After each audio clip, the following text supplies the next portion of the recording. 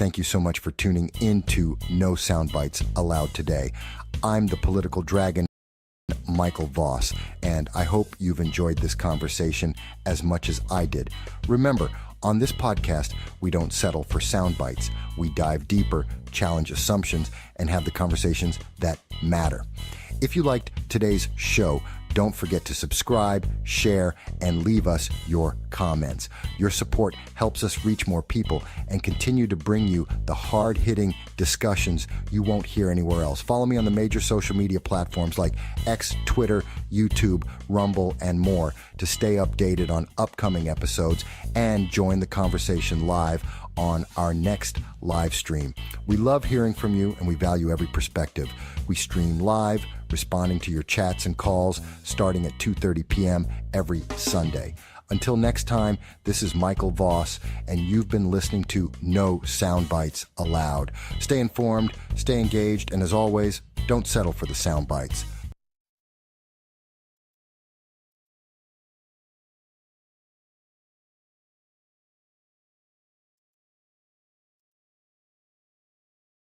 All right, folks, we're going to start up in just one moment. Hello, everyone. Give me just one moment. We'll be starting right up. Just bear with me. Doing some technical work behind the scenes to make sure that everyone is able to see the live streams. So please bear with me as I get that all set up for you, because I think that's important. Want to make sure everyone is live with us all at the same time, able to hear and see everything that is going on, and I appreciate your patience with me.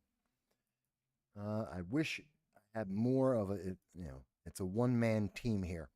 Unlike the mainstream news media, we don't have, thousands upon thousands of employees. We just have me. And so it takes a moment to make sure everything's up to date.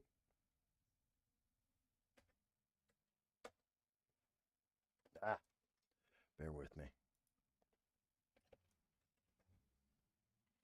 There we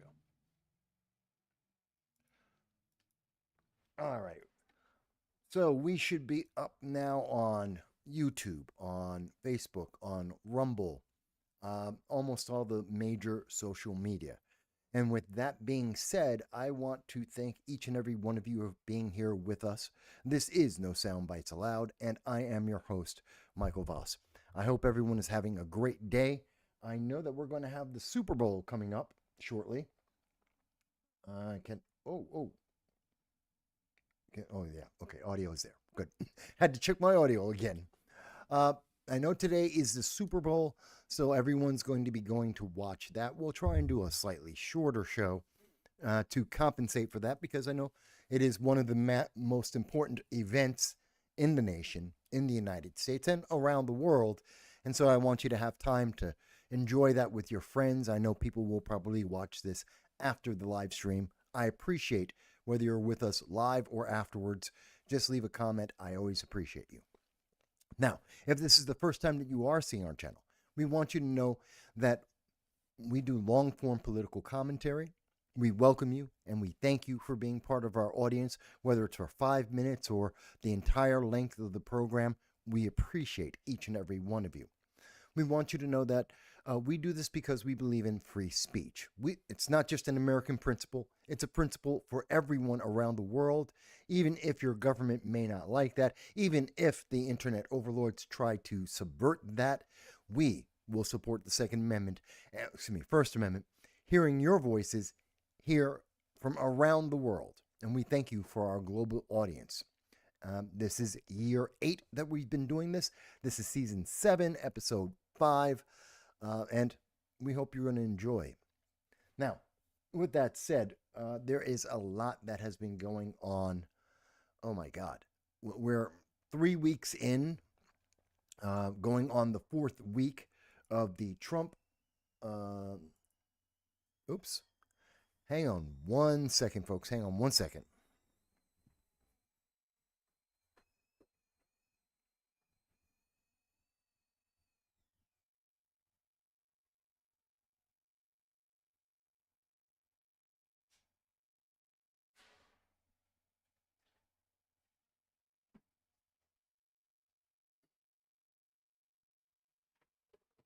I forgot.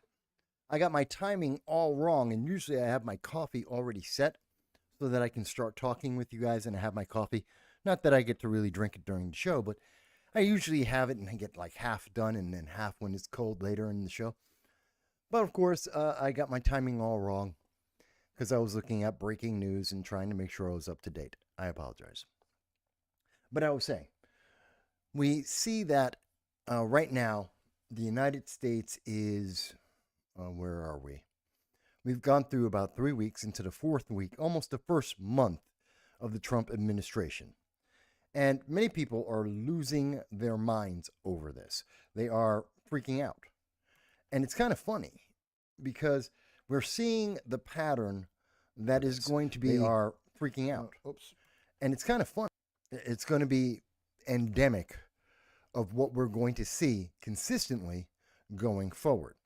At least that's what we believe on this channel. The pattern has been shown.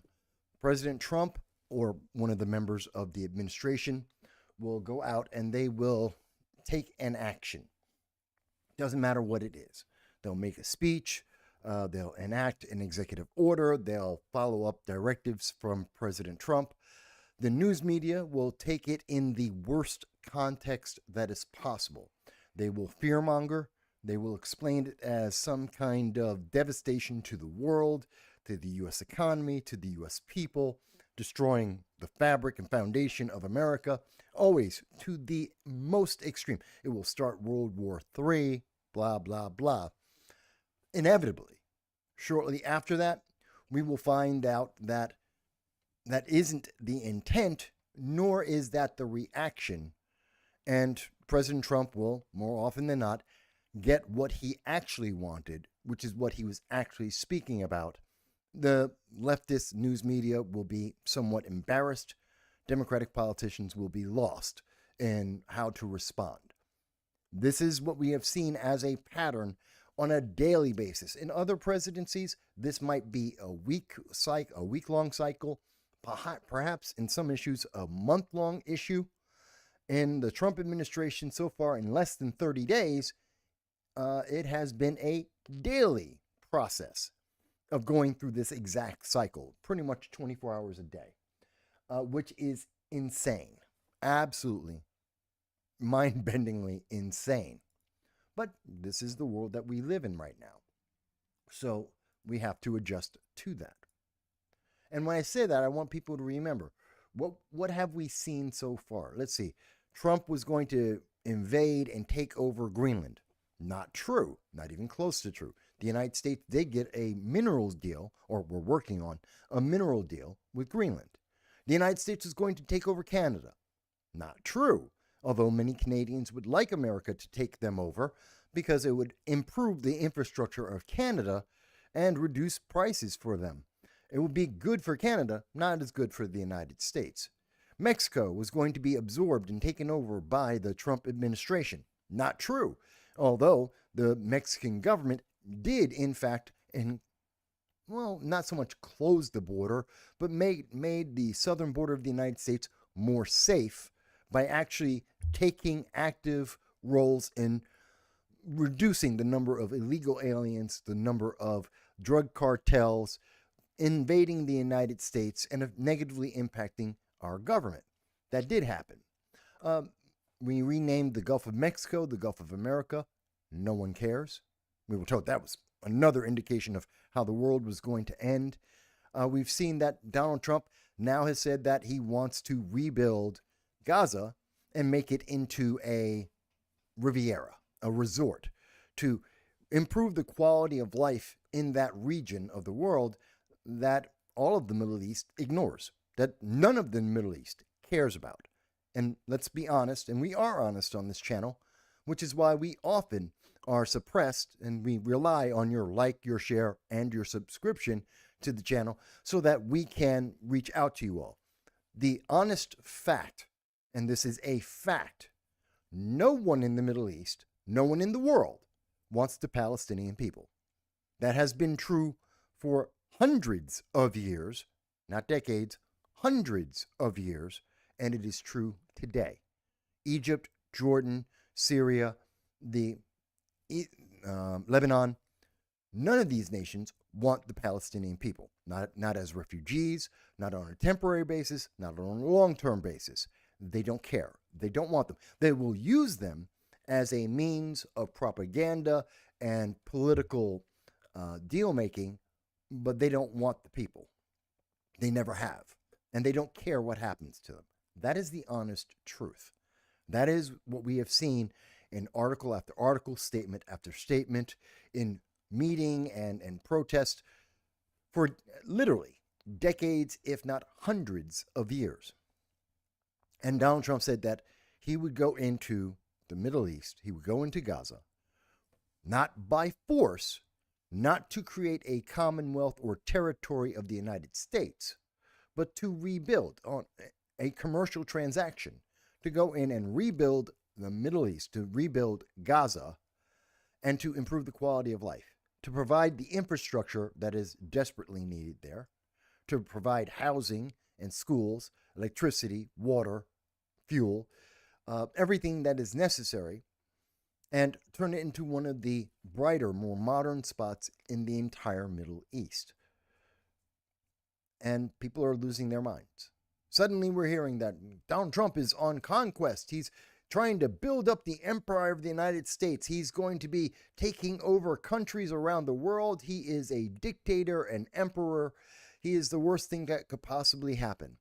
And no one has offered anything better for the people of Palestine. Nobody has come up with a better solution for the war between Hamas and Israel, which is really the war between Iran and Israel. No one has come up with a better solution. No one has come up with a better way to take care of the people of Palestine in the midterm and long term.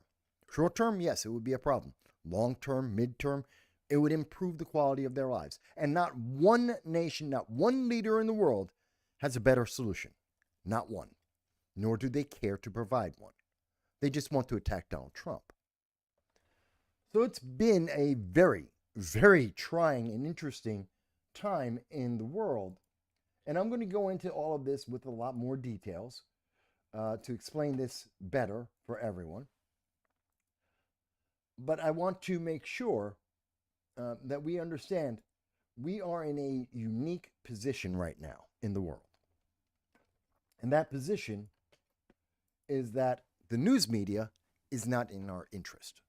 The news media is trying desperately to find a weak link in the chainmail of the Trump administration so that they can turn the public opinion against Donald Trump, against the conservative portion of the United States, roughly half of America, and to return power to Democrats and progressives.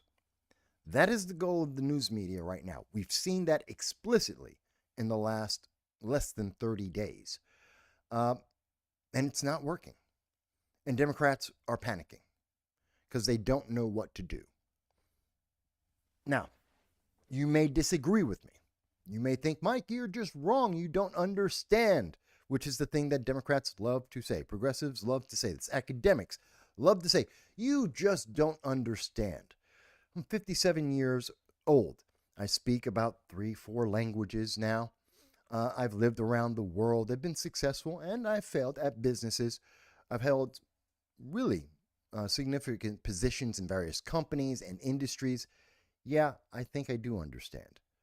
But you don't like the conclusions I come to. That's different. And we always invite any elected official across the United States, any candidate across the United States.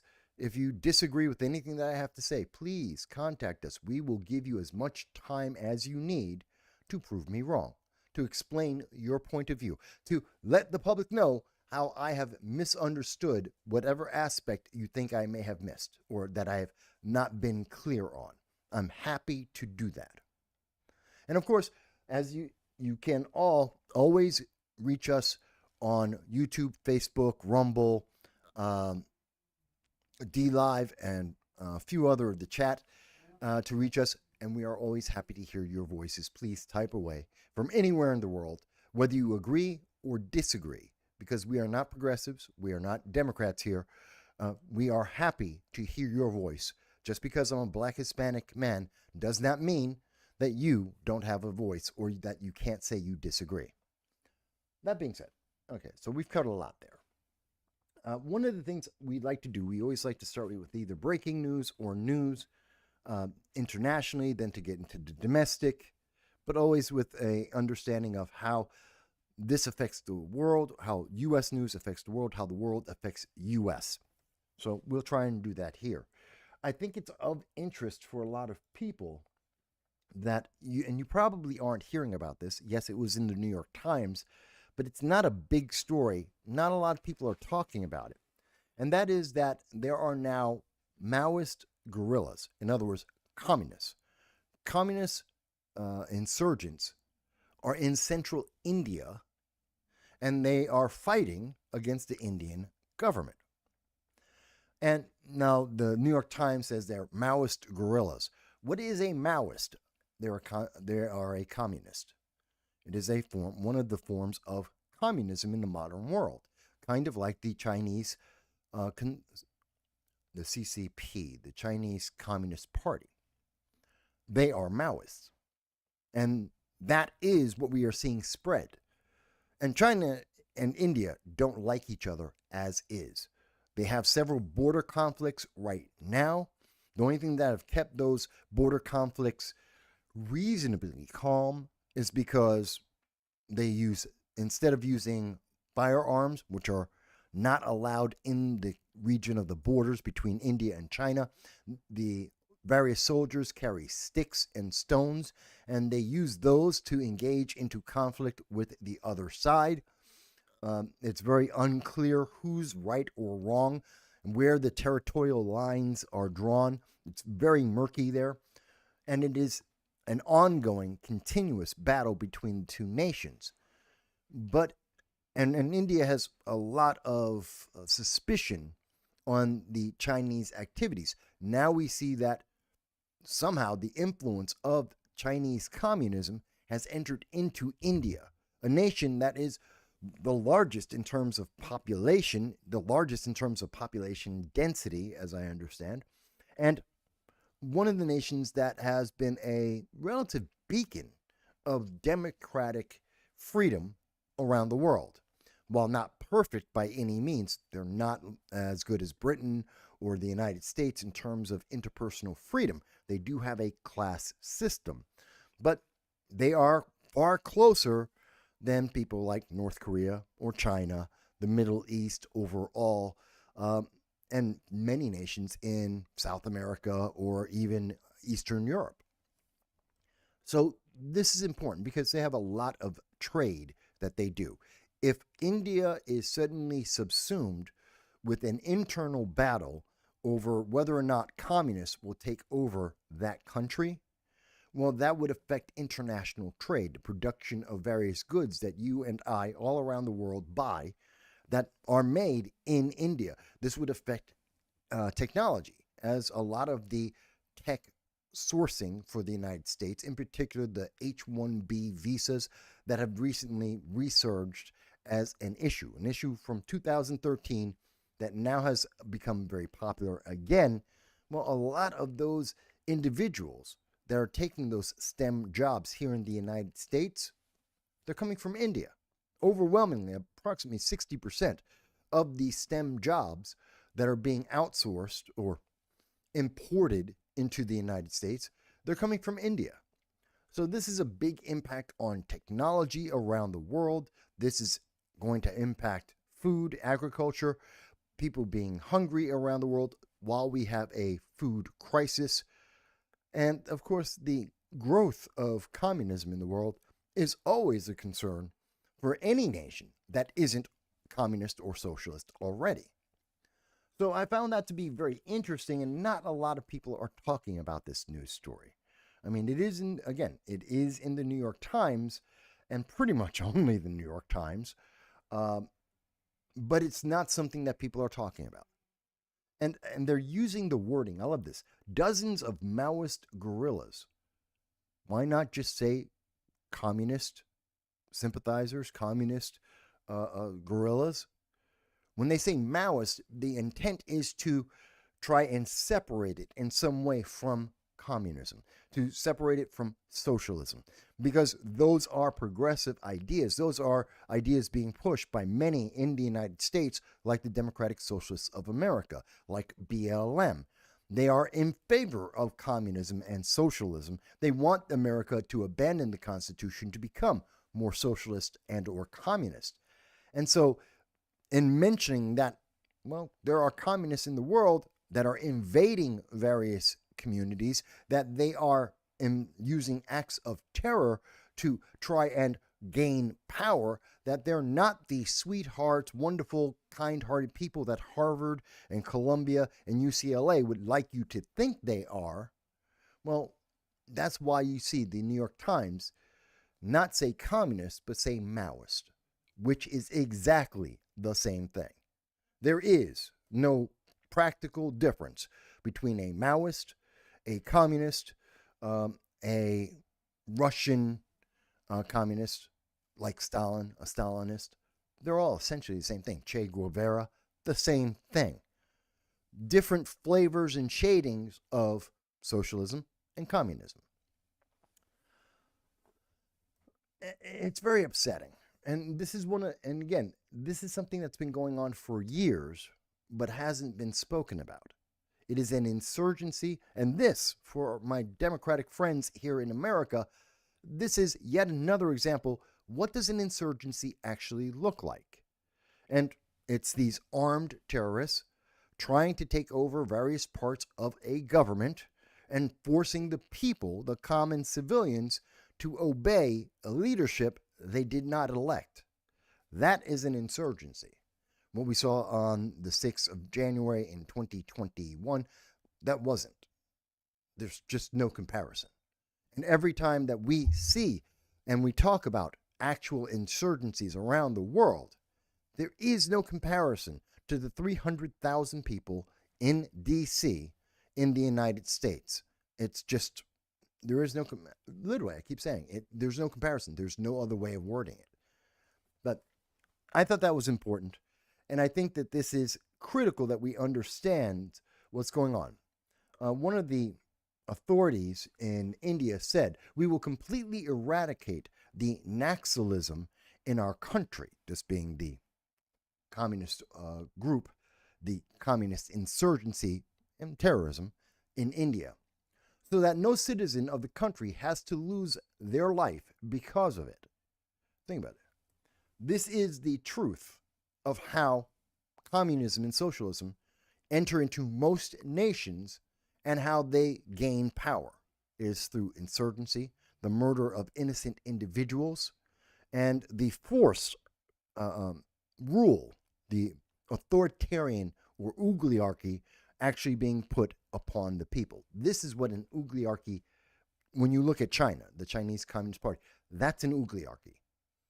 I know Democrats here in the United States like to think of it in some other kind of fantastical way. That's the reality. That's the truth. And this is what's happening in India. I think the United States should pay attention to that. Let me go over to some of the comments here. So, hello, far North California. How you doing there? It's good to see you this afternoon as well. Thank you for being the first one to comment. Dow also says, Chinese expansionism into India has always been an issue along that border with India, China, and Tibet. And Tibet. Yes, it absolutely has been. Which is why I think it's important, because this will affect if it continues, if it is growing. And it must be growing. The incursion is growing there. Otherwise, the New York Times wouldn't be talking about it, because they have ignored all of the minor events that have been going on, as the New York Times was just saying in their own article, for many years now. This isn't new. But for it to be hitting the news now, when there's so much else to discuss, means that something has changed.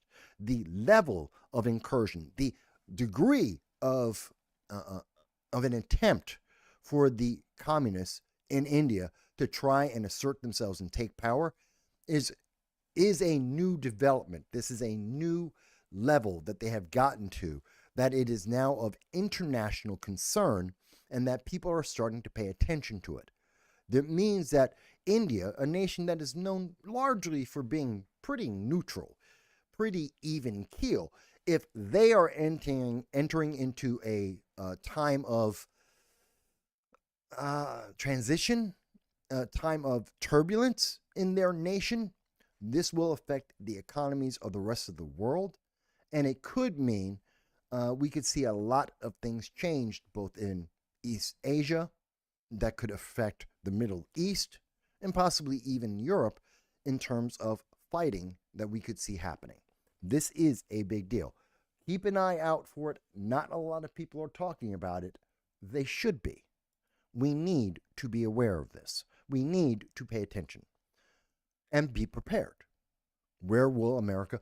And undoubtedly, America has always opposed socialism and communism, even as our colleges try to indoctrinate our children into communism, socialism, selling it as if it is the best thing that has ever existed, trying to phrase it and word it and picture it as if it were some kind of angelic, peaceful movement, and hiding away the dark reality of how socialism and communism are always preceded and then followed by massive amounts of death in their communities, those nations.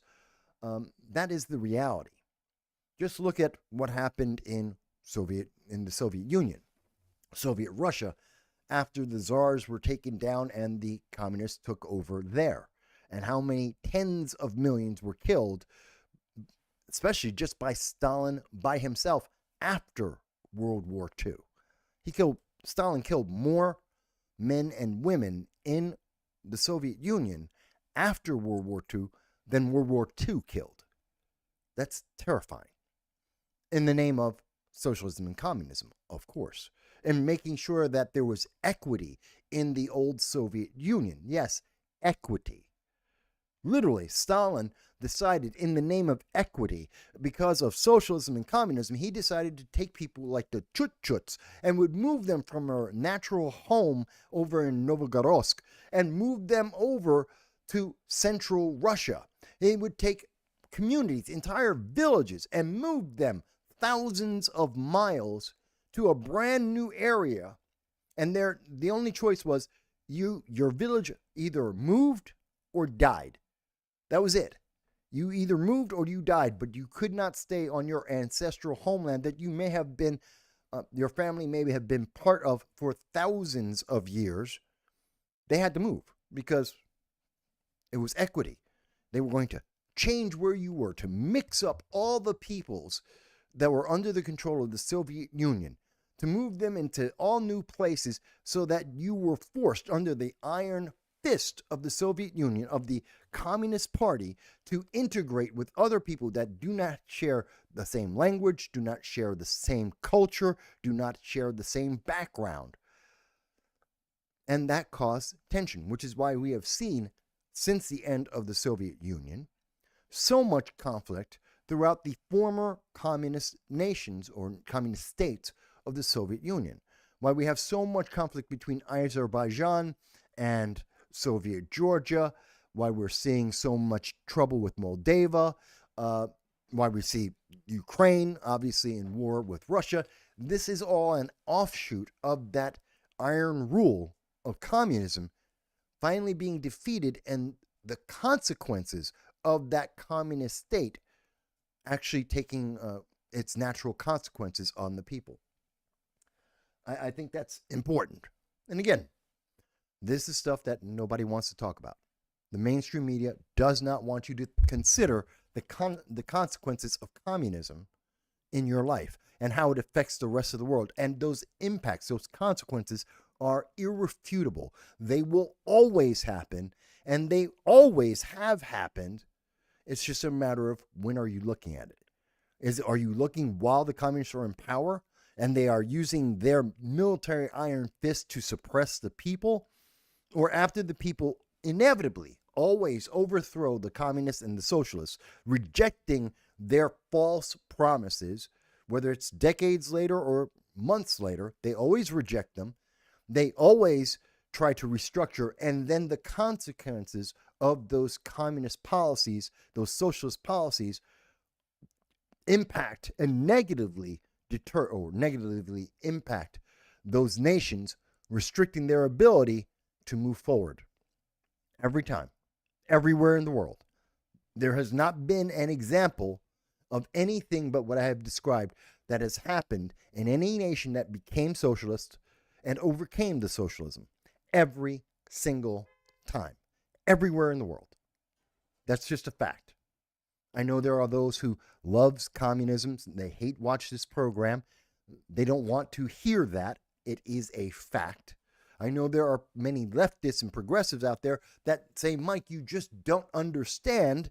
And yet there is no example they can present that is opposite the examples that I am presenting you that are historically accurate, because they want to feel like they are right. They have been told that if they embrace socialism and communism, then everything will work out, that is the best system. And yet they have no example of it being the best system or the best thing for any one nation, any one region, or the globe at large. They have no example of it. No positives. But they will tell you and me, you're wrong, you just don't understand. Then give us the example where we're wrong. I'll take one example. Anywhere in the world. Cuba, North Korea, China, Argentina, Brazil, Chile. Name the nation. Where has it worked? Nowhere. Never. Where has it left a positive benefit? Nowhere. Never. In the history of mankind. Okay, let me see here. Well, Dow got triggered a little bit, and Dow has a few things to say here. So Dow says, we may have staved off an immediate authoritarian takeover at the federal level here, but it's a matter of time unless we here in the United States can get our act together and prove that it works. He's talking about the transition of the United States government under Donald Trump to a more centrist right-leaning government, which is where poll after poll, decade after decade, the United States people traditionally are center-right. That's just the natural state of the United States. We're always a center-right nation overall in terms of our laws, in terms of our governance. And we have been seeing a drift towards the left being pushed by institutions like our colleges and our news media and entertainment. But now with the MAGA movement, we see that the majority of the country wants to return to that centrist right leaning. Dow goes on to say, we need those examples of communist takeovers and the plight of the people abroad under it to be examples to point to why we do not want it here in the United States. And I agree with you. We do need to make people really aware. I mean, we have kids walking around with pictures of Mao on their T-shirts of Mao and Che Guevara and several of them, Stalin and Lenin, and they have no understanding who these people are or what they did. They know that their college professors are saying that these are great people. They are seeing other students that are wearing that, so it's a fad. It is a fashion statement, but they don't understand the underlying principle of who these people were and the evil that they did around the world. The tens of millions that were killed by these individuals collectively, and in some cases individually, they have no understanding of that concept and the consequence that this has brought and how it has damaged entire nations, entire regions of the world, how it has damaged it for decades upon decades, some places never having recovered even to this day. So I agree with you, Dow. I do indeed agree with you. By the way, that isn't the only thing that is happening, obviously. There is a lot of things that are happening as much as we have to be aware of what's happening with India and that China is in an expansionist mode. And I think it's very positive, it is a good thing, that we don't have Kamala Harris nor Joe Biden, because under Joe Biden and Kamala Harris, China reignited its expansionist movement. They've expanded their their navy, and they're looking to double its size. That should be completed by about 2027. They have openly stated and repeatedly stated that they are going to use military force to take over, Taiwan. Excuse me, I was thinking Tibet for a second. They're going to use military force to take over Tibet. They continue to use their political force to deny the self-determination of Tibet. And they're looking to expand, and they've been pushing harder and harder against India. If we had a weak president, which would have been exemplified by Joe Biden and or Kamala Harris, their weakness, which allowed for the Taliban to rise up in the embarrassing rout of the United States in Afghanistan in 2021, the weakness that allowed Putin to go back into the Ukraine and to do things that Putin didn't even try to do under Obama, who was also equally a weak president.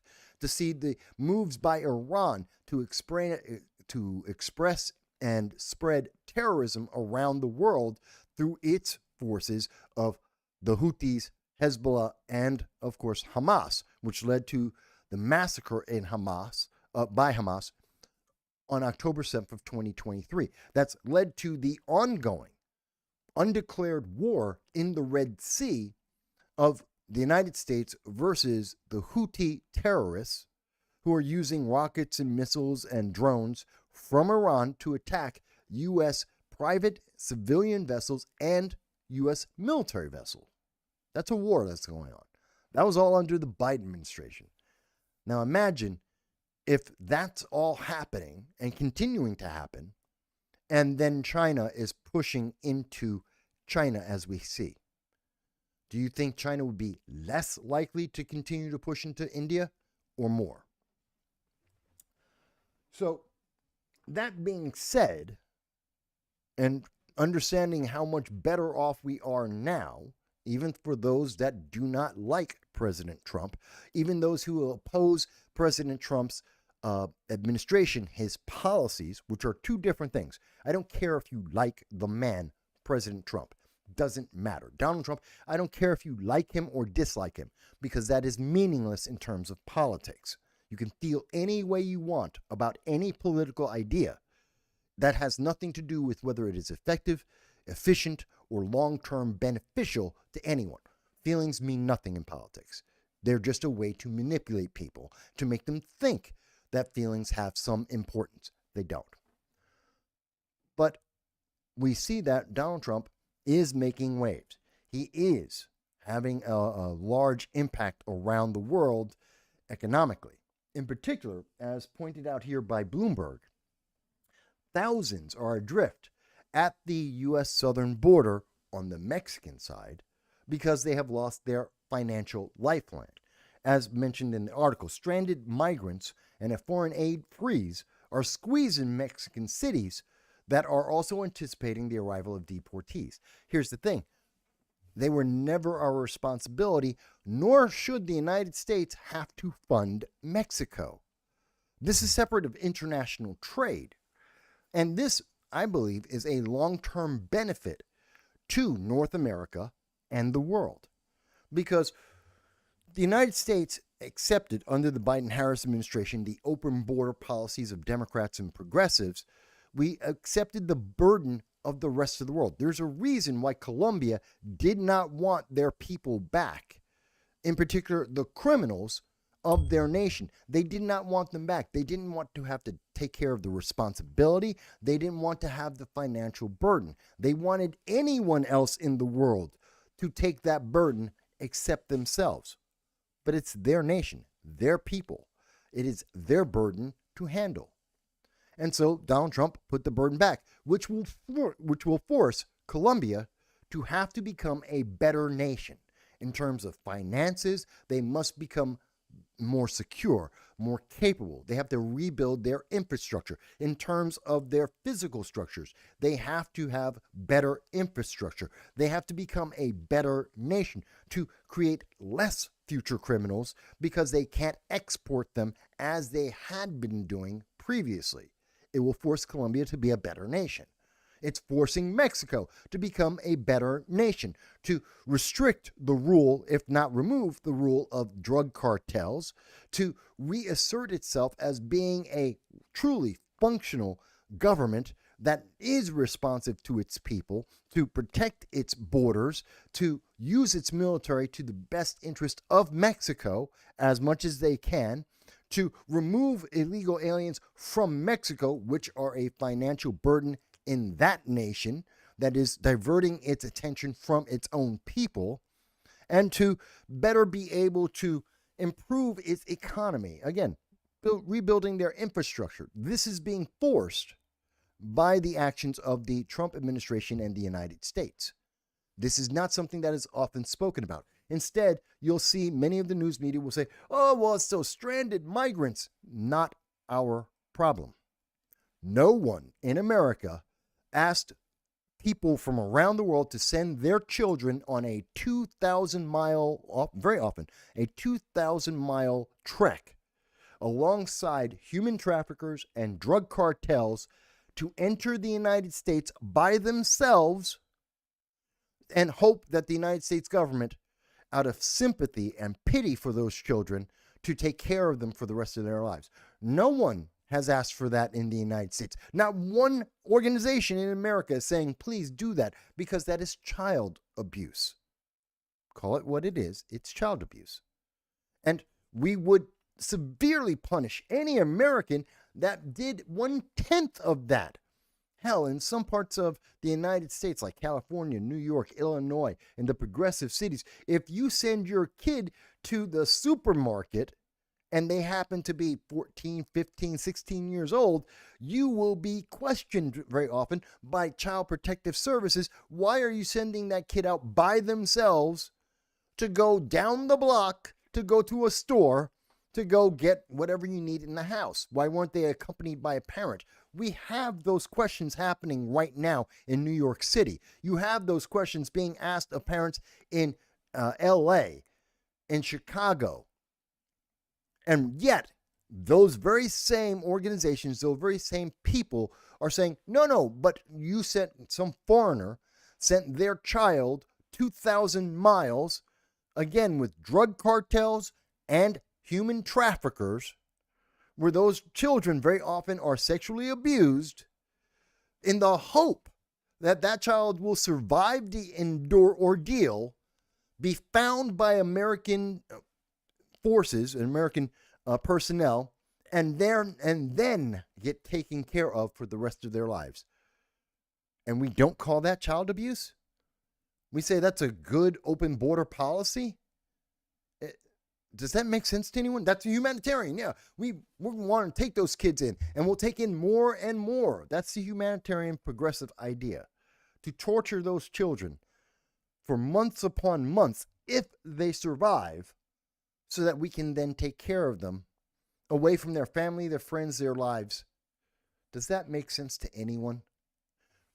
Well, if you listen to the way MSNBC says it, if you listen to the pro-illegal alien organizations, political organizations in the United States, they'll tell you, no, that's you're wording it wrong. You just don't understand.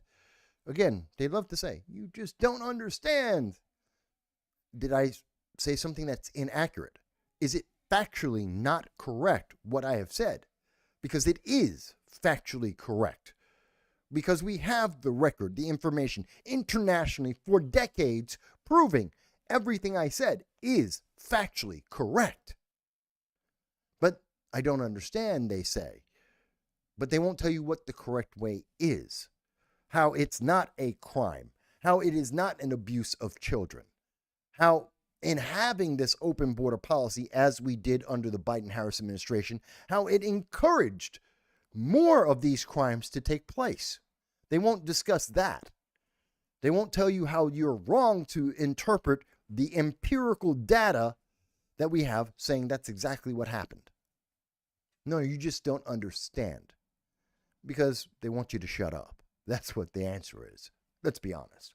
So, and that's the Bloomberg article here where they're saying they're migrants, illegal aliens. They're illegal aliens in Mexico. They're illegal because they're not from Mexico, many of these people. They're from Angola or China. They're from Venezuela. They're not from Mexico. Many of these people, they're from all around the world. Some of them are Mexican. Many of them are not. So these are illegal aliens and foreign are trapped at the border. Trapped. They can go home. They can ask for refugee status in any other nation. They can ask for it in Mexico. Ask for Mexico to give them refugee status. They have that right. They don't want it because they want America, because America's the best. I get that. But they can't say, oh, we don't have any other option. Ask for refugee status in Mexico. Why won't they? Because Mexico will say, well, you're from Venezuela. You can ask for refugee status long before you get to Mexico. You should have been asking for refugee status before you got out of South America, before you went through Central America. It's not their problem. Because if you're in Angola, you can ask for sanctuary status in Egypt, in Italy, throughout all the EU, Britain, Canada, through Mexico, long before you ever get to the United States. So, not our problem. These people have options. The media doesn't want to word it that way. They want you to feel bad. They want to emotionally manipulate you so that you will agree with their political agenda to attain a goal that you otherwise would not agree to. That's called coercion. Foreign aid freeze. Now, this is where, again, we're talking about the Trump administration. He's closed the border. Mexico, to avoid a tariff that we were told, it's going to be a tariff war. You will not be able to afford any avocados ever again because avocados are the staple of the American people. They're as important to the lifeblood of the American people as potatoes. Somehow, maybe. Even though America grows avocados in California.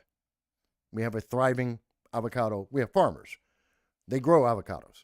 You can buy American avocados.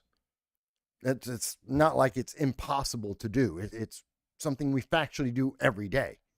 So you don't need foreign avocados, even though there isn't that much of a demand for them, and they're not a staple food. Let's be honest with each other. Guacamole is not one of the staples of life in America or any other country. Just not. That's just a bonus. But okay.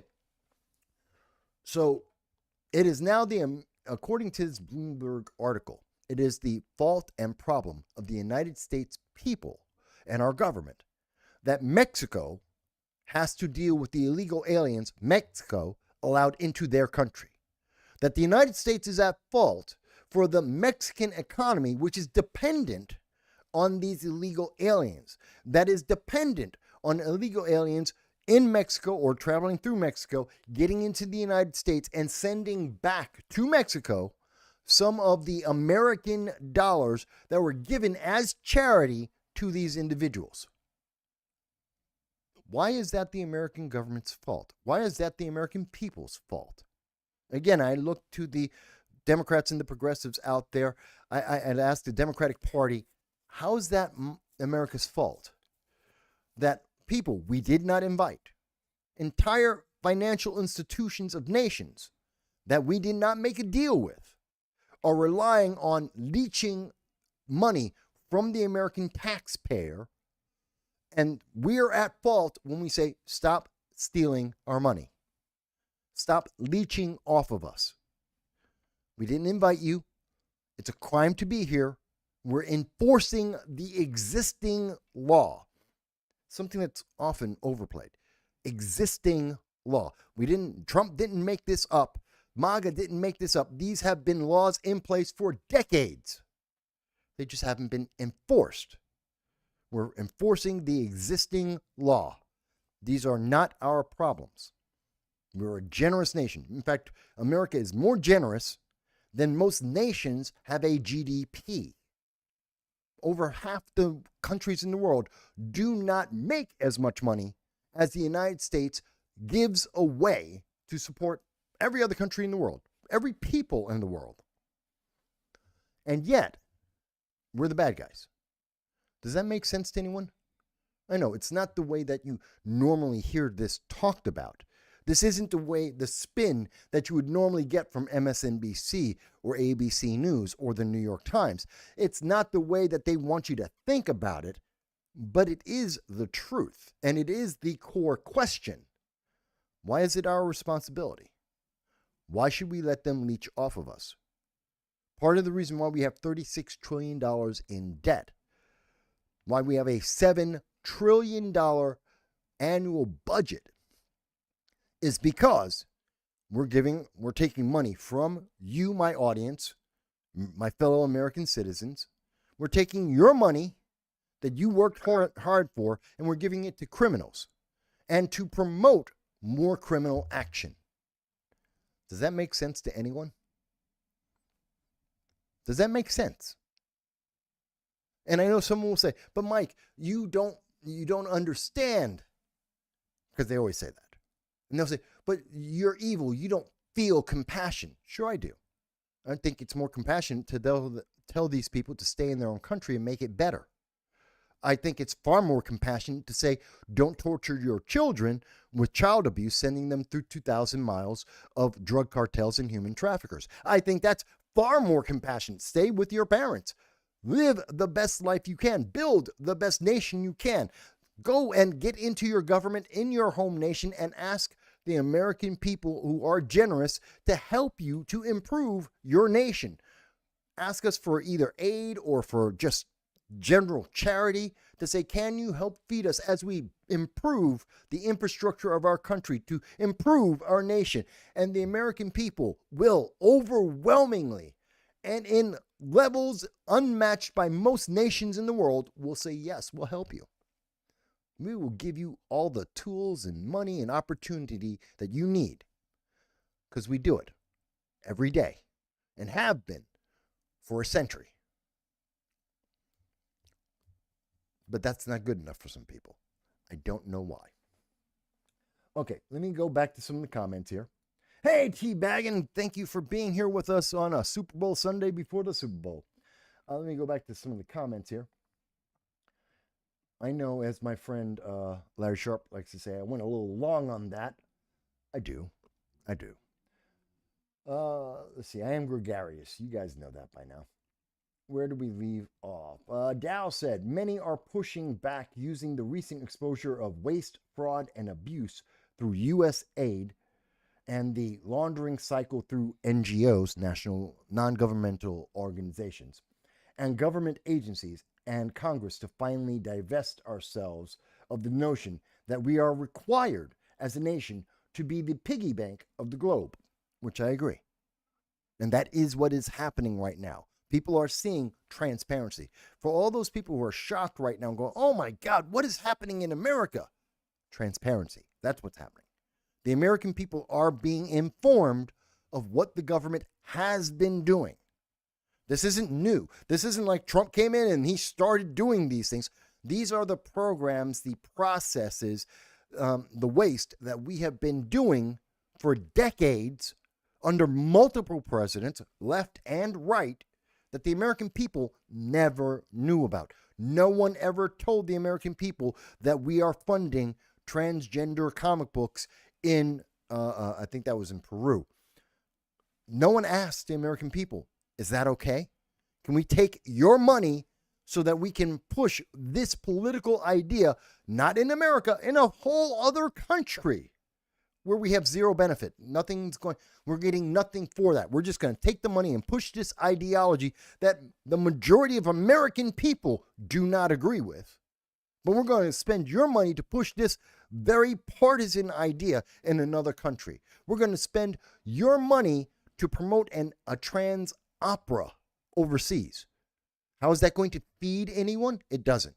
How is it going to help create a better, more liberal, more progressive, How is it going to help create a more democratic, and I mean that as in democracy, around the world? It doesn't. It pushes a political partisan agenda. That's it.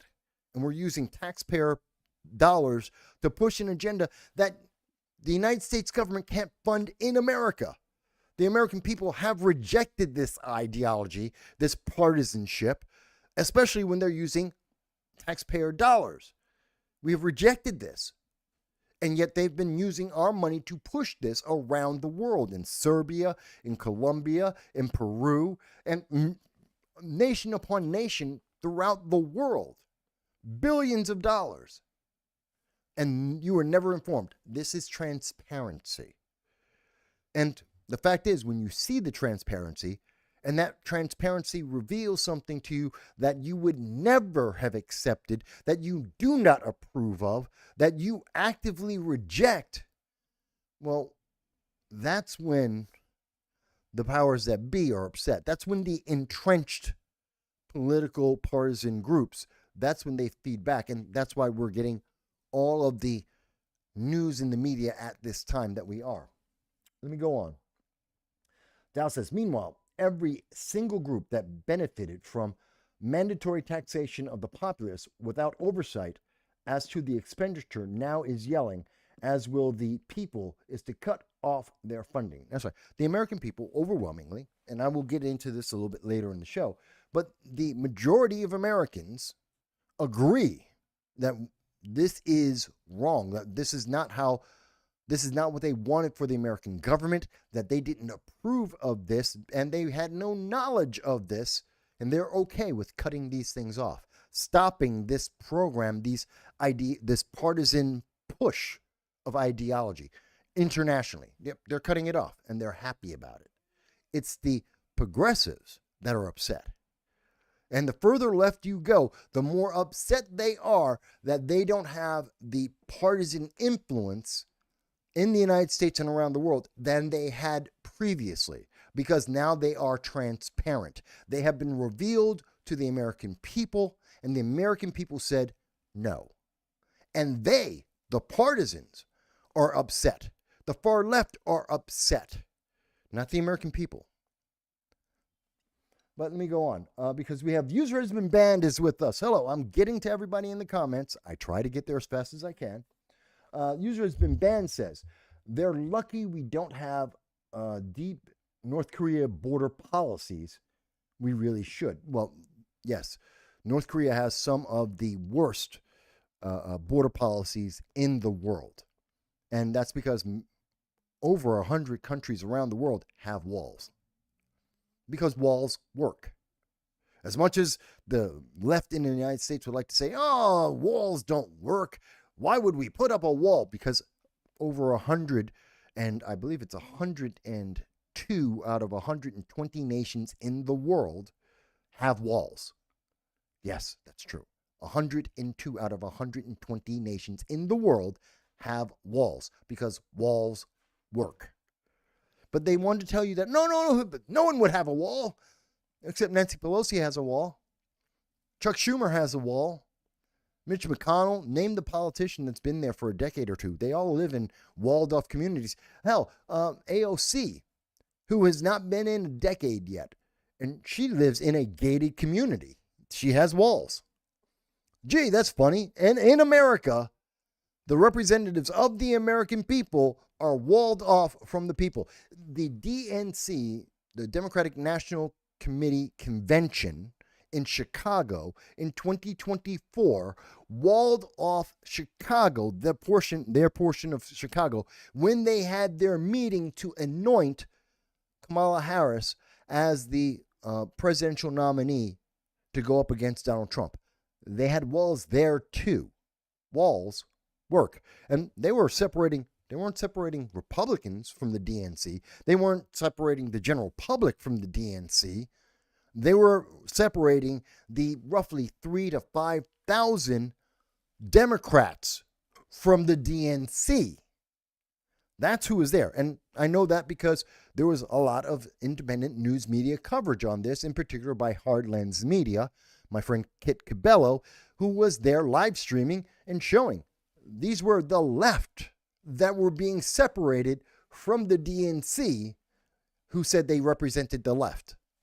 It was amazing.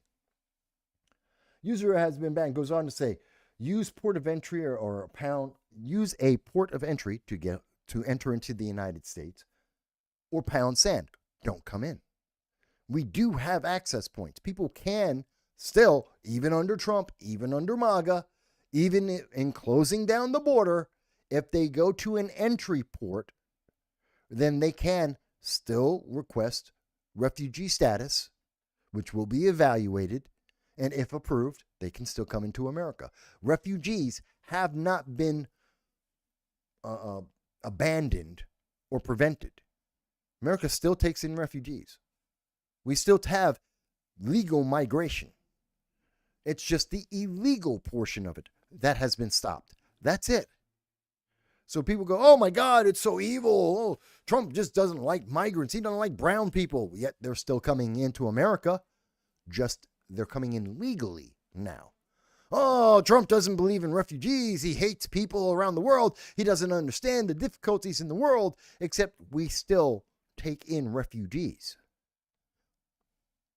That logic doesn't work. It's the way the media has made you feel about the facts, not the facts themselves. So good points there, user has been banned. Oh yeah, in the United States, yes, we make avocados and soy. That's correct. Other nations may do more. They may grow more of it. It's more of a focus for other nations, but we do in the United States grow these things too. And yes, liberals can't get enough of the avocados or soy, but the United States makes them both. Joanna, who is with us on Facebook, thank you, Joanna. And Joanna says, amen to generous Americans. We are the most generous nation in the world. That is a fact. Indisputable fact. And there are entire factions, there are entire governments that rely on the generosity of the American people. And as we can see from the Bloomberg article, as I was showing you, there's governments who rely on the disgenuine recovery of American funds. They leech off of America, and leeching off of America is enough to continue to float cities and states and nations. They're supported by just stealing money from America. That's how generous we are. And we let that happen for decades. Not a year, not one president, decades. Generations have been doing this. I don't know how you call it anything but generous that we have known this and let it happen. Let's see, Teabaggin, who's with us over on Rumble. Thank you for everyone on Rumble who is watching the program. Please do like and share. More importantly, subscribe. Just subscribe and help us break through the suppression we regularly get on mainstream media. They say, Teabaggin says, bad neighbors make good fences. Vlad the Impaler. Well, there's a quote, and Vlad the Impaler, who is well loved in in Transylvania, he's a well-loved former leader, and the rest of the world didn't look as kindly on him, but he took care of his people. You can't deny that. The history of Vlad the Impaler is that he was phenomenally dedicated to his people, and he protected them to the end. The Ottoman Empire, the Turks, were very, very upset about him, and yet he did the best he could to protect his people. Very interesting story when you learn about the history of him. Vicious, vicious man if you broke the law. Loved his people. He's hailed as a hero in Transylvania. I know, the rest of the world goes, Dracula, yeah, and he's a hero in his country. Anyway, Joanna says, with all due respect to me, we need to help our own, not everyone else right now. Joanna, it is always perfectly fine to disagree with me on this channel. I know you know. And I say this again for those who are new to the channel or who may not have heard this before. I'm perfectly fine with critique. I have a thick skin. I've been in politics for over 2 decades. I understand. I am not the smartest man in the world. I'm not dumb, but I'm not the most intelligent man that has ever existed in the name of humanity. I will get things wrong, or I will misunderstand, or there may be a better idea. I will never hear that, and no one will know unless you actually tell me. So I am happy, Joanna, that you have a different opinion. Thank you for that. Regardless of what the opinion is, and I'm going to find out in just a second, but thank you. I am happy to hear different opinions, and I don't mind being told, Mike, I don't agree. That's okay. Let's find out why. Joanna goes on to say, our roads suck. Our health care has gone downhill, and we want to say where our tax dollars go. I take zero disrespect in that statement. Joanna, we make a very valid argument, and I think it's great. Now, I will say that the United States has always been a generous nation. We continue, even at this moment, to be a generous nation. We are giving to every kind of organization you can think of to feed people in every country, throughout Africa, South America, the Caribbean, everywhere in the world. We're sending money and food to people everywhere in the world. We are trying to help kids everywhere in the world. And that will continue. That is just the nature of the American people. Through our largesse, we give to others. We uplift. And America has been probably the best nation in the history of mankind at uplifting the poor in countries outside of our own. I can't think of another nation historically that has helped people stop being poor in countries outside of their own country more than the United States has. And that's private. That has nothing to do with the United States government. That's the American people. We just do that. We're just generous like that. As a government, I think and that's where I think you're going, Joanne. And as a government, the government shouldn't just decide for itself, picking and choosing which people and which ideologies it wants to support. That should come from, again, the American people. That's why the government is meant to, that's why we say, we the people. It is our government. We make that decision. If the United States government wants to give money to whatever nation on the face of the earth, they should be asking the American people directly and or indirectly through our Congress and ask us, where do you want me to send money? How much money do you want me to send? Should we give money to Peru to push a trans comic book? Should we be pushing DEI and trans in an opera around the world? Should we be giving millions of dollars to Serbia for DEI? Do you agree? And are you okay with that? That's what should be happening. It's not that we gave the money, because individual Americans can do that, and we have done that. It's that our government's doing it, and they didn't tell us. They did it, and they never mentioned what they did. And when we found out, they said, stop looking. That's the problem. When they didn't tell us, and once they did tell us, they said, stop looking. Stop paying attention. No. This is happening behind closed doors. You don't get to see that. You don't get to question that. You don't get to have a comment on that. Shut up. Let us take care of it. That has been the answer from the news media, from the Democrats and the progressives. Let it go. We're just doing this, and you don't need to comment. And that's where the problem is. That is the issue. If it was something, if the American people agreed to, it's $1 million, I don't care, have a trans opera. If that country wants it, sure, it's $1 million. We have a $7 trillion deficit. It doesn't matter. It's a rounding error in the math. We won't miss it.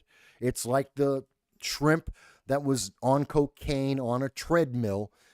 We spent, $500,000 on funding for that for years? Year after year, we were spending $500,000 to watch a shrimp get addicted to cocaine and run on a treadmill. If we can do that, well, yeah, we can spend $1 million on DEI and trans in Serbia. But that would be a choice. See, that would be something that the American people was aware of. And we could say, oh, yeah, I don't care. It's meaningless. It's not enough money to worry about. And maybe you like the idea, maybe you don't. But at least you're aware. Or even if you said, oh, they're talking about, whether or not we're going to give $1 million to this country, to some idea. And you say, I don't care.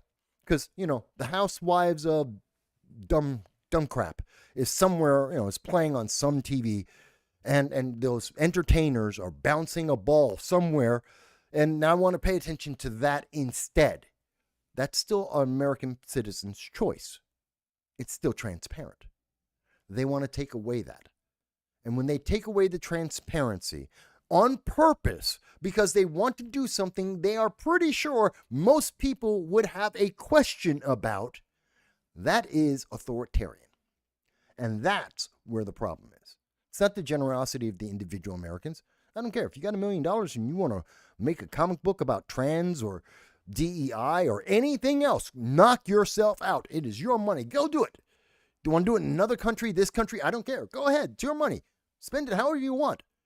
You have a couple $1 million and you want to have an opera? Fantastic. Spend the money. Go do it. In America, other country, I don't care. It's your money. Go spend it. When it's the government, now we're talking about something different. And when the government says, stop paying attention, now I have a massive problem. I think that's the point. Let me go on. Let's see. Dow says, interesting, after all the news, there are still those out there trying to play the gotcha game. You make the statement that fraud is pervasive. The question they return with is, what fraud? Yes. Gracie's with us. Hello, Gracie. Gracie says, I would love for those walls and around those representatives to have barbed and electric fencing. Yeah. Yes, throw some of the elected officials. You know what? No one should be in government for 4 decades. No one should be in government for 2 decades or 3 decades. Over half our government has been in the government for more than 2 decades. Over half. It's ridiculous. That is their career. That is their life. That is the only thing they know. They don't know how to do a job anywhere else in any other field, in private business. They don't know how to do it. All they know how to do is be a government worker, push papers, push a political ideology. That's it. They don't have any real world experience. They don't deal with real world issues. And that's a problem. So yeah, we need putting them in walls. Well, that's an argument we could have some other day. Let's see.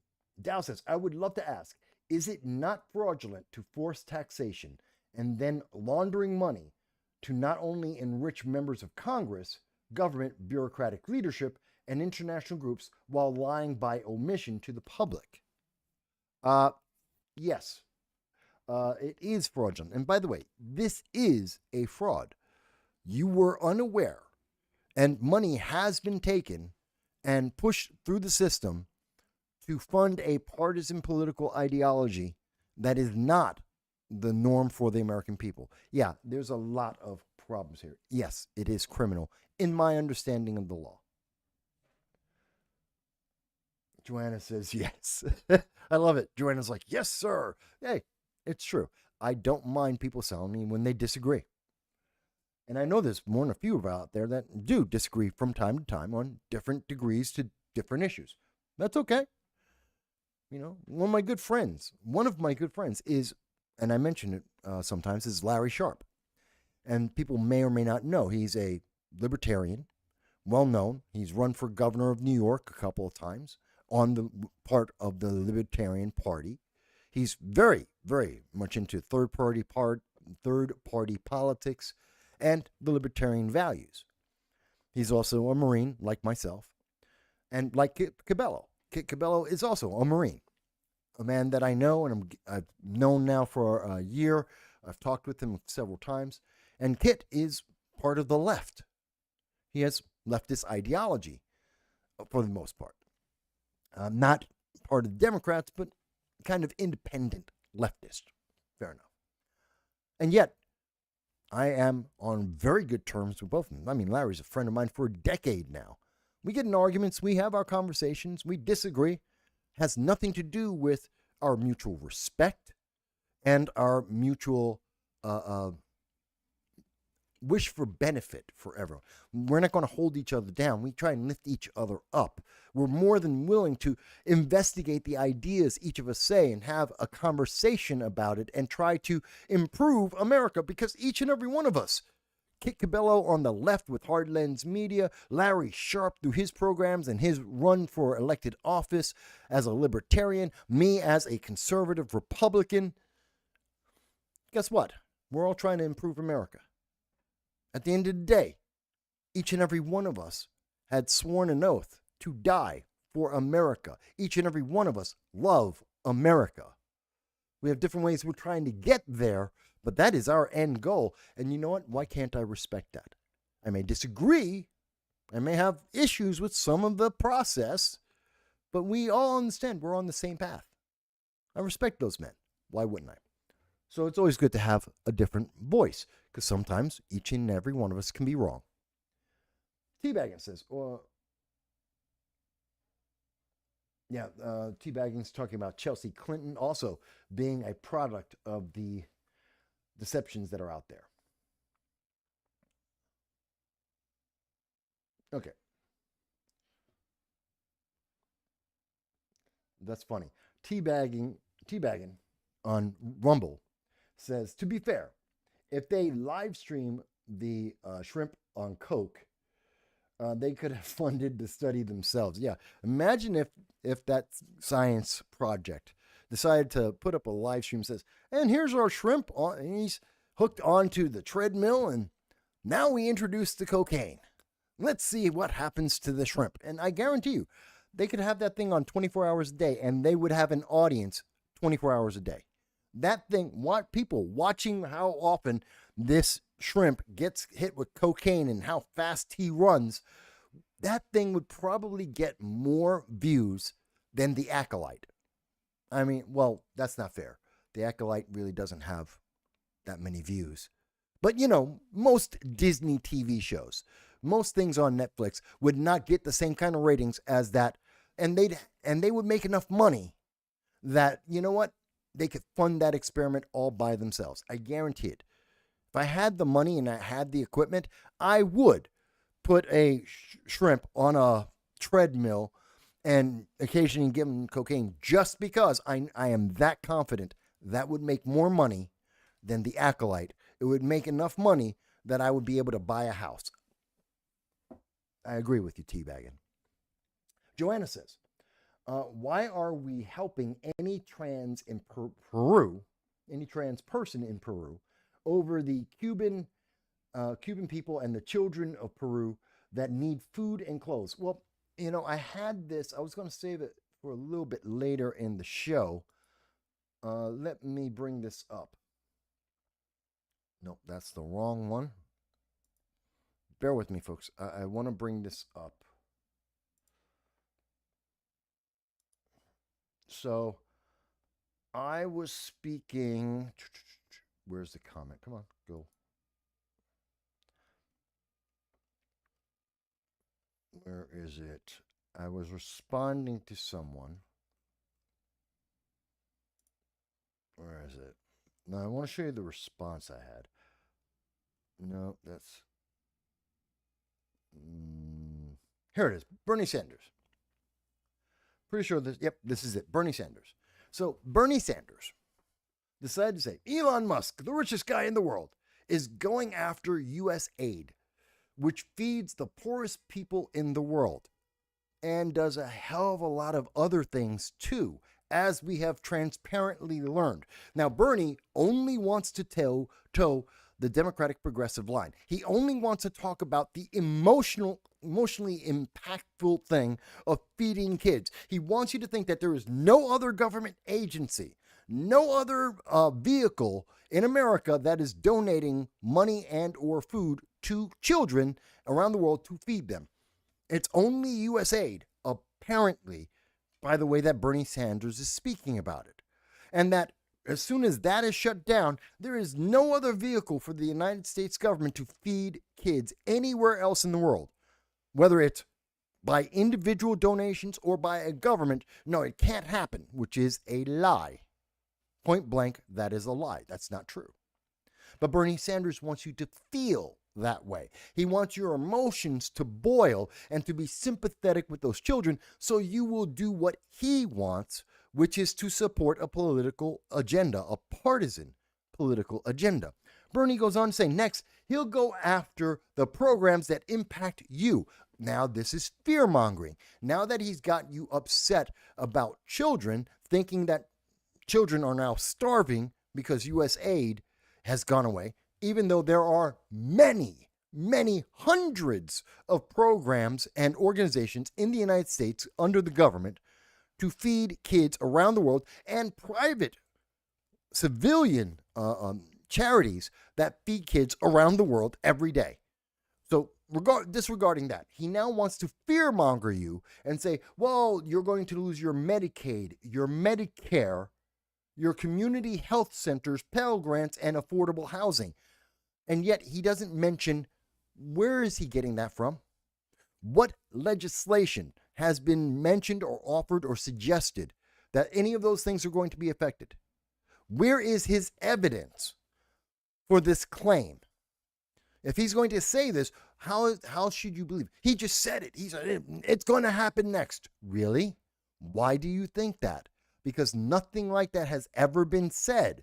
There is no documentation suggesting that that's even in anyone's mind except his own. And you just finished trying to fearmonger me, to misinform the public about the purpose and use of U.S. aid. So why should I believe Bernie Sanders? Oh, but he's famous. And? Well, he's a member of the Senate. And? He's a socialist. As a matter of fact, he's a self-avowed communist. And why should I believe Bernie? Because I like Bernie. Well, I don't. Why should I believe him? He's fear-mongering. He said Donald Trump has said nothing about Medicaid or Medicare. He is not trying to take away community health centers. There's no documentation on that. He hasn't been Pell Grants. He is trying to fix the U.S. finance problem with our students, but then again, so was Joe Biden and Kamala Harris. And affordable housing, he hasn't taken away any affordable housing. Where is this fear coming from? It sounds bad. It's meant to be scary for some people, for low information voters who don't listen to the news, who don't follow the news, international or national. They don't know what's going on. They're the ones who are supposed to be terrified, and Bernie is making sure that you are, so that you will now obey whatever else Bernie says. It's a trap. It is a trap. And so I responded to Bernie and I said, how exactly is the funding of trans operas and comic books, DEI and trans comic books, how is that helping feed poor people in Peru or Colombia, in Mexico, in Cuba, in any nation in the world? How are people being fed by pushing DEI around the world? How are those poor kids, those kids desperate who are starving to death, how are they getting food in their mouth by USAID putting on an opera and pushing DEI? How is that helping those kids? How does that get food in their mouths?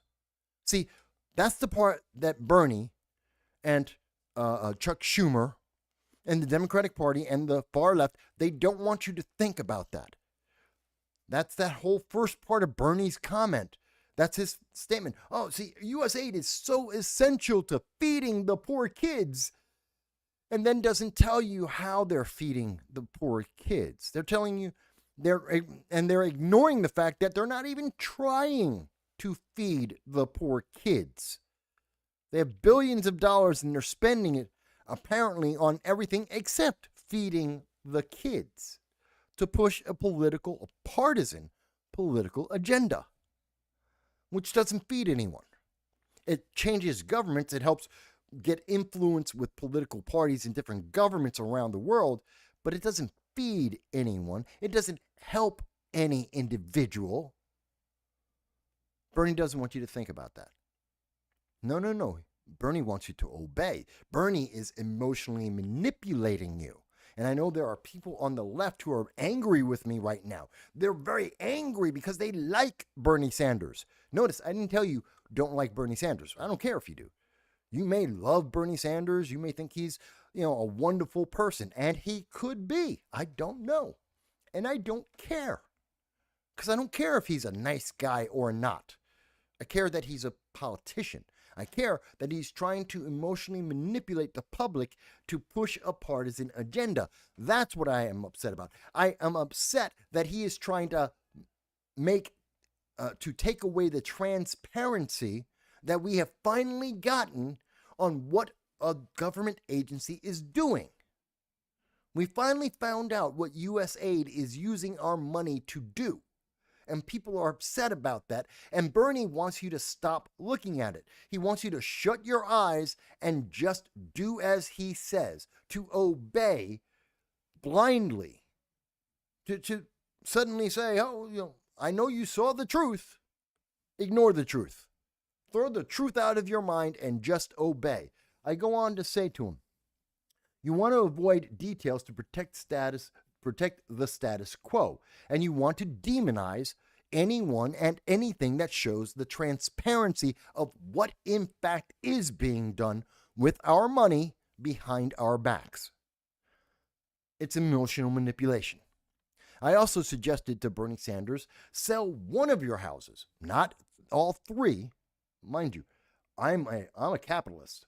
I don't require Bernie Sanders to sell all three of his homes because he's a multimillionaire.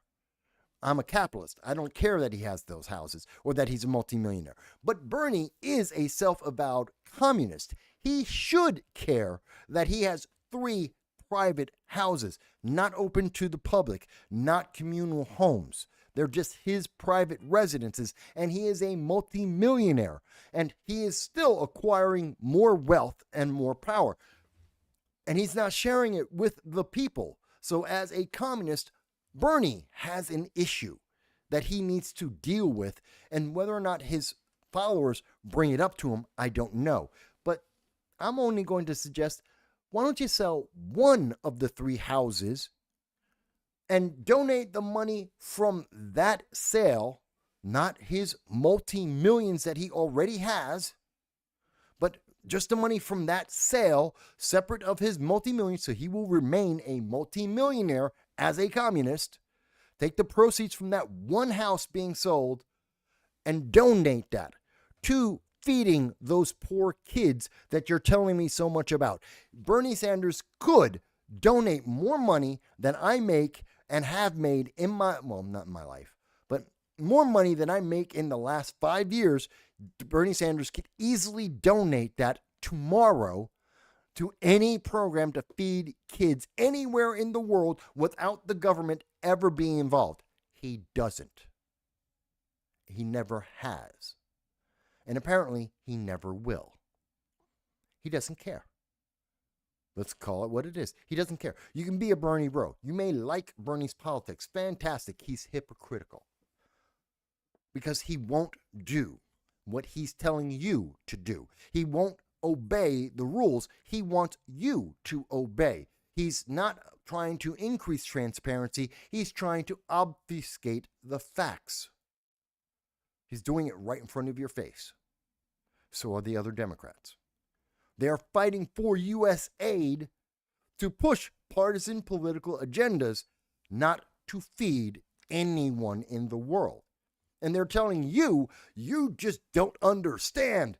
You are just a bad person because when you see the truth and you say, tell me the truth, they are saying, stop asking about the truth.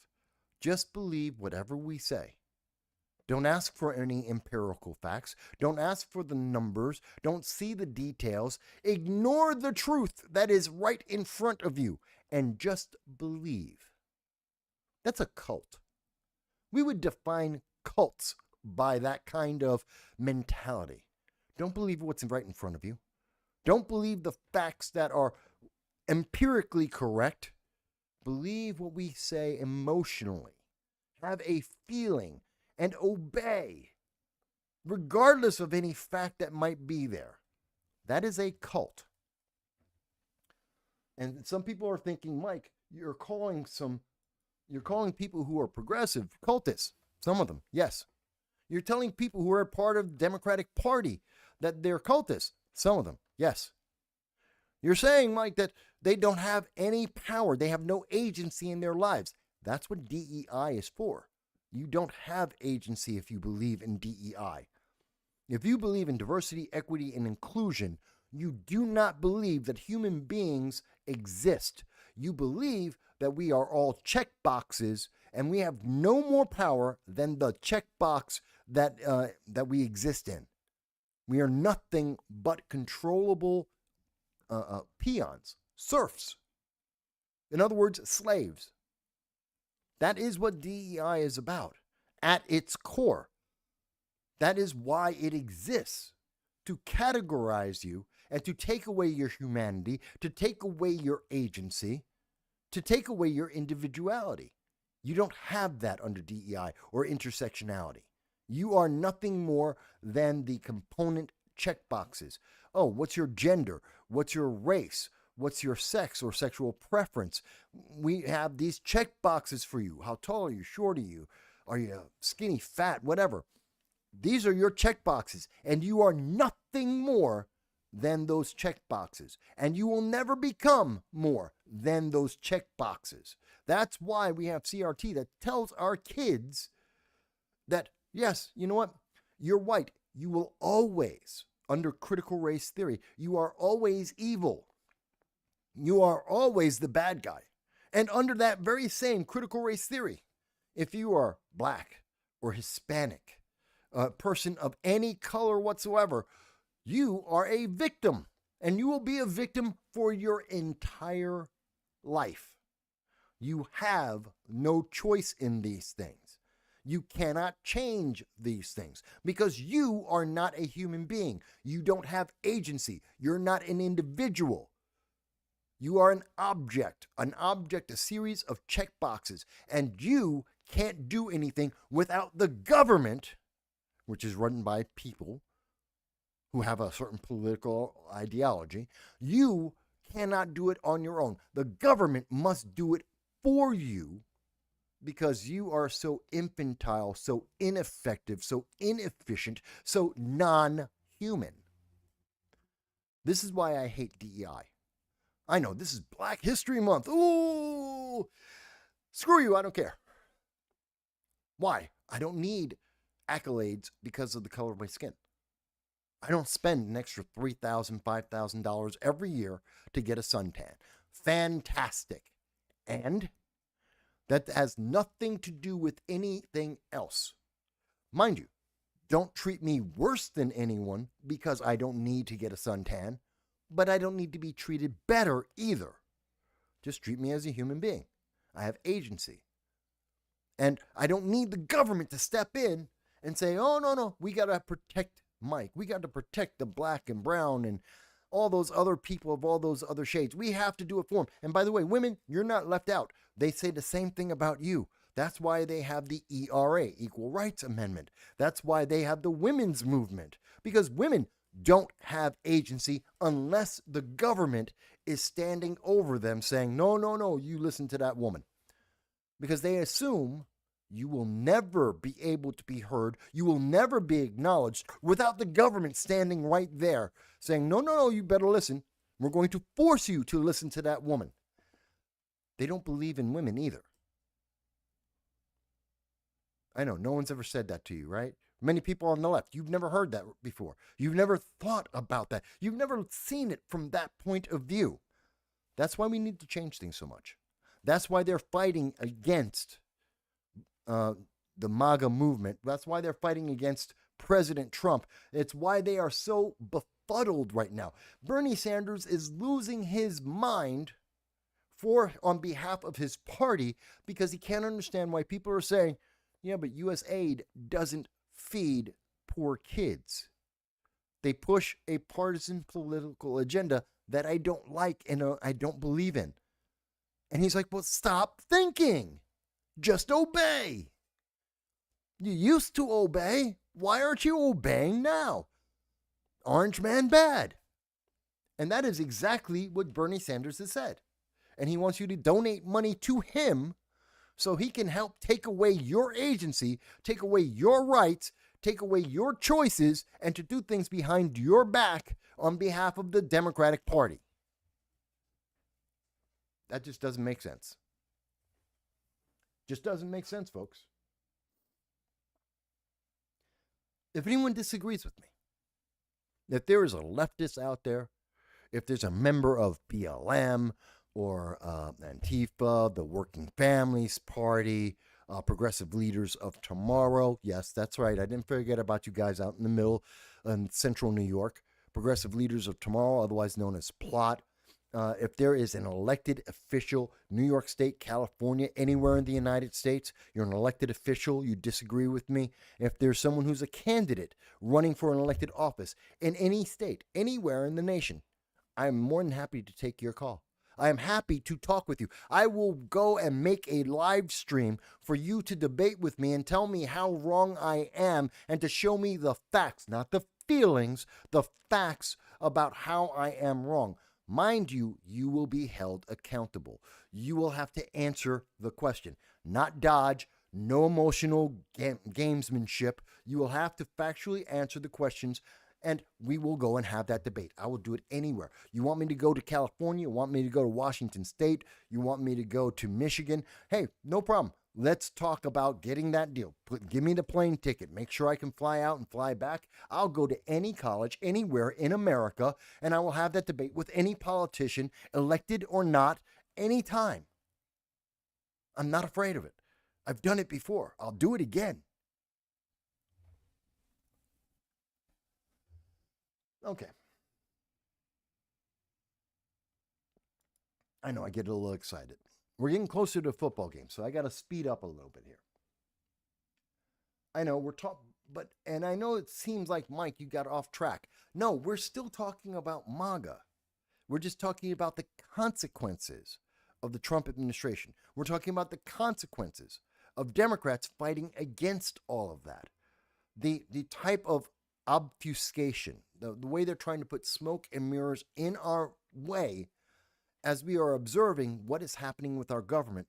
For many people, for the first time in their lifetime. I'm 57 years old. I don't think I've ever seen this much transparency in the federal government. And I'm 57. Well, I'll be 57 in April. I don't think I've ever seen so much transparency. Maybe under the Reagan administration, that's about it.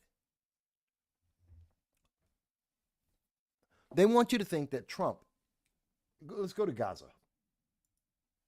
And you know the left loves Gaza. They're all up in arms about Gaza. Oh my God, Gaza, Gaza, Gaza.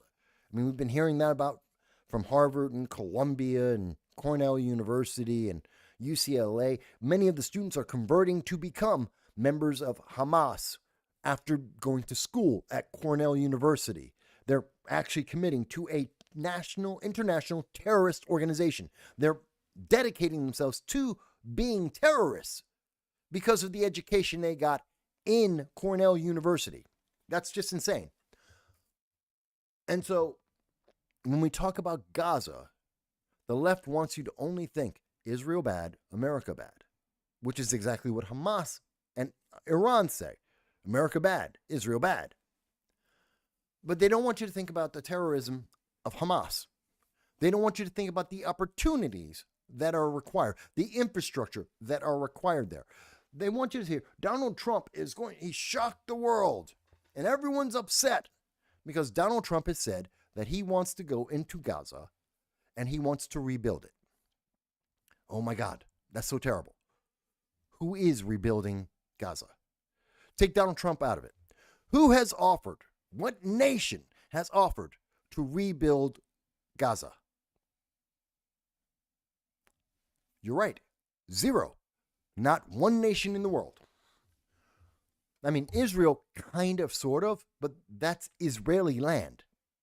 Oh, I know it's under dispute, and the Palestinians say, no, it's our land, blah, blah, blah. Guess what? Israel won the war. It's Israeli land. Israel owns Gaza. They let the Palestinians live there, but it's Israeli land. They won the war. But so Israel is kind of sort of rebuilding parts of it, but they're letting the Palestinians run that land on their own. And yeah, they destroyed it as well. So they're in no rush to rebuild it. So what other nation?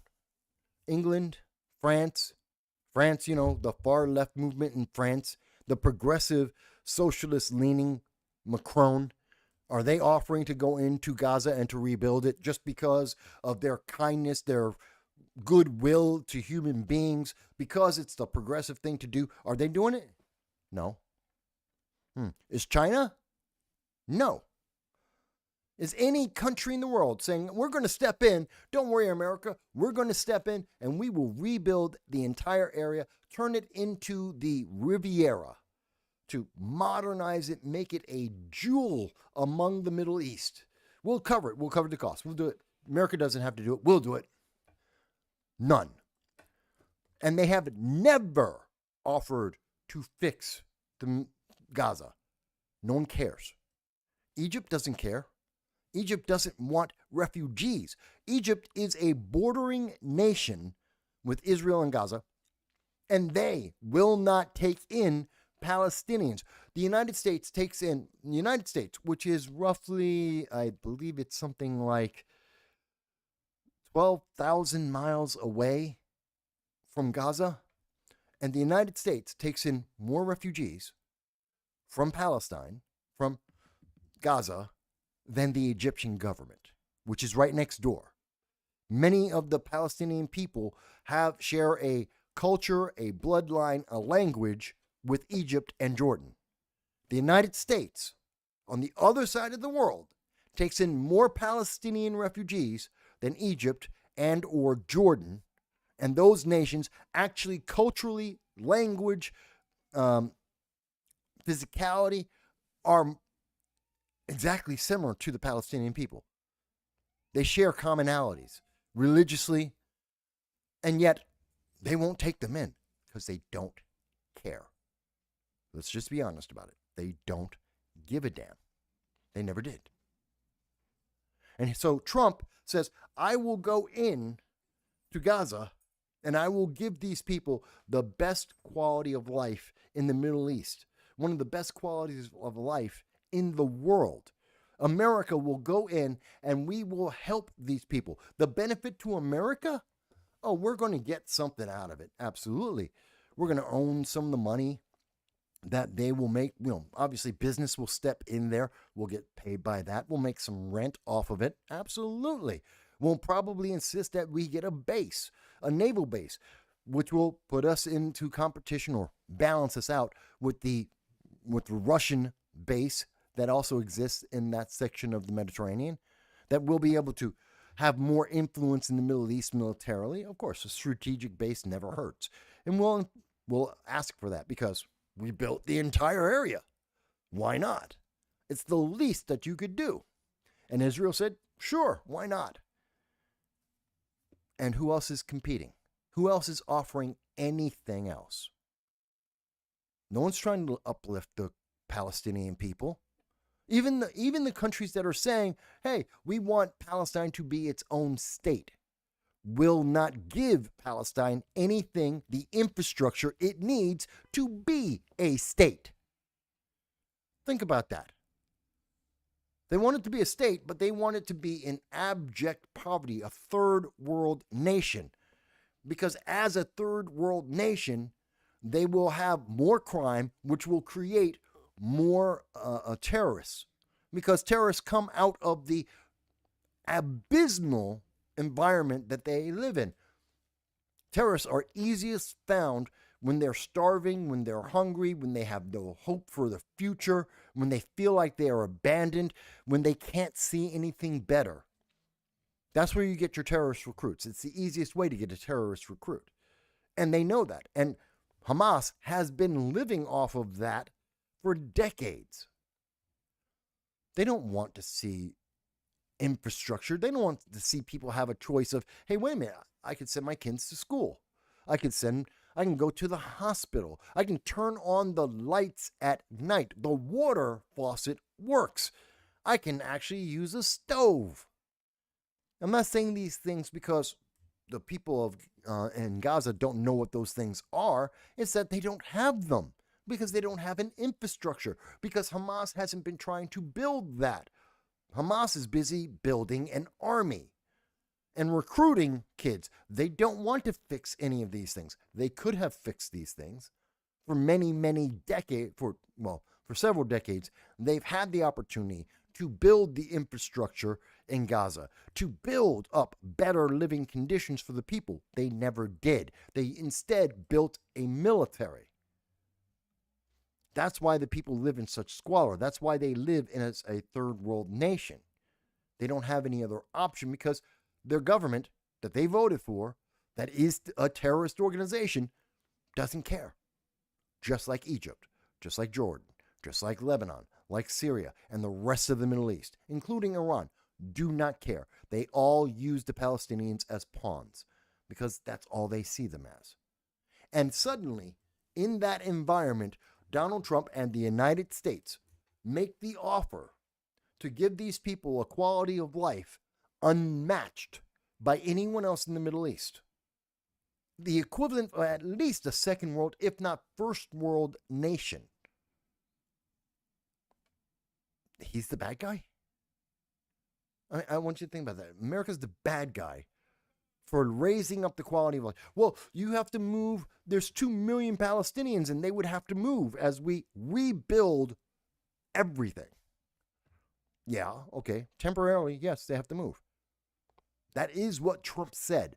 I know that may not have been the headline on MSNBC. That may not have been the headline on CNN or the Huffington Post or the Daily Beast. But that is what he said. They leave for a while and then they come back. Okay. What's the problem? Because Egypt doesn't want them. Because Jordan doesn't want them. The nations that are right there that could take care of these people don't care. They don't want them. They want war. They don't want a better place to live in the Middle East because it means that they're going to be compared to what America builds.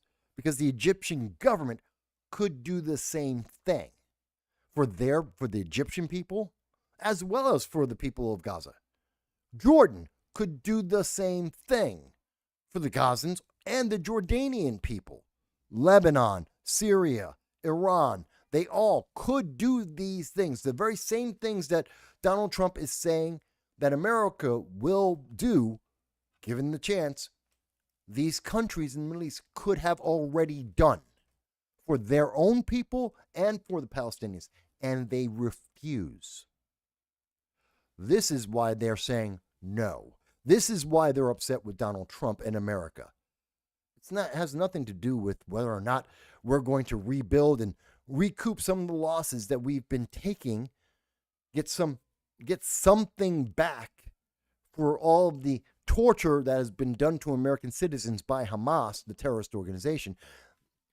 This is something that America is investing in to end terrorism around the world. By giving the very same people being targeted to become the future terrorists, we're giving them an opportunity to have a higher quality of life, to make a choice against terrorism, to give them a future without terrorism. That's what he's offering. And the world is upset with America for doing that.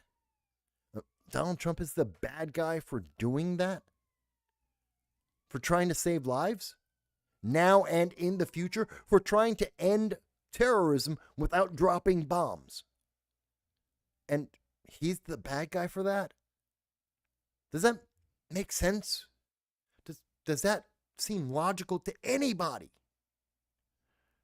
That trying to end terrorism without killing everyone, that's somehow a bad thing? I don't get it. I don't get it. I do not get it. Let me go back to some of the comments. And let me see. Oh, wait, if you think I've missed something here, if you think, no, Mike, you don't understand, it's that MAGA's evil and Trump is evil and terrorism's good. If that's what you believe, please tell me. Tell me why. Because I don't get it. I do not see it.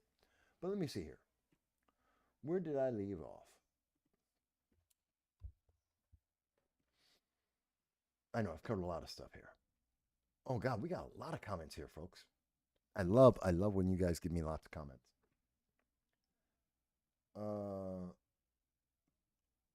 there we go. I think I had to go back. Thank you. Teabagging on Rumble says, saying USAID is a little misleading. The Agency for International Development were fighting the spread of communism until the communists marched through there with the rainbow brand of communism, which is somehow worse than the regular communism. That's an accomplishment. So, to call it U.S. aid is inaccurate, and that they're supposedly an agency to fight communism around the world, except they are subsumed, they are filled with communists themselves. That's true. That agency is filled with leftist progressives, and they do tend to have a favorable opinion on socialism, which may explain why they have so many programs that are beneficial or trying to be beneficial for more left-leaning, socialist-leaning policies. That's true. It is named that way on purpose. The USAID is named that way on purpose, so you don't actually break down the acronym, so that you don't actually think that it is, or ask questions about the Agency for International Development.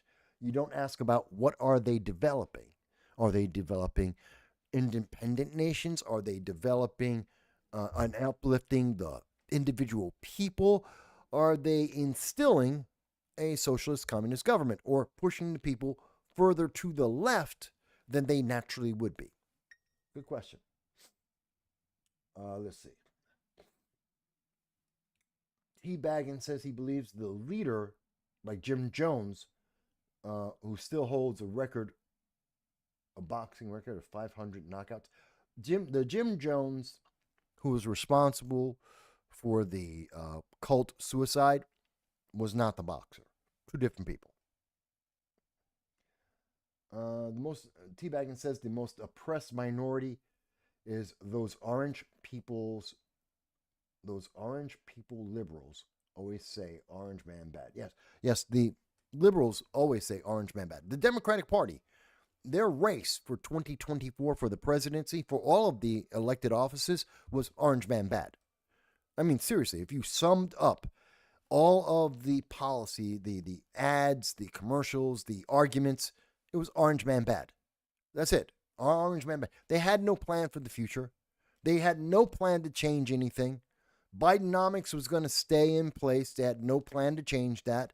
They had no desire to make any more transparency in the government than had existed beforehand. In fact, they wanted to make things harder to find out. They didn't have any improvement to offer anyone, and they had no success to point to. None. They love to say that, it was how often do you hear Kamala ran a perfect campaign that half of the campaign she didn't speak to anyone. She wouldn't talk to the news media. She wouldn't talk to the American people. She didn't have a website. She said nothing. And that was perfect? She spent $1 billion and wound up in debt. That was perfect? They say these things because it's orange man bad. Because it's emotional. It makes you feel, but it has nothing to do with truth. It has nothing to do with what's a benefit to you. Let's see. Dow says it's still the same playbook. Obfuscate and lie by omission in opposition to the transparency and honesty. This administration is more transparent than Reagan's. The current Trump administration, I would say he is right now, in the first less than 30 days, we have seen more transparency in the Trump administration, his 47th, the 47th president, more transparency. Reagan is the closest analogy or the most open, transparent president that I can name since prior to the Trump administration right now. I can't name any other in my lifetime, absolutely none. And even going beyond my lifetime, no, I don't think I can't name the next most transparent president. Maybe Nixon, maybe JFK, maybe. That's about how far back you have to go. Grace says, never thought I would see the Department of Education possibly being shut down, which is wonderful news. It is wonderful news, Grace, because everyone, I don't know how many people, I was talking with people on, a couple of different shows, and I had an interview recently. On Friday, I was being interviewed, and I happened to mention that Donald Trump he's doing what he was elected to do. I mean, there is no two ways about that. He is doing what he was supposed to do. We want him. The American people, there's a reason why the job approval of President Trump, if you're going by CBS News, left-leaning news media, 53% say Trump is doing a good job. They approve of his policies in these less than 30 days. Rasmussen reports 51%. Now, going back further and further, before people got to see what Trump was actually doing, what transparency he would provide, how much corruption he would make people aware of, before they knew about that, it was still closer to 45, 46, 49. But as people have seen the transparency, have been shown more and more of the corruption, the more and more support he has, because that's what he was elected for. And by the way, Trump had 77 million votes, 49.8% of the votes. He now has, depending on which poll you want to look at, Donald Trump has more support today than he did at the time of the election. His approval across the board of all Americans has gone up, not down. More Democrats support Donald Trump and the changes that he is making to our government, the transparency that we are receiving, than before the election. That includes shutting down the Department of Education.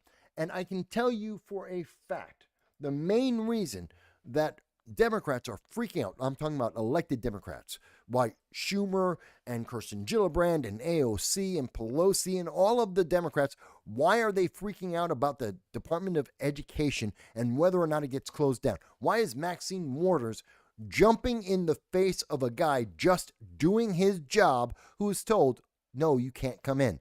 Why are they freaking out? The Department of Education is for teachers.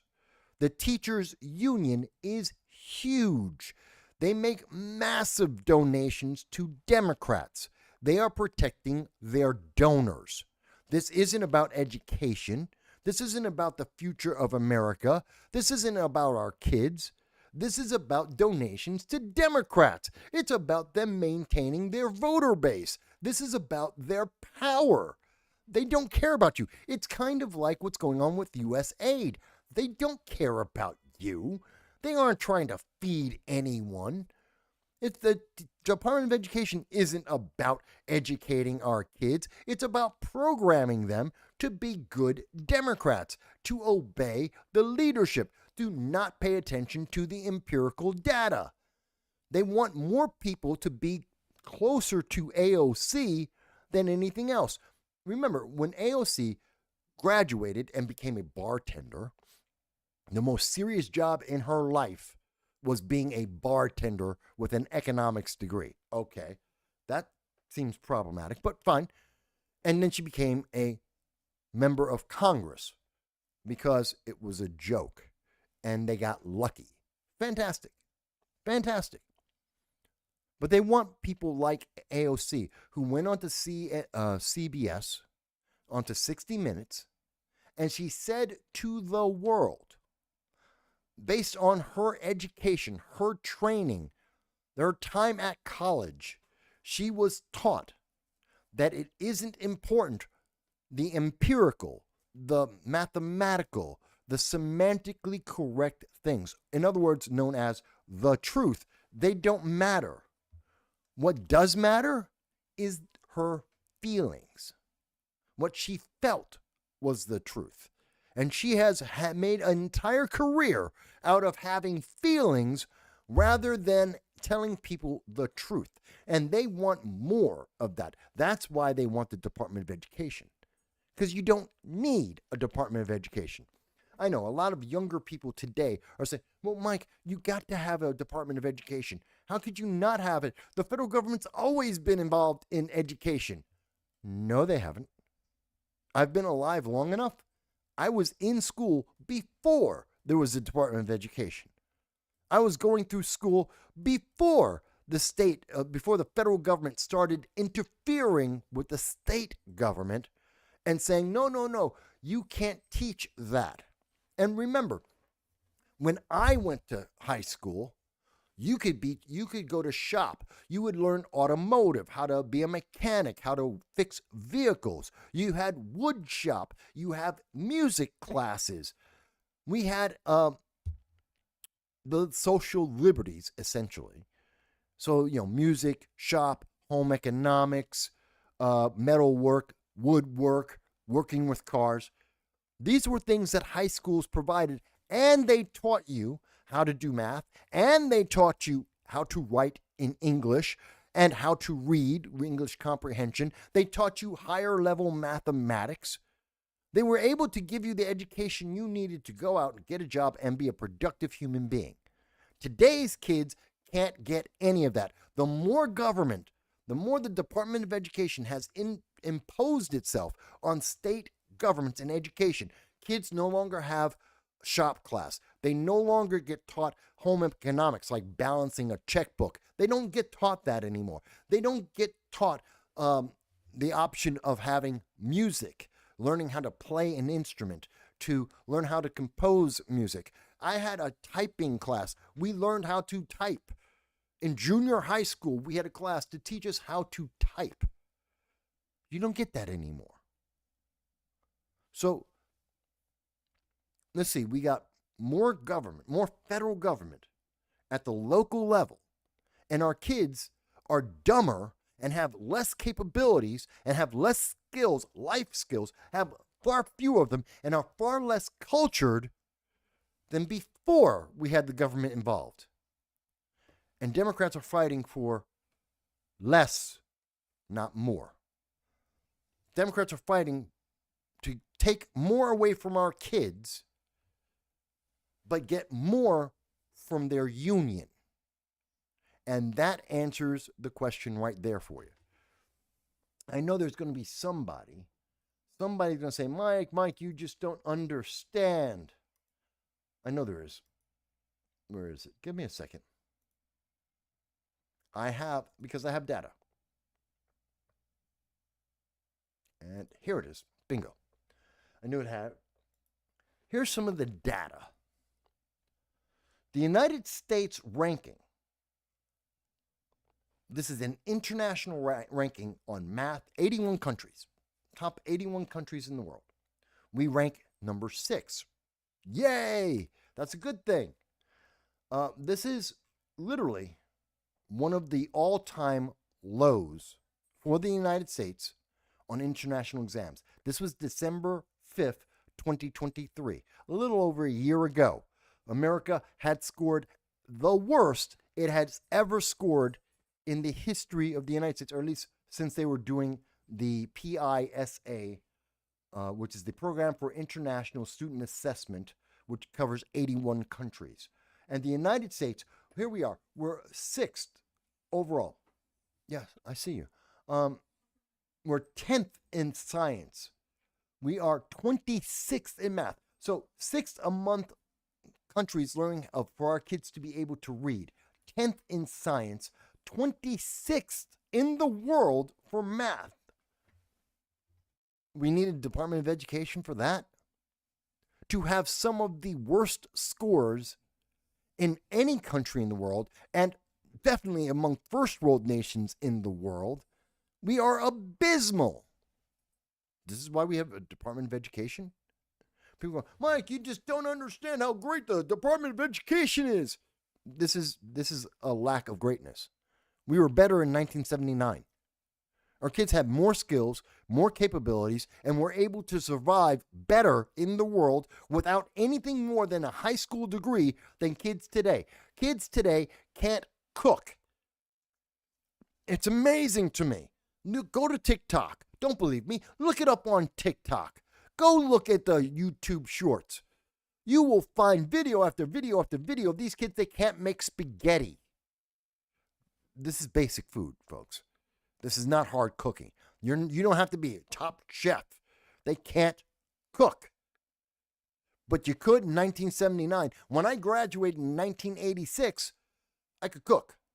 Besides the fact that my mother taught me how to cook, thank goodness. But also because, you know what?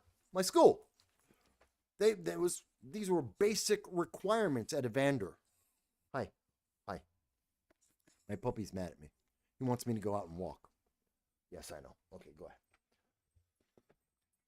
But I mean, these were basic things, folks, and you can't do any of that now. We spend more money today than at any time in the past.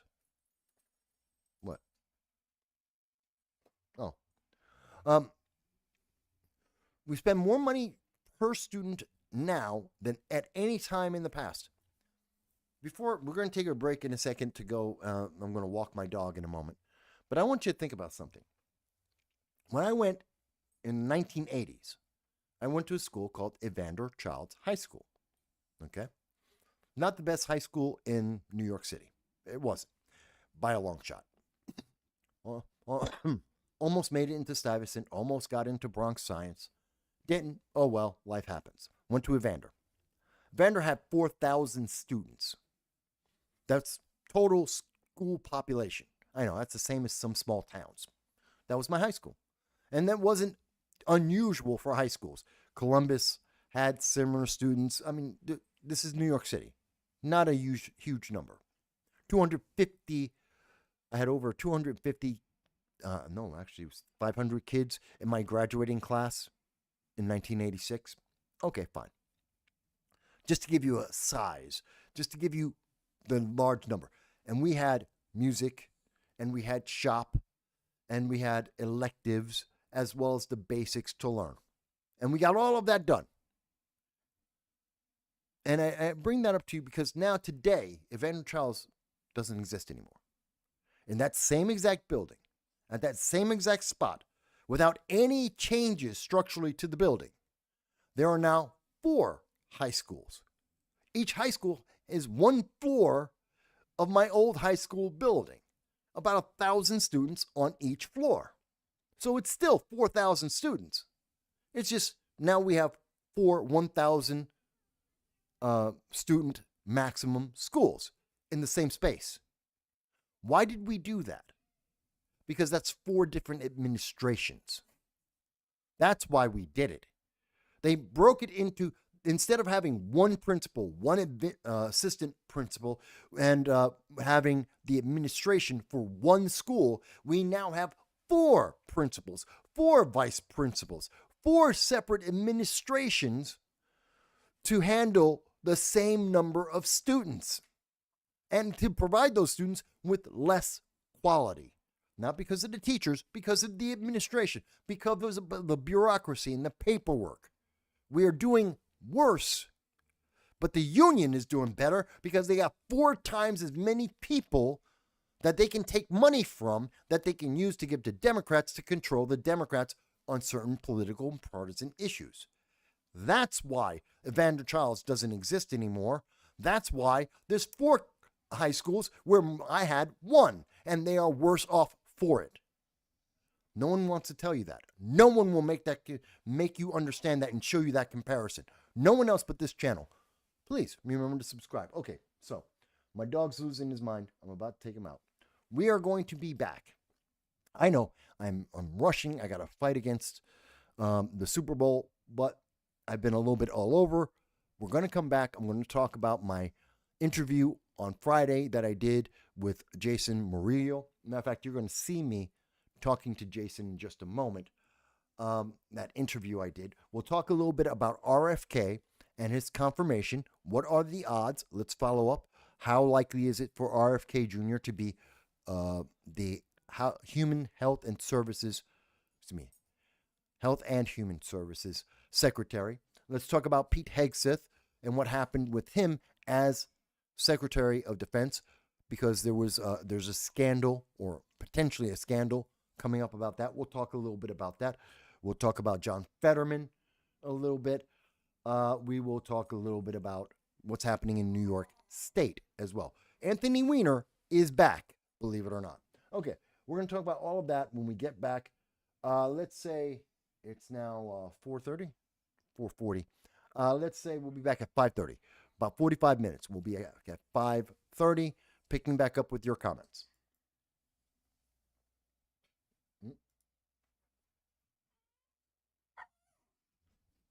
There we go.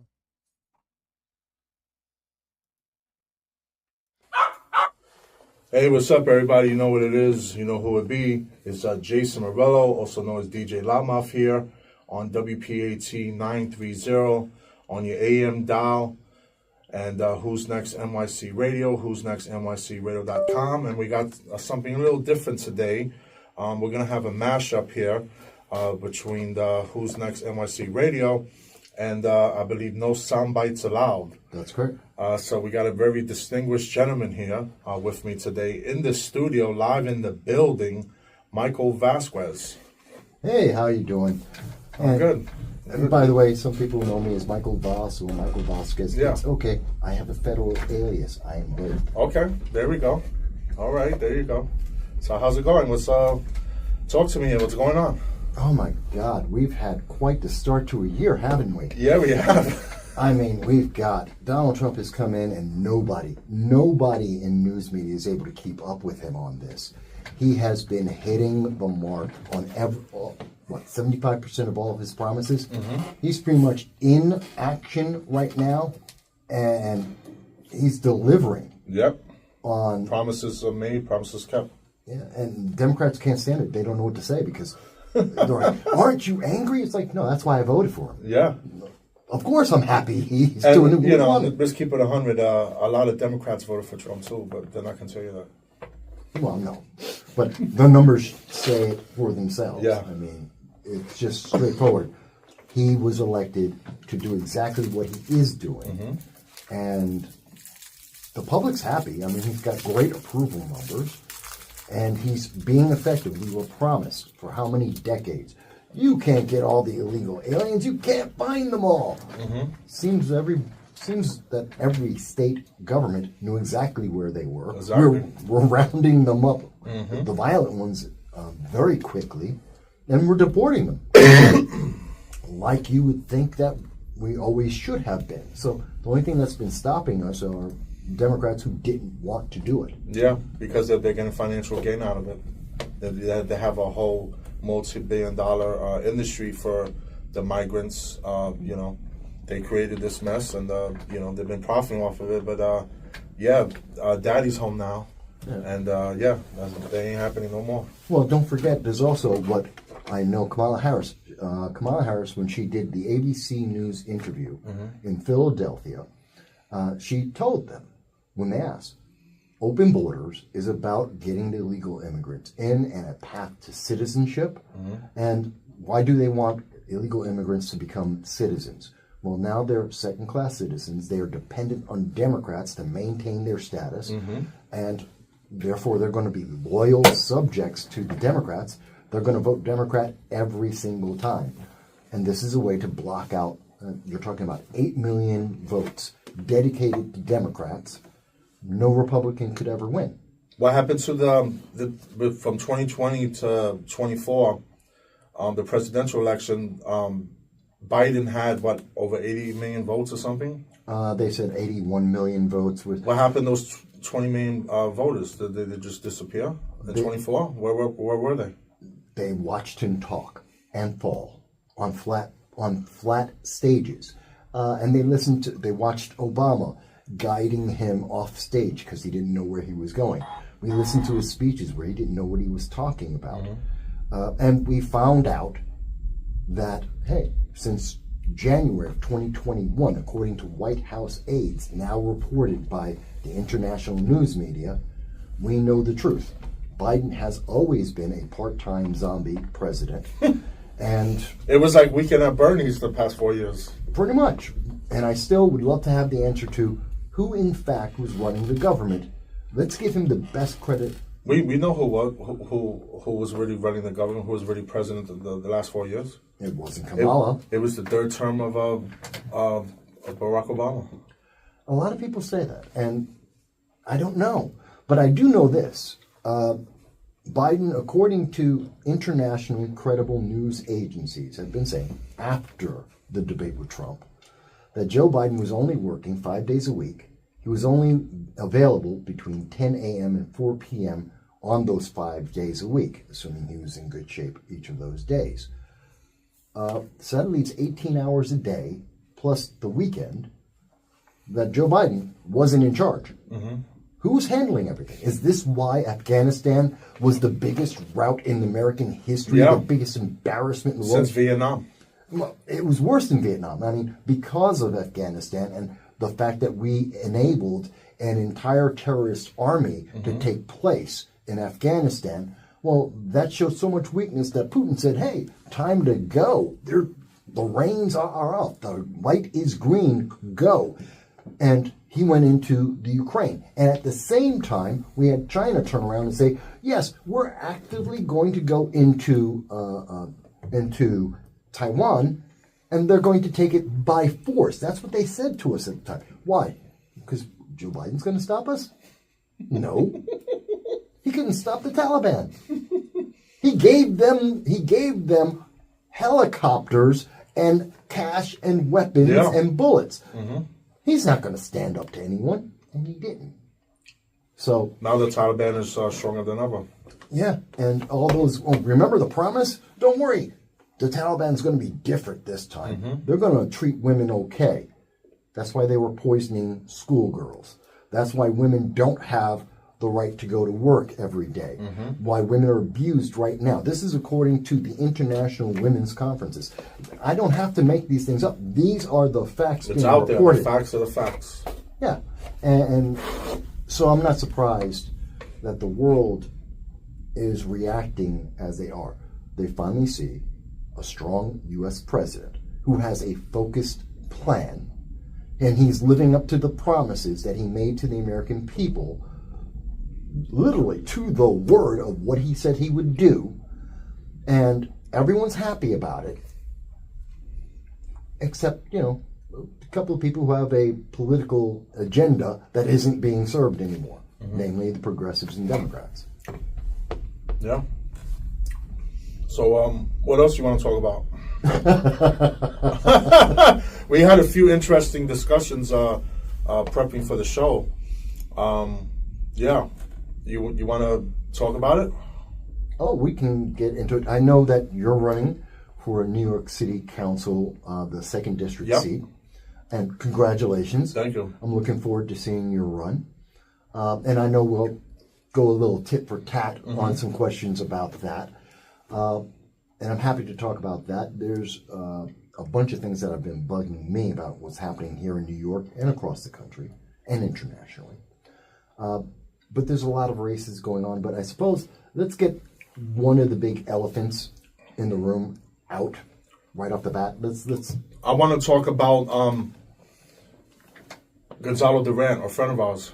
Yeah, let's get that. Just get that out the way. Yeah.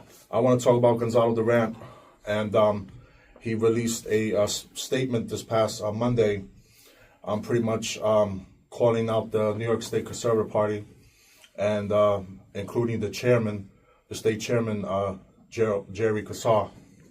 Yeah. And he even took a few shots at me as well. Yeah. In the process. Yeah, I saw the release. I saw it recently. I didn't see it when he first put it out. let me start by, I've met and I know Gonzalo Duran. I've interviewed him in the past. He's still a good friend of mine, and I helped him with his past two elections, his campaign races and that. Yeah. So it's nothing personal. There's no reason to take shots at people personally. Well, let's continue. Let's have open discussion here. I looked at the document, and I understand the emotion that's coming from that. I can understand the frustration. I've been a candidate before. In 2013, in particular, I was running for Congress, the New York 22nd District. Huge district, 8 counties, 2.5 hours north to south, hour and a half east to west. That is a huge district. In fact, it's one of the most competitive districts in the nation for a good 5-10 years in a row. And I was running at the time against a man named Richard Hanna. He has since passed. But I said to Richard, to his face, "You're a rhino. You're supporting Democrats." And he publicly has been quoted by news media telling women in particular to join the Democratic Party. And he supported a lot of Democratic issues, in particular with H-1B visas, which I'm very familiar with.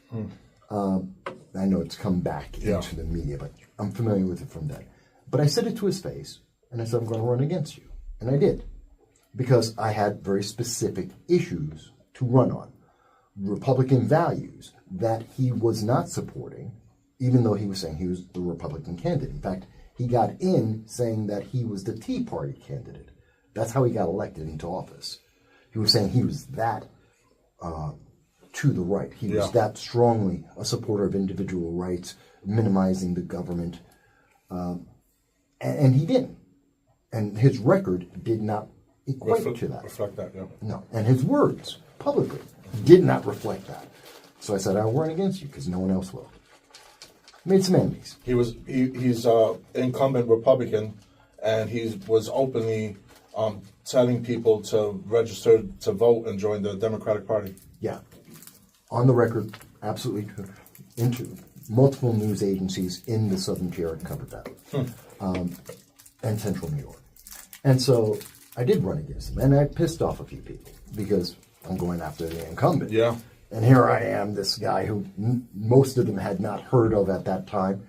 So I made some enemies, but I also got a lot of respect in the Conservative Party and the Republican Party, local and statewide, because I was about the issues, and I knew what I was talking about. When they asked me, I was on all kinds of WTQ, WNB, WNBF, WBNG, a few other news stations. They were going, okay, and they grilled me hard because I'm a Republican in New York State. Yeah, I imagine so. Yeah, and being a black Republican at that, it's man. No, I'm blowing up the myth. Oh, man. You know? That's a double. Yeah, black Republicans consider this, we exist, and here he is running. It's Yeah. like, oh my God. So I say all of that. I say all of that to bring up the point that I understand the emotion Gonzalo's having. That being in politics, and especially a person of color, who's not going down the reservation line of the Democrats, that we all have to be Democrats, that puts you behind the 8 ball. I get it. And the news media is not going to treat you nice for that. They're going to avoid us. They're going to not talk about us because we don't fit the mold. And we break that image that's out there that we have to be Democrats. So it's frustrating. It's very frustrating. I know. I've done it. I've lived it. I'm running in a city council district that is the most liberal, Democratic footholds there is. Yeah. Yeah. But at the same time, that doesn't mean that just because I was running in the New York 22nd, and I happened to be black and Hispanic, it would have been the first congressman from that region ever, history making, doesn't mean that everyone lays down and says, okay, Mike, you're here. There's $500,000. We're all jumping behind your bandwagon, and you're going to be the next congressman. I would have loved it. Yeah. I think I deserved it. Yeah. But I hadn't earned it yet. Yeah, exactly. That's the point. And that's the key. And to be fair, in that race, I was doing my best. I wasn't going to get I need, if I had gotten maybe $50,000 in donations, if I had gotten a groundswell like that, things might have been a little bit different. But I saw that it was going to be difficult to get there. But at the same time, I talked to, at that time, Assemblywoman Claudia Tenney. She's now Congresswoman Claudia Tenney, and she's a friend of mine. And I spoke with her, and we were talking on campaign trails, and she was thinking about running, and I said, you know what? She's 90% of the issues that I was pointing out she agreed with. I said, you know what? You already have the name. You already have the infrastructure. You already have the donations. Run. She's like, well, and we went back and forth, and I mean, it was a difficult decision. And she was thinking of it anyway, thinking of it down the line. It's like, no, now's the time. Do it. So she ran. And when she ran, I said, you know what? I'm going to endorse you. Because we're both on the same page, but you're the better candidate. I will step down. And I put all of my support behind her. And she got into the race a little bit late. So in 2014, she missed by about 2,000 votes for someone who came in the last month of petitioning. Wow. And she got within, in that primary, she got within 2,000 votes. Okay. 2016, she won. Wow. She's in office right now. Wow, that's awesome. Okay. So, and I think, and Claudia has earned her way. And she was a great candidate, and she had the infrastructure. She fought her way through the assembly, because women have a difficult time with it too, not just blacks and Latinos, or any minority. But and especially as a conservative Republican woman, that makes it, again, she puts her right with you and me and Gonzalo. So I think that's the better way to deal with it, is let's not gripe about it. Yeah, it's a pain in the ass. It shouldn't be like that. Sorry for the language. It shouldn't be like that. But that is the world we're in. That's the politics that we have to deal with at this time. Let's take that energy and transfer it into reaching out to the constituents, making them aware of the issues, and letting everyone else know, hey, you know what? Jump on my bandwagon. I am the right guy, and you should be paying attention. You weren't before. Pay attention now. You see what I'm doing. Get on the bandwagon. Let's get this done. That's the way I think it should have been handled. But I understand the frustration. Does that make sense? Yeah. It makes sense, because,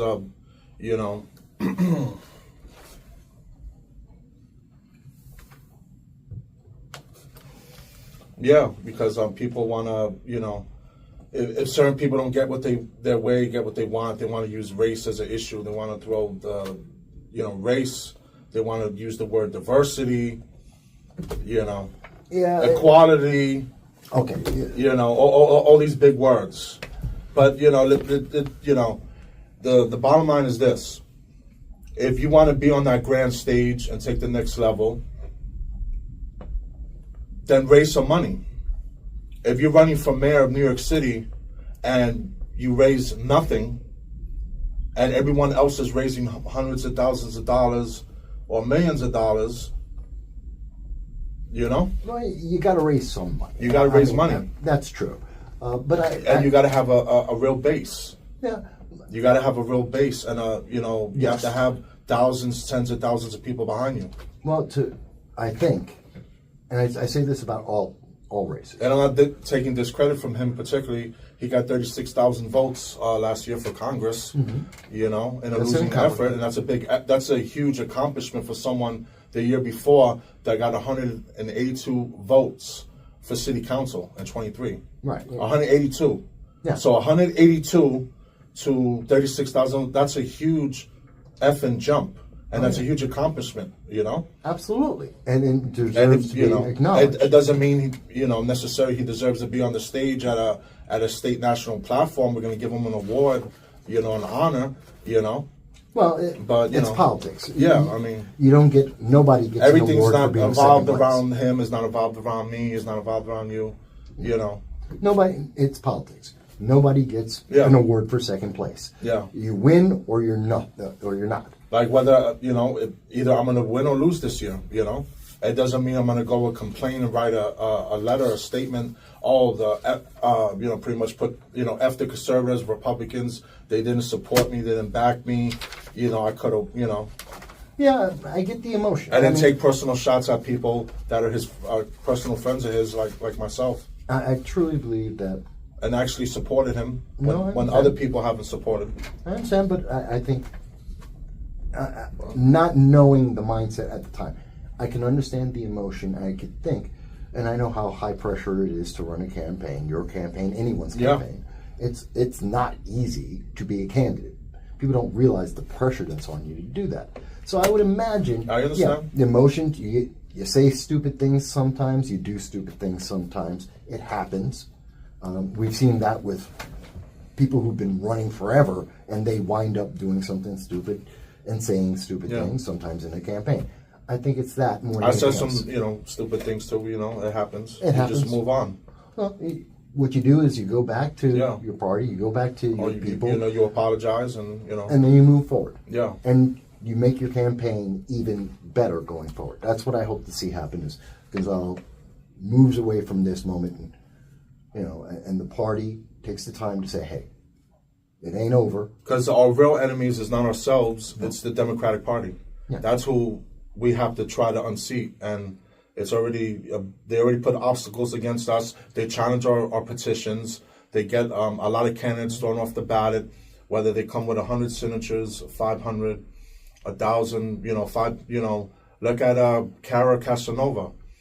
She had 150 or whatever, but that's a little different issue. I don't want to, but she went in there with 150, 200,000 petitions, so it was like multiple things. The Democrats had a hand in that as well, so. Well, my friend Larry Sharp, I think you Yeah. met him before. Yeah, he ran for governor. Yeah, and Larry's a Yeah, friend I of mine. interviewed him, yeah. I've known him for a decade now. Met him because I did an interview with him, believe it or not, which was out the blue. We just met, and he said, yeah, I'll do the interview. 2.5 hours later, we're still talking. But now here it is, a decade later. He's a very good friend now. And I've seen it happen to him where petitions are just thrown out. I've seen it. The rule is always, if you're not a Democrat, you have to have at least 2.5 times as many signatures as you need. Yeah. And that's ridiculous. That's called the insurance plan. You need about You always need extra, insurance. Yeah, but think about it. You got to have twice, if not 2.5 times as many as you are supposed to get, just so that you get safe, because the lawyers on the Democratic side, the regulations out there, you can always throw out, there's always some signatures that are some issue, but they will go through it with a fine-tooth comb with their lawyers, draining your money, taking your time, and trying to frustrate you to get you kicked out because you didn't get 200% of what you were supposed to get. That's just ridiculous. But that's the abuse we see. That's the gerrymandering that's going on. And I think and that's for candidates, independents, conservatives, Republicans, the third party candidates, whether you're Libertarian or Green Party, doesn't matter. We all go through that same process. The only ones who don't, working families, which is Working Families Party, which in New York is just another division of the Democratic Party. Exactly. So it's ridiculous.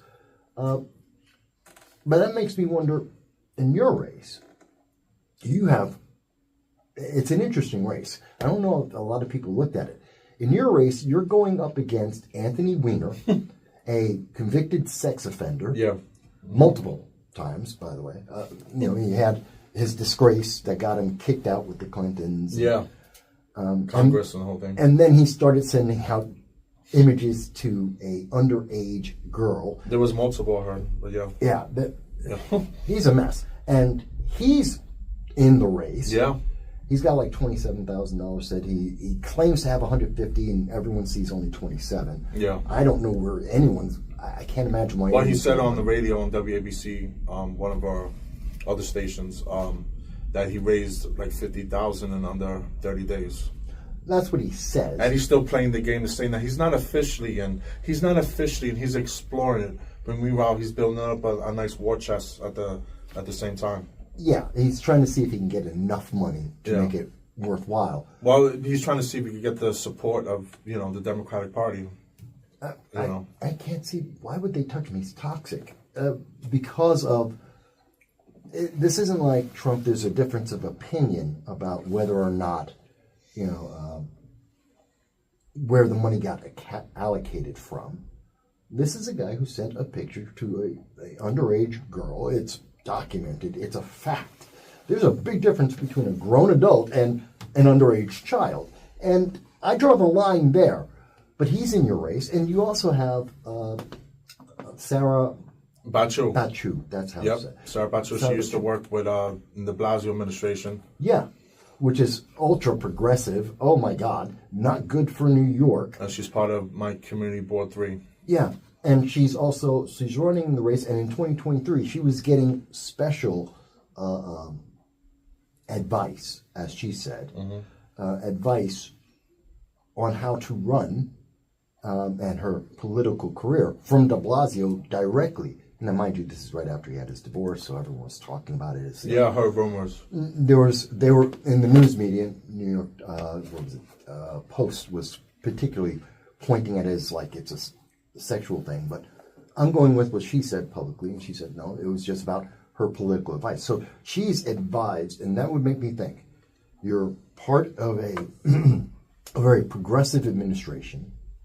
You're a key person in that progressive administration. You're getting special advice from the leader of that progressive administration. I have to believe that she has a strong influence in progressive politics, which everyone in the country and in New York are rejecting, because Eric Adams is also, he's a, what did he call it? He called it the day he won. He was on CNBC, and he said he is a practical progressive. This is the New York City of a practical progressive, by Eric Adams' words itself. I don't think anyone feels safe. I don't think anyone feels like their money is going as far as it could. I don't think anyone is enjoying this ride with Eric Adams. Yeah, no, just like they didn't enjoy it with de Blasio. Especially all the victims out here the past 4 years. Yeah, and Sarah's going to do even more. She's going to bring us back to, I just don't. So your race is kind of interesting. So, and we got Harvey Epstein, the state assemblyman, who's controversial as well. And so we got him. We got Andrea Gordillo. She's the chairwoman of Community Board 3, and she's definitely a left-wing socialist. And that would be another term of Carlina Rivera. I don't know if you're familiar with Carlina at all. But she's a socialist and left as you could come, and pro real estate. Sold out the Lower East Side's Village. We're real estate developers, and sold out NYCHA, where I live at now in Jacob Reed's houses. We're actually going to start voting later this month for privatization, for a takeover of RAD and PAC. I don't know if you're familiar with those corporations. No. And what they do. So basically, they're under the guise, the RAD and PAC, that because of the neglect of where you live at, that they're going to come and take over, and they're going to improve, our quality of life. So NYCHA apartments has been in neglect. Developments has been neglect for decades. And I believe they're like $80 billion, $80 billion deficit that NYCHA would need. Because there's about 500 residents citywide living in public housing. We have the biggest public housing in the country. So NYCHA would need about, whatever the number, $40-50 billion or more to repair every apartment. Because there's like a few 100,000 apartment buildings, apartments. So the RAD PAC, they're coming in with the help of our governor, Kathy Hochul, who passed a couple of years ago, and Harvey Epstein is one of the assemblymen who brought the bill forward for her to sign. The trust, it's called the Preservation Trust that Kathy Hochul put into law. Harvey Epstein is one of the assemblymen that advocated for it. So pretty much it allows private corporations to come in and take over NYCHA developments. Okay, so it sounds good. They show us blueprints of remodeled apartments, and if they build a new building, You know, we're going to have brand new appliances and the whole thing. We're going to have good plumbing. We're going to have better heating and water. We're going to have clean water because, you know, we have an ongoing contamination the past several years, not just where I'm at, but around the city with arsenic, asbestos, lead, you know, a lot of stuff that gets people sick and even and die. And we had at least one resident that, you know, we had a few elderly residents where I lived actually died. And then a young kid, like 21, 22 years old, Justice for Gavin, he died because he had high levels of arsenic and other stuff because he used to drink from the tap water that we were getting at Jacob Reese houses. And of course, the big cover up, you know, you saw that, right? Yeah. That we had initial reports by different, you know, that it tested positive and it was high levels, unsafe. But then Eric Adams comes around because, you know, people started, you know, with lawsuits and that, because we had a few deaths in Jacob Reese houses. He comes around and says it was false reporting, and they turned the whole thing around, and then he did a publicity stunt in one of the buildings on Avenue D and 10th Street and went into the apartment and got a cup of water and drank it. Well, that's always the gimmick, you know. Oh, I drank one cup of this, you know. Yeah, do that for the next year. Well, try to come to my apartment, to one of our buildings, and test our water. It was black. It was black. Well, see, that makes it very interesting to me because Sarah Batchu, she just came out and said on January 20th, 2025, in an interview with Our Town, New York, the publication, online publication, and she did an interview and she said with them that she, after spending an entire year talking to constituents, she has moved from housing being a major issue, her number one issue, to crime, because she didn't know for the last year, 2024, woman being burned alive on the subway. Oh, she didn't know. She didn't realize that safety is the number one issue for all the constituents. So I'd have to ask you, do you realize whether or not safety is an issue for the constituents in your district? Yeah, just the past 2 weeks, we had a guy who got arrested for assaulting a few people, robberies, assault. He got released, and within half an hour coming back to Lillian Ward projects on Avenue D, he in the East Village, he sexually assaulted 3 women, including 2 underage girls. I saw that. And then he finally got rearrested, and this time they held him on $200,000 bail. Should have done it the first time. And he has many priors of drug possession, drug sales, sexual assault, robberies. Why is someone like this even on the streets, period? It's because of our no cash bail system that we have, that our great governor, Governor Cuomo, passed a few years back. So, you know, that's why I'm supporting and advocating for Maura Marin to be the next Manhattan District Attorney, and she has my full support, because we need law and order, and we need to hold people accountable. Let's go after criminals instead of presidents. Well, I don't think they want to do that. We need real law and order to keep everybody safe, and that is my number one priority, besides making sure that, you know, NYCHA residents are protected. We got to make sure that we're all protected, you know, whether you live in public housing or you live in Madison Avenue. We all have to be protected. We need law and order, law enforcement to do their job, and we need a justice system that does their job as well. Well, you're reaching there, because we're in New York City, inside New York State, and asking for justice. Yeah. Well, that's kind of hard. I mean, remember, New York City is where were 6,000 rioters, looters, vandals. This is in 2020, 2021. There were 6,000 cases of rioting in the first and second degree. And they should all have been locked up. And they were all absolved. You got people putting Palestinian flags, Iranian flags. You got people in Times Square publicly chanting "Death to America." burning American flags, assaulting Americans, assaulting Jewish people. Like, what is going on here? I mean, I support free speech, but not hate speech. Well, anti-American. see, I have a problem with hate speech because I don't believe there is hate speech. Speech is speech. Now, there's violent speech. There's inciting violence. That's well, when different. you're chanting "Death to America," well, see, that's and "Death to Jews," "Death to Christians," and that's violent. That is inciting violence, and there I agree. Now, the reason why I don't like the words hate speech, because it can be used to cover anything, and it has been used to cover anything. Do to spin it, and that's how they spin it. But now, if we say, well, you're inciting people to try and kill someone, yeah, you know what?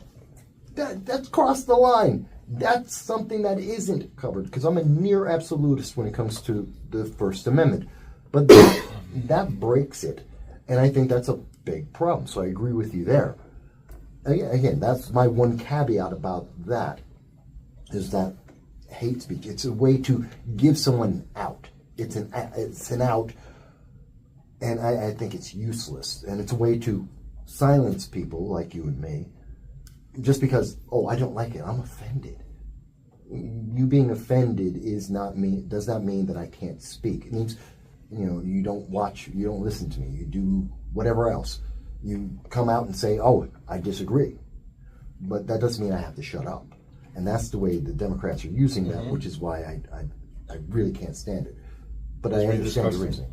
Yeah, I just want to circle back quickly. Sure. On that public housing situation. Mm-hmm. So Rad Pack, because this is an initiative with the Governor Hochul and Eric Adams, So to wrap it up is I have real concerns about Rad Pack privatization, takeover of public housing, because I've seen, it's public record, you could go look it up, Google or whatever, it's public record, that once they take over a development, yes, they will renovate, and you finally get your repairs done in your apartment and stuff like that, and they even renovated buildings and, even built, or in the process of building new buildings. But what they don't tell you is that once they take over, you lose your federal protected status to, secure guaranteed housing. It's an issue between Section 9 and Section 8. So right now, if your development is owned and controlled by the federal government through HUD, you have protection under Section 9. Mm-hmm. Okay? So that guarantees you certain rights, that you can't have a wrongful eviction out of nowhere. They just could kick you and your family out, because we're talking about families that have been living in NYCHA, for 30, 40 years. You have a lot of elderly, disabled people. I take care of my disabled elderly mother who's going through her cancer battle and everything. Sorry to hear that. Thank you. And there's many people in that situation, stuff like that. So what happens is once RAD and PAC take over a period of, obviously you lose your Section 9, and then you potentially even lose Section 8. And Section 8 is worthless. So let's say you get they tell you they want to take your apartment and they give you a voucher for Section 8. No one is taking Section 8 vouchers. That's a local. It's a local. Yeah, locally. Like no one's taking Section 8 vouchers. So where are you going to go with a Section 8 voucher if you lose your apartment in public housing? So this is real concerns about the RAD PAC, because where I live, I'm one of the residents there. We're about to vote in the next 2 months on this issue. Are we going to privatize, or are we going to stay, public? So because the statistics are out there that within a year after RAD PAC take over a public housing development, that they start evicting people, and then they jack up the rents. Or once they take over development, they'll repurpose a building into a condominium, into gentrification. Exactly. Into a condominium, into a dormitorium. So who's that for? It's not for us. It's not for low-income people. It's not for hard-working people. People have a misconception about public housing. It's not just the poor that are on disability, welfare, whatever. It's hardworking. You got cops that live in public housing. You got doctors. You got teachers. Because who could afford the rent? This is a bigger issue. Who could afford $5,000-$10,000 a month rent? And I feel that City of Yes. This goes back to the City Yes. I feel that hasn't done enough. I wouldn't have supported that bill. It's going to eliminate single family homes within the next 5 years. So there's a lot of concerns with that in general, so we need somebody to regulate because right now Rad and Pack, they're taking over developments that have property values of billions of dollars, like where I live at in the Lower East Side, East Village, particularly Alphabet City, it's along the FDR Drive, right, facing Brooklyn. Mm-hmm. That is one of the highest property values in the country. You're talking about million and billion dollar properties there, and what's in the way? Public housing developments. Yeah, if they have to redevelop it, it's going to go gentrified. And we already seen that with them destroying the East River Park. Carlina removed the zoning district. They're saying that it's under the guise for superstorms, storms in the future for flooding and stuff like that. But we lost hundreds of trees the past 2 years. I look outside my window where I live at, and I see it firsthand every day. So we have increased pollution numbers. We already have one of the highest asthma and cancer rates in the city, so in the country.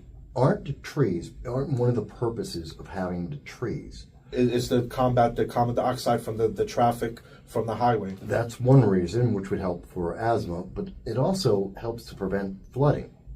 And they removed all the trees. And they removed the trees. They cut all the trees altogether. So the very same people you're running against took away the trees. Exactly. That would lower the incidence of asthma, would improve the air quality, and are making the area more prone to flooding.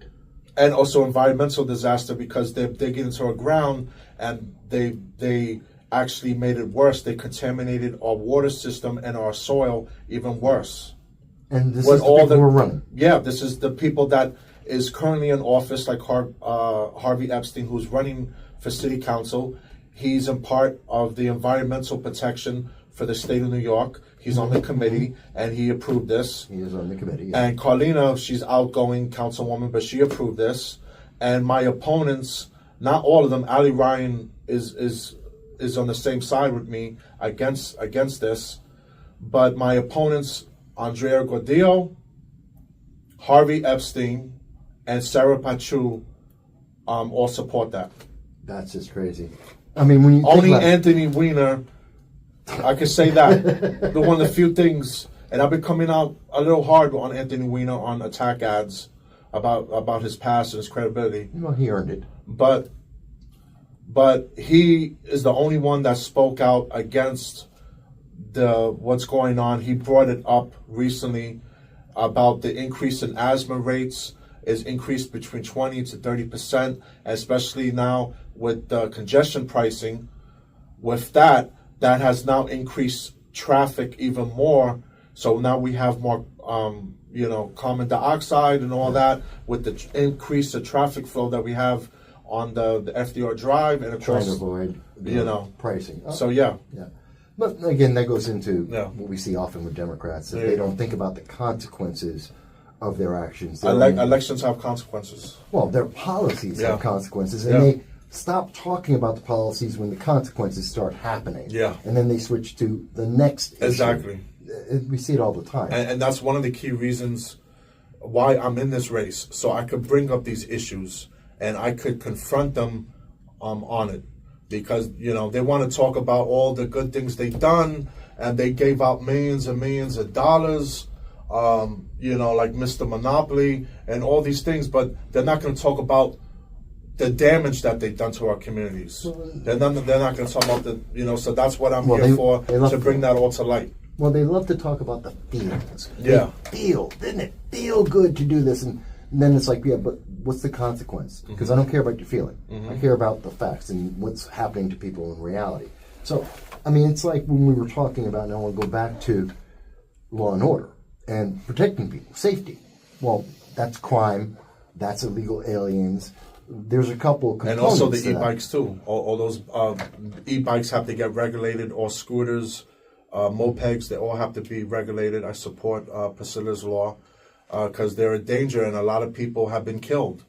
I got hit by a bike, like a year and a half ago, and I got hurt. It wasn't too bad. My friend, he got a few months ago, got a head-on collision with a bicyclist, and he had a separated shoulder, the whole thing, so it's outrageous. They go right on the sidewalks and everything, so we definitely have to combat that as well. But continue, go ahead, I'm sorry. Well, interesting thing Circle about the back. e-bikes. No problem, I'll circle back. But Yeah. the e-bikes, just as a side note, the idea for that, do you know where that came from? France. Paris in particular. And you know what they did in Paris? The same year that we started introducing e-bikes into New York City was the same year that Paris said no e-bikes. They actually banned it. So because they know the experiment failed. It's not a good idea. Not only because of that, but because of the fires that are found often with these electric vehicles. A lot of people don't realize. That's why we were talking about Assembly Bill A2005. I invite people to check this out for themselves. But essentially, Kathy Hochul, I want to know your opinion on this. Tell me if this makes sense to you. Kathy Hochul says that she's going to go and she mandated, so it's not even a choice, mandated, every single school in New York State, it must switch to an electric bus to take our kids anywhere, okay? And each electric bus costs about double what it costs for a regular bus, now counting the charging stations, which means taxes. Communities all across New York, including New York City, everyone's going to be hit with new taxes because we've got to build all this stuff and buy these vehicles. That's one problem. And it comes down to the taxpayers. It's another pressure. It's another reason to leave tax. New York State. Another tax. And over 1.5 million people the past 4 years have left New York State. And they're actually more, but because they keep including the illegal aliens in that number. It's the reason why we only lost one congressman instead of 3. But that's besides the point. So, but here's the thing. So we have this really expensive idea for the electric buses. And we know, according to New York City Fire Department Chief, I forget his last name, in his report with Homeland Security, we can't combat the fires on these electric vehicles. Something a lot of people don't know. When these electric vehicles, if one cell in the battery, and they usually have about 2 dozen cells in each part of the battery, once one of those cells goes, it will go up in flames. It will keep burning, and they are a danger for fire until every single cell on that vehicle burns. That can take up to 3 weeks for that to happen, according to documentation in Washington State, New York State, and Homeland Security. And on top of that, the temperature is high enough that it can cremate someone in 2 minutes once the fire goes. It takes about 2 minutes for an electric bus to be engulfed in toxic flames. The smoke is toxic, it's carcinogenous. And the chemicals, well, the batteries explode in the fire. The chemicals of those batteries, if they get on your skin, they're corrosive and cancerous. So you got 2 minutes to get out of the bus before it gets enveloped in flames that will incinerate you. And if you get outside the bus, you still got to get far enough away so that you're away from the smoke and or the splash damage. And on top of all of that, according to New York City Fire Chief and Washington State, we don't know how to put those fires out. We don't know. There is no standard for the safety features. We're not capable of fighting these fires or protecting people, and we're putting our kids in these things. Tell me, does that make sense to you? No, it don't at all. And the fact that it's a safety hazard and a potential, death trap. This is another failed, policy and agenda of the Democrats. Without checks and balances, You should not be releasing vehicles, electric buses, cars, e-bikes, whatever, without safety protocols and protections. Because we had so many situations in New York City alone with multiple fatalities, with explosions in people's apartments and everything, with the e-bikes and everything. Thank you so much for tuning into No Soundbites Allowed today. I'm the political dragon, Michael Voss, and I hope you've enjoyed this conversation as much as I did. Remember, on this podcast, we don't settle for sound bites. We dive deeper, challenge assumptions, and have the conversations that matter. If you liked today's show, don't forget to subscribe, share, and leave us your comments. Your support helps us reach more people and continue to bring you the hard-hitting discussions you won't hear anywhere else. Follow me on the major social media platforms like X, Twitter, YouTube, Rumble, and more to stay updated on upcoming episodes and join the conversation live on our next live stream. We love hearing from you and we value every perspective. We stream live, responding to your chats and calls starting at 2:30 p.m. every Sunday. Until next time, this is Michael Voss, and you've been listening to No Soundbites Allowed. Stay informed, stay engaged, and as always, don't settle for the sound bites. Hello, everybody, and thank you for being back with us here at No Soundbites Allowed. And I am your host, Michael Voss, the political dragon here in the Bronx, New York. It is February 9th. It is currently 5:30, and guess what? There's a Super Bowl today, and I have no idea who's playing. I stopped watching football back when they started kneeling. I was never a fan of basketball either, so I have no idea what's going on in the sports ball across America right now. I don't know who's in the Super Bowl, but I thank you if you're taking some of your time before the Super Bowl to be able to watch the show with me, because it doesn't matter, holidays, every week. We've been doing this for 8 years now.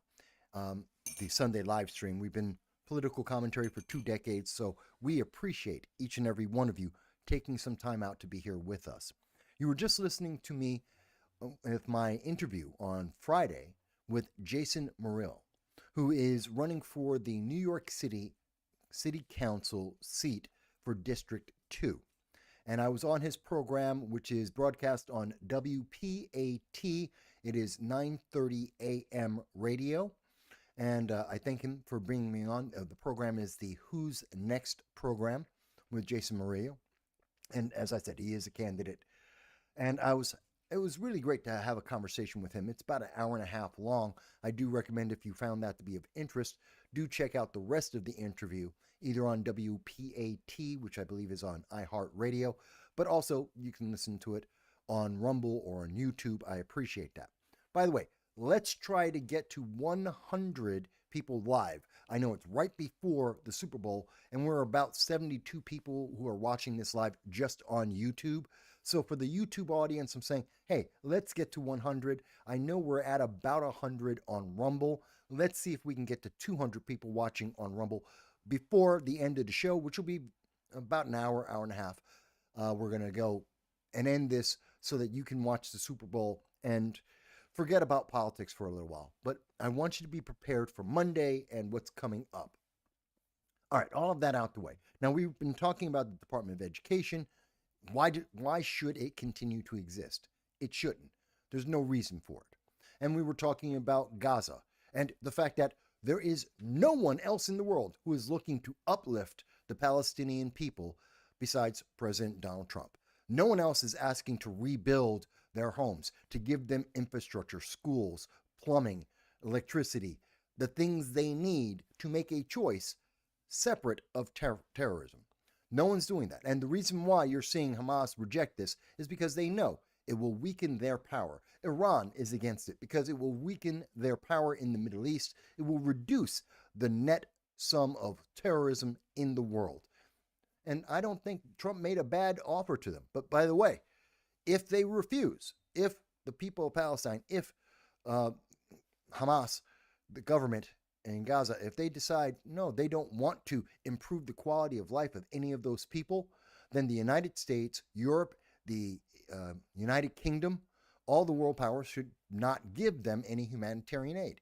If they want to continue to maintain a terrorist government, and they want that terrorist government to continue to try and genocide other people because they have different ideas, then we have no reason to give them humanitarian aid. We have no reason to help them in their efforts to commit terror and genocide in the world. Period. It's that simple. We can build them a brand new home and make it the equivalent of a first world nation, or we can give them nothing. That's the only offer we should have, and that's the offer that has been made by Donald Trump. I think that's a good offer. And if you don't, who else is making an offer? Who has any other anything of value that is being offered to the Palestinian people? They're going to give them some food and water. Who cares? They don't have shelter. They don't have schools. They don't have anything. So you're going to keep them living in that less than third world environment that they're in and continue to promote terrorism rather than uplift those people because you don't like Orange Man bad? Is that really the answer? Okay. But I don't want to rehash what we've been talking about previously. We were covering that in the first half, the question of the Chinese influence, the Chinese Communist Party influence in India, which is a growing issue. We need to keep an eye on that. That's something you probably won't hear about a lot, except for the next 3 to 6 months. But that's something I think is very important to keep an eye on going into the future for all of Southeast Asia. I did want to mention, by the way, how I did see your comment. There were some other comments I saw, and how I saw your comment, and he said, Mike, you just don't understand. I know. I hear that so much from the left. It's always great. But as I am showing you, and by the way, for people who may have missed something, the links to all the sources that I'm talking about will be in the description after the show, about an hour afterwards. I walk my dog again after the show. So you'll be able to see it for yourself, to read all the information, to learn more for yourself about all of these issues. So you don't have to take my word for it. You can find out for yourself. And almost all of our sources are either directly from a government or left-leaning, about 90%. That being said, let's move forward. And I do see your comments. Dow, who's speaking to us on Rumble, saying, you know how the CCP hasn't put forward any offer is because they hate Hamas and Israel and Iran, for that matter, and would make Iran problematic in relations if resources were siphoned from Iran to the Gaza region. The only advantage for a Chinese Communist Party would be a direct takeover to have the communist port on the Mediterranean. Well, the Russians have a port on the Mediterranean. The Chinese really don't want to be involved in Middle East politics. They don't agree with the religion, the ideology, the lifestyle of the people in the Middle East, which is why Iran does not like China and China doesn't like Iran. And neither of them like Russia. Russia doesn't like any of them. But it was because of the actions of the Biden-Harris administration that brought them together against their common foe, the United States. And so that's what's been linking them. By the way, if we were to uplift the people in Gaza, the Palestinians, and to give them an option outside of Hamas, outside of terrorism, well, one of the other benefits is that would help to break the union of Iran, China, and Russia. People don't think about that because the Palestinian people would no longer be dependent on Iran for $100 million of weapons and armaments. There wouldn't be a Hamas really in the same way that it is now. They would lose influence and power. And so Iran would lose influence and power. That would cut off the reason why they're working with China and Russia. And that would help to stabilize the Middle East as well as improve peace in the world. If you couple that with efforts by President Trump in talking with Putin, and very possibly by the end of this year, an end to the Ukraine-Russia war, which I was hoping would happen by the spring, seems it may not happen. But if we were to see that come about, then you're looking at very likely that Russia would have fewer sanctions at the end of the war. And that means that they would be able to not rely on China and Iran for food and weapons and, well, pretty much everything. Their economy would get a strong boost because they would be able to go back to international markets. And therefore, that would weaken that triumvirate that has been putting in a lot of global instability. It would actually increase the amount of peace in the world. So we would hope that Orange Man Bad is able to talk to Putin and to Zelensky in Ukraine and work out a deal. No one's going to be happy with it, but it will be better off. And I do know, and I think I have that note here. It is, there it is. And right now it looks like, and this is coming from Reuters, came out today, that Ukraine is offering the United States access to rare earth minerals, which is what we need for batteries, the electric batteries and windmills and solar panels for the climate change activists out there. You want the United States to broker the peace deal between the Ukraine and Russia, and we will be able to get more of those rare earth minerals that we're going to Greenland for to help us change to a more green environment, green energy, if that's really into it for you. So that's kind of important for us. And again, this is coming from Reuters. Trump says he's spoken to Putin about ending the Ukraine war. This is reported by the New York Post and also by Reuters today. So you hope that they're able to do this. Again, no one's looking at it from the point of view that I'm speaking about, but it is a direct consequence. So that's why this is so very, very important. There was some breaking news I wanted to cover with you guys. Bear with me there it is. So the latest news, by the way, is on Monday after the football game, when everyone goes back to work, what you're going to find out about is that Trump is planning to increase or put out a 25% tariff on steel and aluminum. Now, that's important. The United States steel is one of the highest quality steel in the world. Yeah, in the world. And we are competing with China in particular on this steel. So this could be very beneficial. Now, in most of the tariffs that have been put out so far, the threat against Colombia, China, against Canada and Mexico, we have seen that they are also tied to other things that Trump is more concerned with.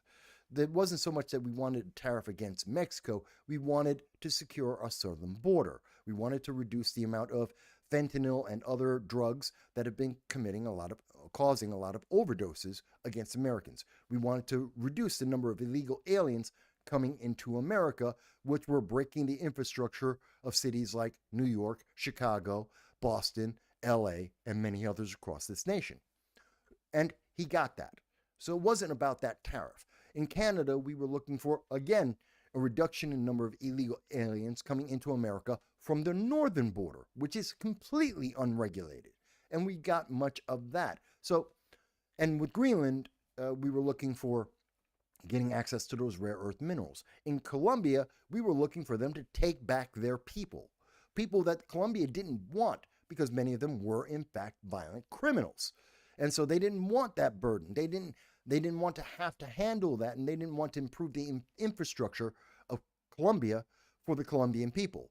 But Trump forced them to do that, to improve their nation and take responsibility and accountability for their nation and their people, which should help the people of Colombia.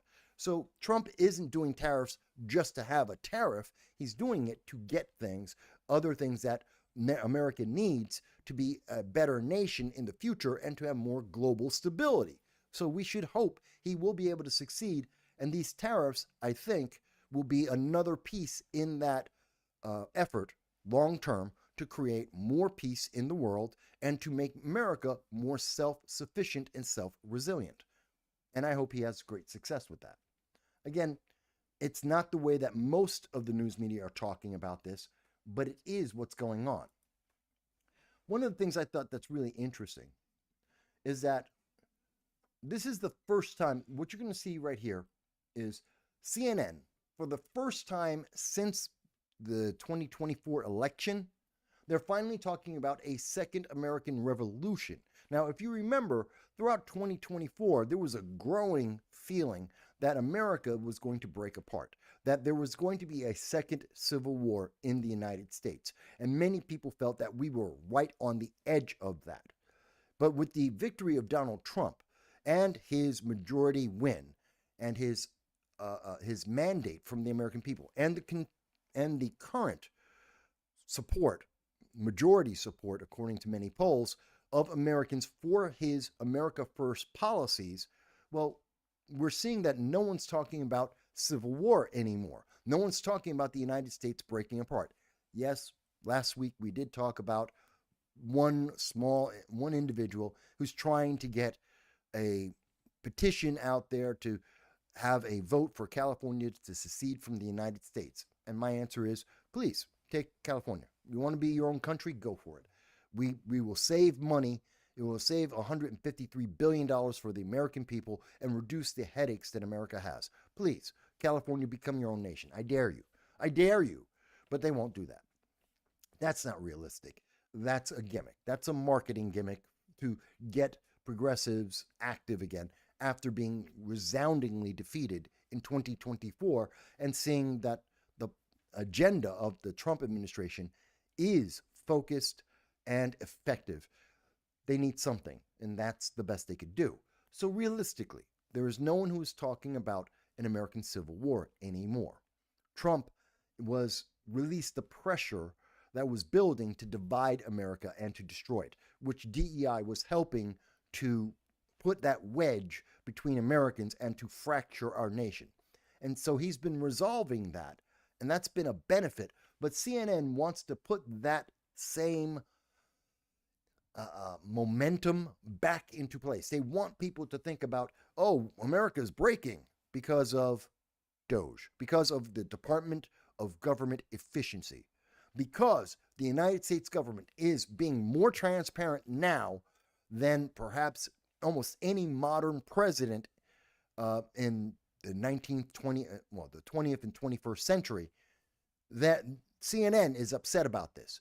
And they can't take on Trump because he has been effective and he has been efficient, and it hasn't even been a month. And he has a groundswell behind him of American people that includes Democrats that were otherwise told he is Orange Man Bad, the devil himself. So instead, they're going after Elon Musk, who was appointed by President Trump, as he has the right to do as the executive for an executive branch department of government. And his agenda, Elon Musk, was to root out and show the American people the fraud, the waste, the mismanagement of the American people's money. And we can see that Elon Musk has been very effective at that. In fact, if we were to go to, and I don't know how many people follow this, US Debt Clock.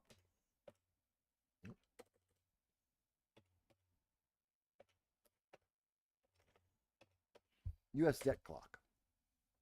Okay? And we look at the real-time count. Yes, we're at $36.4 trillion, which is a ridiculous number. But the new thing here is this is the Doge clock. This is the amount of savings that the United States government has been able to recover in less than 30 days. This is government efficiency in effect. Now, is that perfect? No, it's facing off against $36 trillion in debt. It's facing off against a $7 trillion budget spending by the federal government. But it is $76 billion of waste. This is enough money to feed children across the United States, to house the homeless across the United States. This is money we didn't need to spend and that we have been spending for years, if not decades in some cases, and that is a positive. So Doge is being effective at what was promised, to cut the waste in the United States government. This is the most effective and most realistic reduction in wasteful spending that we have seen in generations here in the United States. No one else has been able to do that. Now, again, CNN doesn't like that. So they're talking about this is an American revolution, except no one's complaining about it, except Democrats, because their status quo has been broken. The status quo that just kicked the can down the road and allowed Democrats and progressives to maintain their power, and establishment Republicans as well, to just maintain their power without actually doing anything. They did nothing effective. They did not improve anything. And as we saw with the Department of Education, things have gotten worse. Our students have less than what they had in the 1980s. And the results are worse scores for our students. They are less qualified. They are less capable. And we're seeing that in the workplace. So more government and more kicking the problems down the road have led to nothing beneficial. And except for Democrats who get reelected, establishment Republicans who get reelected decade after decade, all they have promised is we'll make it better. We will fix it. What was it that Kamala Harris said to the American people? I can fix inflation. You just have to elect me first. Wait a minute, but you're vice president. You've been there for 4 years. If you knew how to fix the problem with inflation that America was suffering under because of Bidenomics, then why didn't you fix it then? Because it was an empty promise. There was no substance behind that. It was just a gimmick to maintain power and to kick the problem down the road. So now we're getting results. This is what the American people want. I've said it many times from the moment I heard about Doge. I want them to close down the Department of Education. It is a waste of money. Bring it back to the states. And this way we can give our kids back the arts, whether it be drawing or music, to give them back the shop class, auto work, metal work, home economics, being able to balance a budget, to learn how to cook. Give them back these things that we have taken from them so that they can be able to survive and to compete in a world, because having them be snowflakes, having safe spaces is not improving their quality of life or making them more capable of being functional adults. It isn't working. Get rid of the Department of Education. CNN doesn't like that.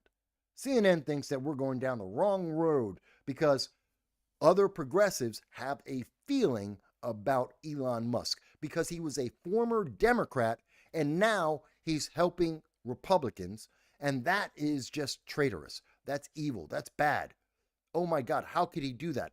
There's a tech oligarchy made up of Democrats in the tech industry. Does anyone ever think about that? Because CNN will not mention this.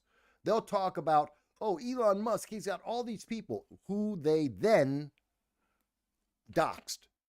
Individuals that are working for Doge, we don't know who works for USAID. I don't know any of the people's names. Why? Because none of the news media cared to tell us. But they are pointing out the people who are working for Doge. Why?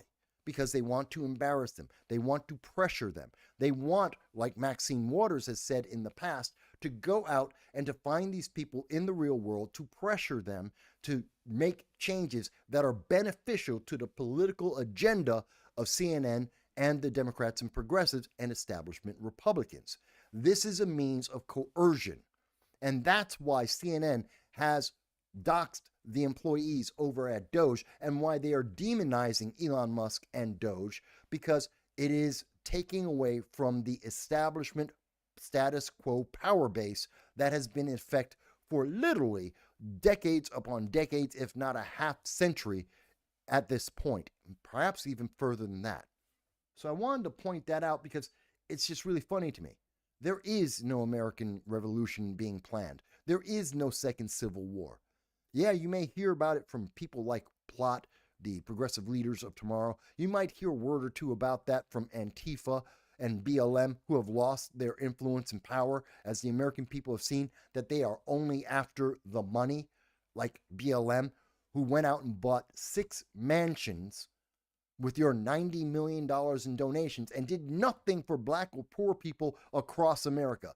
They were there to profit. They took your money and they got rich, them and their families. You got nothing. They weren't serious. This wasn't about helping you. This was about maintaining the status quo and getting as much for themselves to be as selfish as possible. That is the reality. And it may not be pleasant for some people to hear that on the left, but it is the truth. Now, I wanted to mention that because we're seeing a lot of things. Where is it? I want to go to.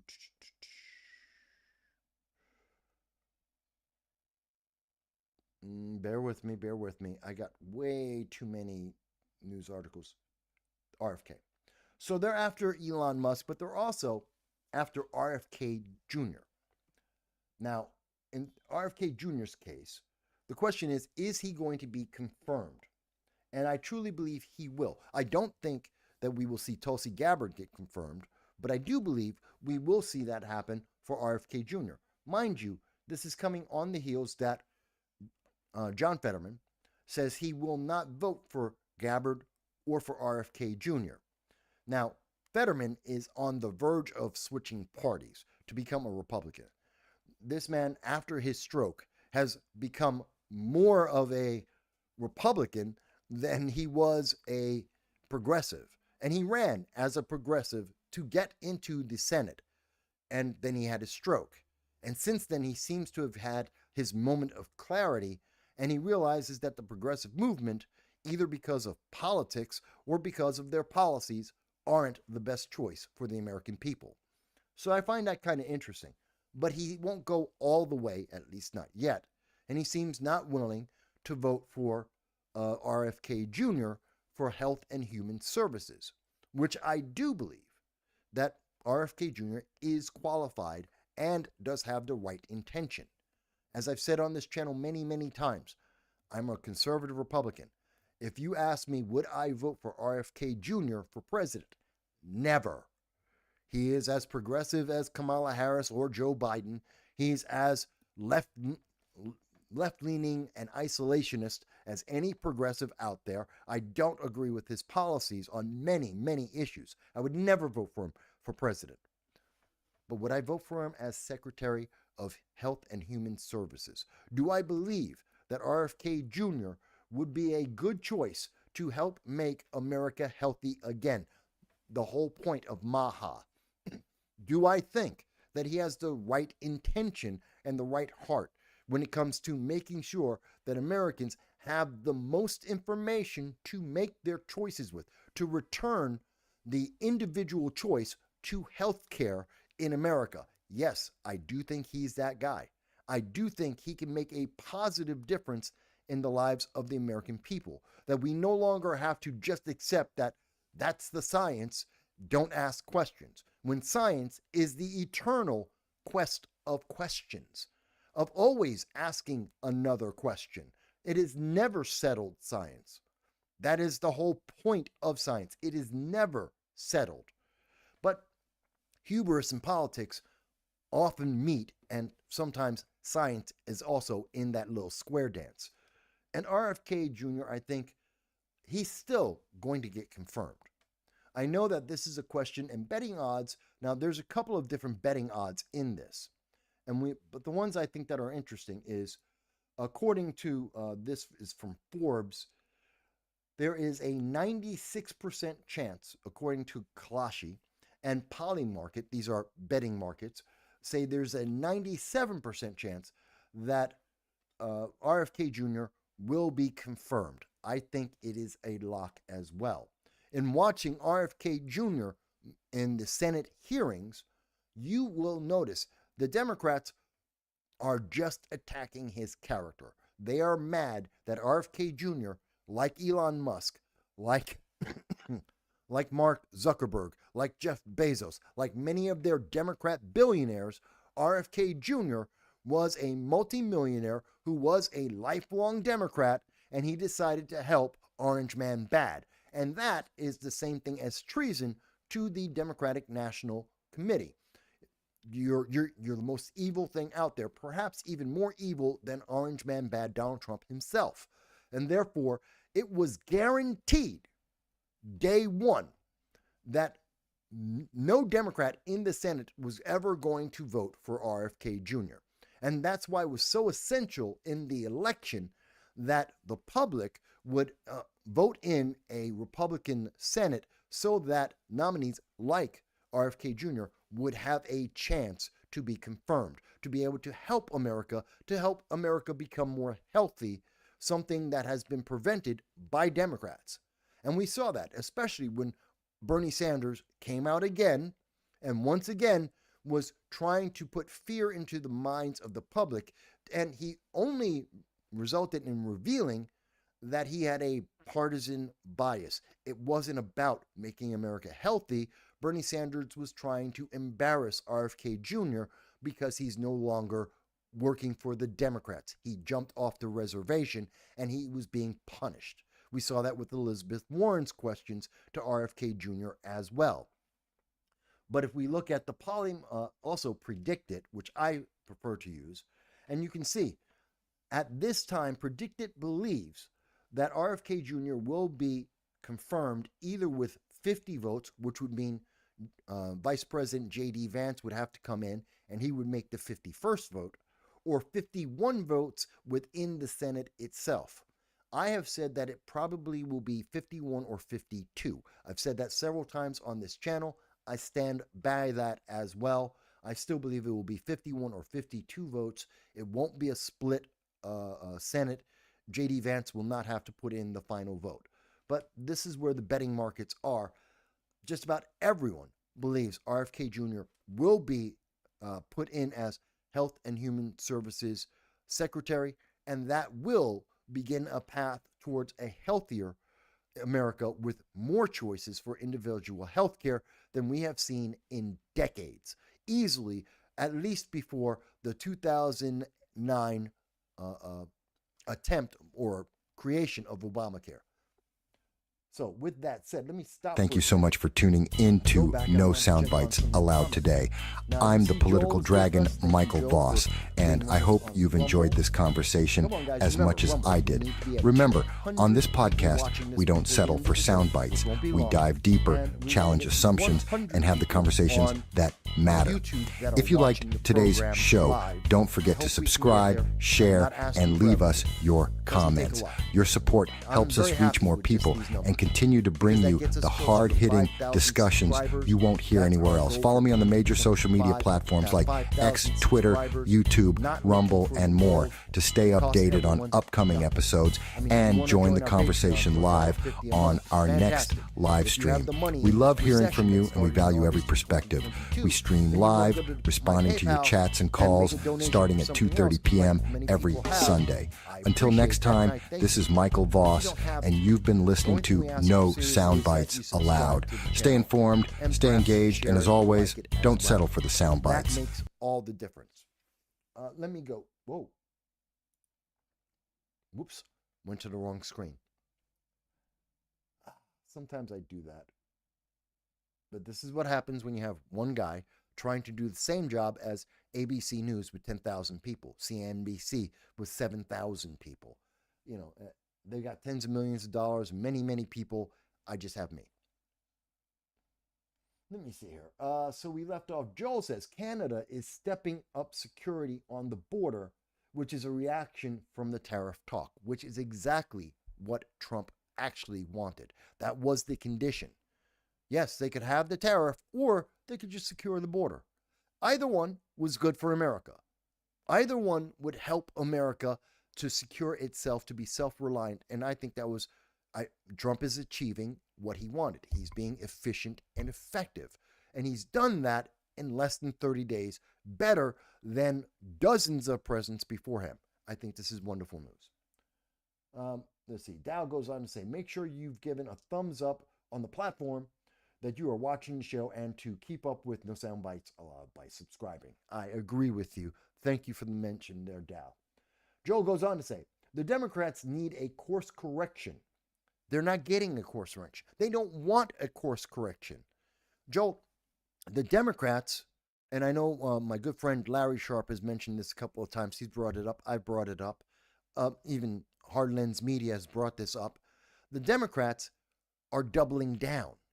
They think in their echo chamber, when they go to Blue Sky, which is their people, they hear that they are doing fantastic and that Blue Sky wants more of what we have seen from Biden and from Obama. They want them to double down.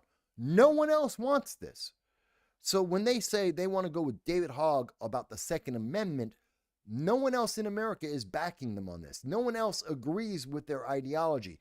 When Americans are seeing transparency for the first time, and it is shocking to America, but we're seeing where Democrats and establishment Republicans have been wasting our money, and they have no good answer for this. And the Democrats are fighting to continue to waste our money. Yeah, Blue Sky thinks that's great. No one else does. The Democrats don't care. That's why they have David Hogg as one of their vice presidents. It's why they have Ken Martin as the head of the DNC. They're going to continue to push DEI. They're going to push trans affirmation. They're going to push the things that were dividing America and bankrupting America because they think their base is with them, because they don't listen to you, because they're not actually going to the store with you. Chuck Schumer doesn't go to a store. He doesn't go out and buy things with regular people. Pelosi doesn't do that. AOC doesn't do that. Ilhan Omar doesn't do that. Our politicians, they're not going to the stores with you and me. They're not paying the same prices. What was it? The Young Turks were shocked that the price of eggs was $7 to $10, not $4 for a dozen of eggs. Why? Because they aren't like you and me. They don't care.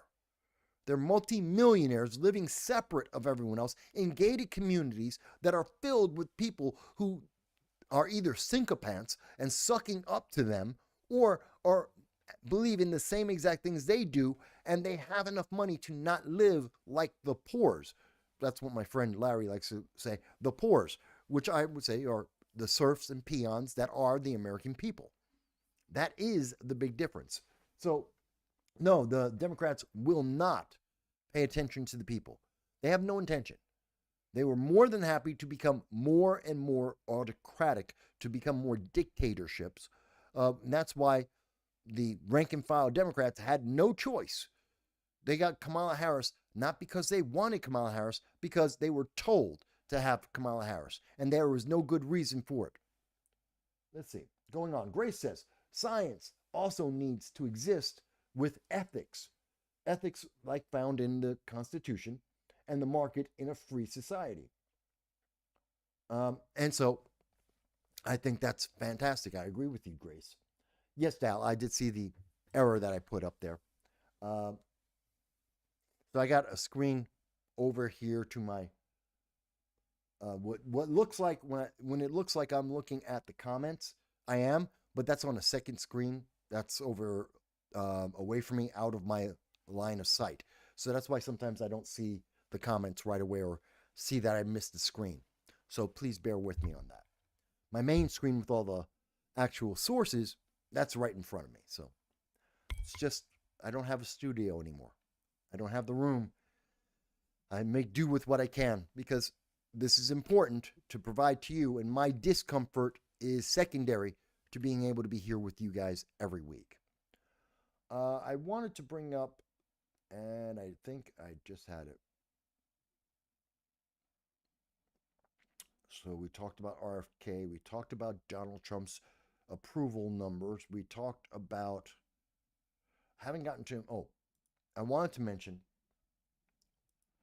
in the remaining time I have with you guys before the Super Bowl, good news for those of us who believe in the Second Amendment, and I do. And I want you to know that Donald Trump has come out 2 days ago on Friday and put out an announcement from the White House, which I am applying to see if I can get a presidential press pass, since I have received coverage rights to the security clearance to cover the president before when he went to Utica. So hopefully I'll be able to get a press pass. We'll see. But protecting the Second Amendment. And Donald Trump has reaffirmed that within the next 30 days, Attorney General Pam Bondi is going to go through all of the orders, regulations, guidance, plans, international agreements, and other actions of executive departments and agencies to assess, any ongoing infringement of the Second Amendment rights of citizens and present a proposed plan of action to the president to protect the Second Amendment rights. It means reversing things like red flag laws. That's what he's looking to do. He is looking to protect your right to defend yourself, something that women do not have in many of the bluer than blue states, including New York State. Women don't have a right to protect themselves. They don't have the options to do that. Families don't have the right to protect their kids with a bulletproof vest if they so chose. No. New York State has said, you have no right. Don't worry. Don't think about it. You're okay. Kathy Hochul was on the New York City subway 2 days after a woman was burned alive, and she was taking selfies telling everyone, no, New York's fine. You're safe. What are you talking about, violence on the subway? There's no violence on the subway. The week before and the week after, 2 individuals got shot and 3 individuals got stabbed on the New York City subway as Kathy Hochul looked you in the eye and said, nope, in her photo ops, and was saying, no, the subway is perfectly safe as long as you have, all of the news media and state police surrounding you, then you're completely safe, just like her. So we do need this. Now, I know there's some people who say, well, that'll make America the Wild West again. Well, the Wild West wasn't as wild as movies would like us to believe. That's the first thing. Second thing, America already there's more guns in America than there are American people. Let's understand that. There's about 400 million firearms in America at this time. They're owned by roughly around 160 million Americans. About half of America owns about 2 to 2.5 guns per person in this nation. That has been true for decades. Decades, there have been more firearms in America than people. And we don't see that as a problem. Because if the guns were as dangerous as Democrats would like us to believe, no one would be alive.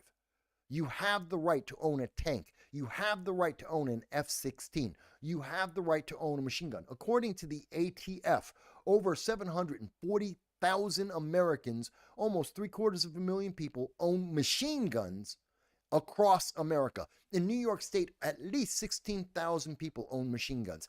In New Jersey, I believe the number is about 40,000 people in New Jersey own machine guns. Guess what? How many crimes have been done by an actual machine gun? 4. In the history of America since 1932, 4. 4 people have been killed by a machine gun since 1932. But there's almost 750,000 machine guns in America right now. If guns are so dangerous, if assault weapons, which would mean a machine gun, are so deadly and so prevalent and they have their own will to go out and kill people, then why aren't machine guns being used? Because it isn't the firearm that is the problem. And the government restricting you from being able to own a firearm, if you wish, is harming you. It is making it possible for illegal aliens and the deranged to go out and kill Americans as they have, and you don't have no choice. You have no way to defend yourself. How many women would still be alive today or would be unmolested today if they had the right and the ability to have a firearm to defend themselves? How many? Millions? Tens of millions? We will never know because Democrats will never provide the numbers and they will never speak about that. The mainstream news media will never cover that with you. They won't tell you that up to 3 million people are saved every year, according to an Obama administration report. 3 million Americans are saved every year from crime because they own a firearm. That's the Obama administration in 2012 that came out with that report. News media doesn't want to talk about it. We have. But anyway, let me move forward. Because I think that's important. And I think this is, again, an example of the White House, of Donald Trump, the Trump administration, once again living up to campaign promises to increase the individual's rights and freedoms, to reconfirm the Constitution and the amendments as they are written and not how they are being interpreted by progressives to try and limit your rights and freedoms. You're being treated like an adult, and it's been a long time. That's why it feels so good for so many people. That's why 53, 56% of Americans are so happy with the Trump administration and his policies and his actions, because they are effective, they're efficient, and they're treating you like an adult. Something that hasn't happened in a long time in American politics. Let me move forward.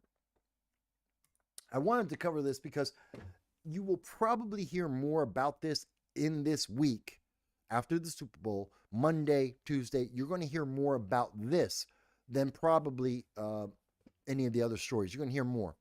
That Pete Hegseth, who is now the Secretary of Defense, has taken he's getting a hit. The left-leaning media is trying to turn this into a controversy. That Pete Hegseth told the public that he would be increasing the amount of transparency with the American people, so that we will understand more of what the Department of Defense is doing to protect America and American interests around the globe, which is a good thing.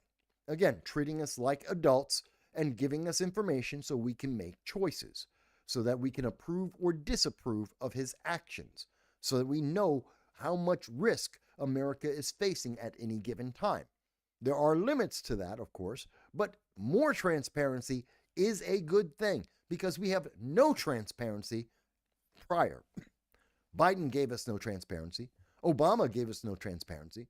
When President Obama issued a memo directing the State Department and the Department of Defense to drone strike and kill American citizens overseas, in particular in Yemen, because of accusations of being terrorists or working with terrorists, they had no convictions. They were not tried for a crime. They were living overseas off of American soil. And President Obama, because Obama wanted to, gave himself the right to use a drone to drop a bomb on those American citizens. And he didn't tell anyone. And it wasn't until after the fact, after he had done this some 30 times, that there was a leak of a memo that reached the news media and the American people became aware of that. We didn't get to find out before he did it, when he issued the memo. We didn't get to have a discussion if that was constitutional, if that was a power of the president, that he had the right and the ability to kill American citizens without a trial, without a conviction, without even being charged with a crime. We didn't get that option. That's what happens when you have a lack of transparency. But now we have transparency. Now, with that being understood, Pete Hegseth had a press conference. This was on, I believe it was Friday? Friday. And so he had this press conference, and the press conference, when it went to questions, so he made his opening statement at the Pentagon in his first town hall, and when he got his first question, the live feed, the live stream, cut off. The Pentagon cut the feed. It was the end. Now, that was after about 15 minutes of his opening remarks. This was something that was planned by Pete Hegseth, the secretary. This was known to the Pentagon, that questions would be asked and the public would not hear those questions. Some of them may have been more classified than others, and this was more of an internal and in-person conversation. So it wasn't presented to the public. Democrats are now trying to say, well, this is an example of a lack of transparency, that Pete Hegseth lied to the American people because he said he would be transparent, and then he cut off the live feed. Well, that's not really true. let's debunk this a little bit if we can. While it is true that the conversation ended very quickly, I believe it is, I had it here. Oh, damn. What I'm looking for here is the fact that this is the first time that the Secretary of Defense was actually speaking to the American people at all. See, in each of the town halls under the Biden administration, Secretary of Defense, Lloyd Austin, we never heard it. Not once. Not even the opening statements. He never presented Secretary of Defense Lloyd Austin never talked to the American people. Do I have it? No. And it is in this article, which comes from Defense News. Not once. You will not find a press conference for a town hall where Secretary of Defense Lloyd Austin ever spoke to the American people.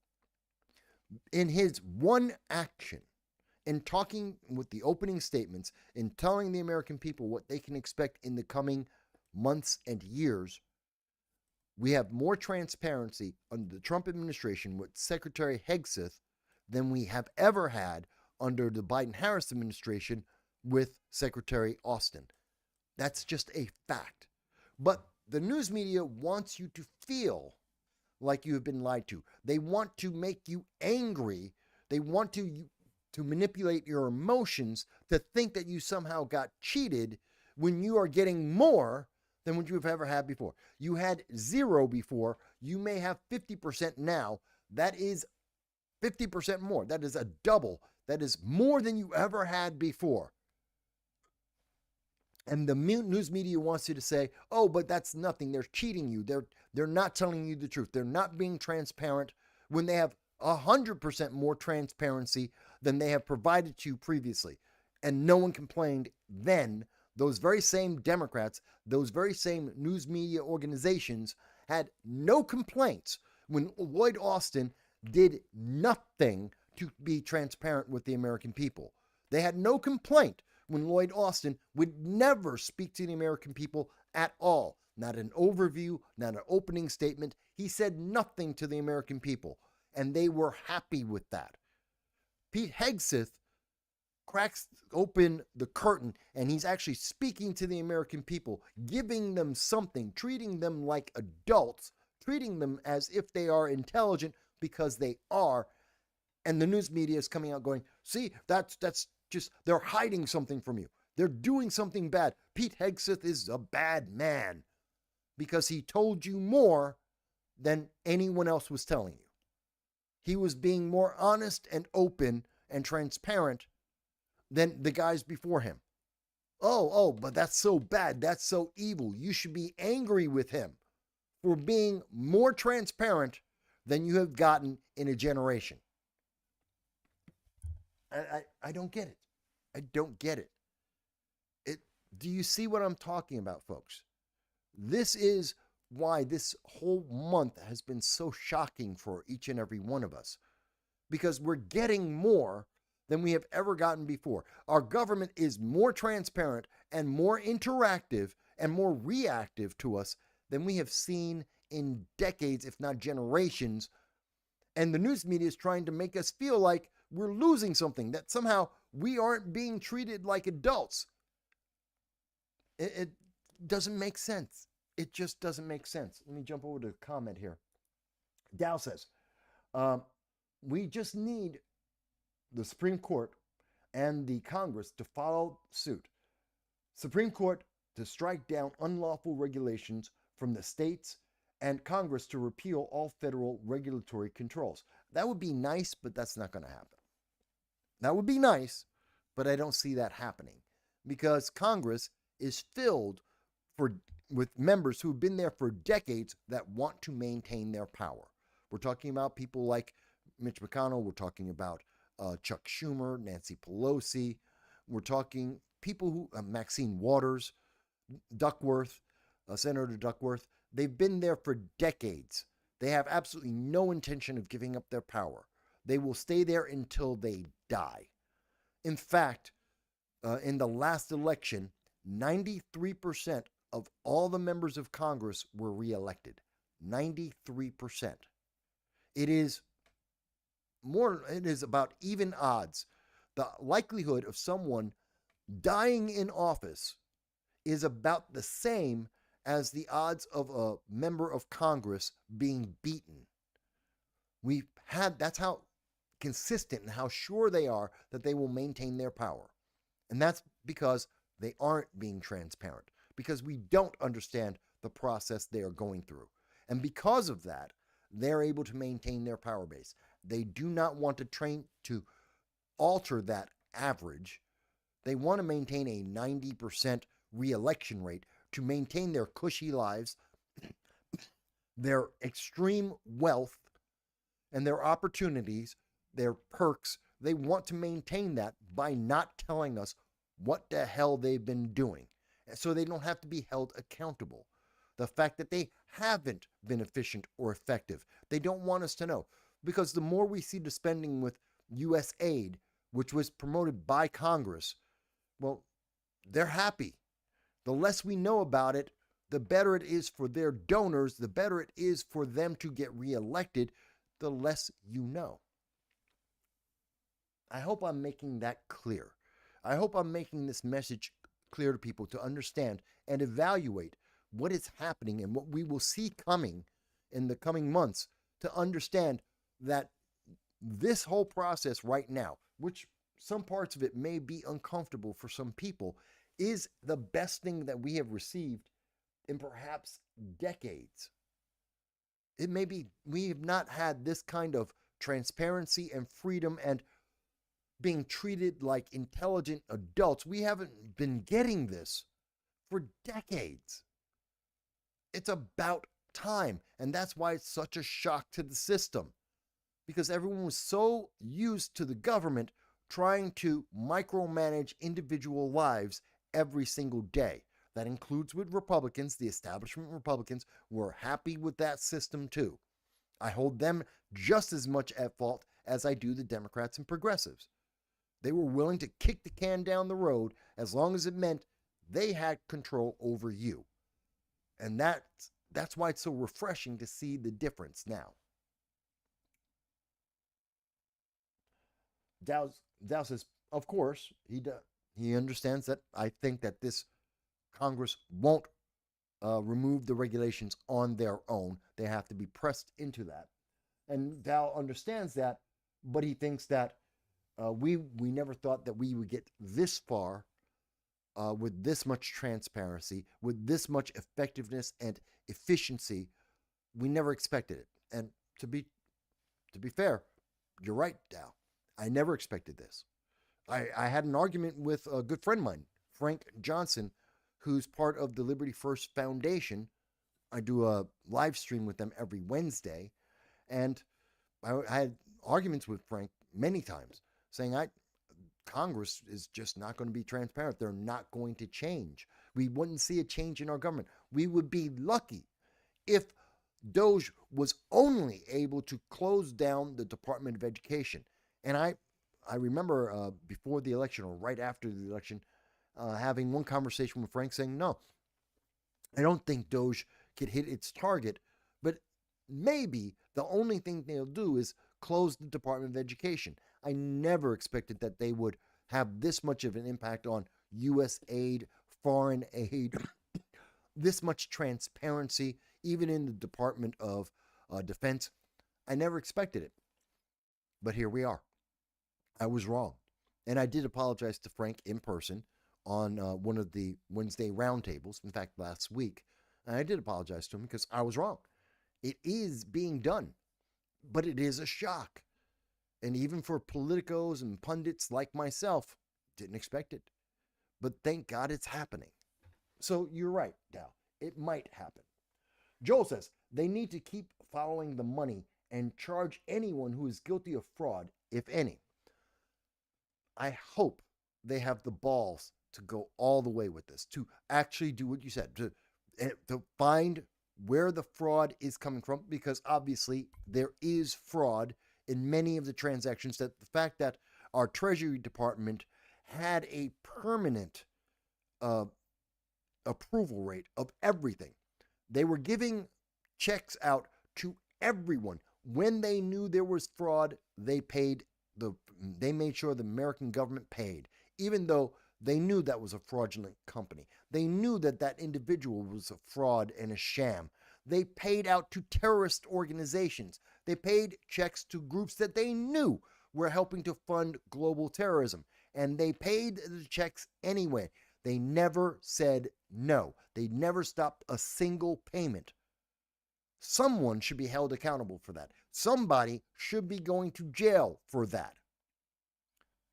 Who, I don't know. We need more information. But that seems criminal to me. That you are actively giving money, American citizens' hard-earned taxes, to someone who is a known fraudster, a business that is a known fraud, individuals who are taking advantage of the system, to terrorist organizations and groups linked to those terrorist organizations. And you're giving the American people's money away anyway? No, absolutely. That is something that I believe is criminal, and I do believe someone should be held accountable. We just need to know who.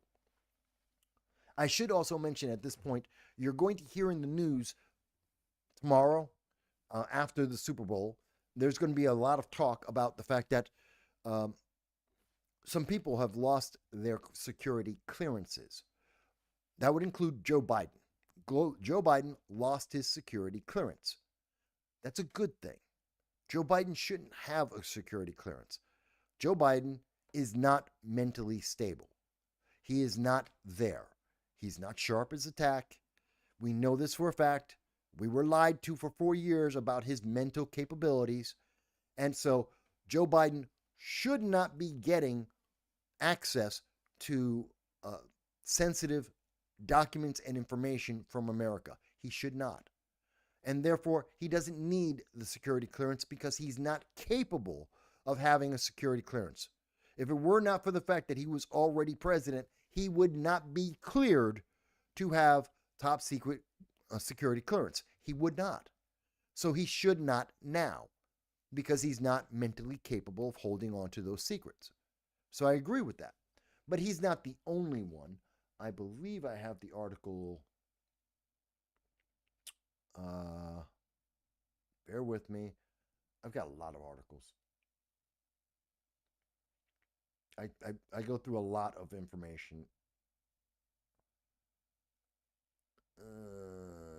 Did I have it? Did I have it? I know I have it.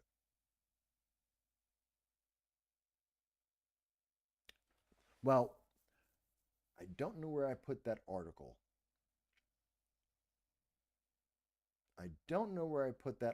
But I did want people to know that includes New York Attorney General Letitia James and Manhattan DA Alvin Bragg also had their security clearances pulled. Now, I do want to mention that I think that's perfectly fine. That is a good thing because they don't deserve to have their security clearances. They don't need them. There's no reason why Attorney General Letitia James does not need a security clearance. She doesn't need a federal security clearance. Now, this came, and Brian Krastine was one of the individuals to bring this up, that President Trump revoked yesterday the security clearance of Secretary of State Antony Blinken. He's no longer Secretary of State. He doesn't need a security clearance. He's not negotiating for the United States. He doesn't need access to world leaders on behalf of the United States. He doesn't deserve a security clearance. He doesn't need further updates. It's not necessary. Why should he have one? That should be the question for all the Democrats out there, all the progressives who are saying, oh my God, Trump has taken away these security clearances. It's warfare. Why do they need them? That's the one question I ask.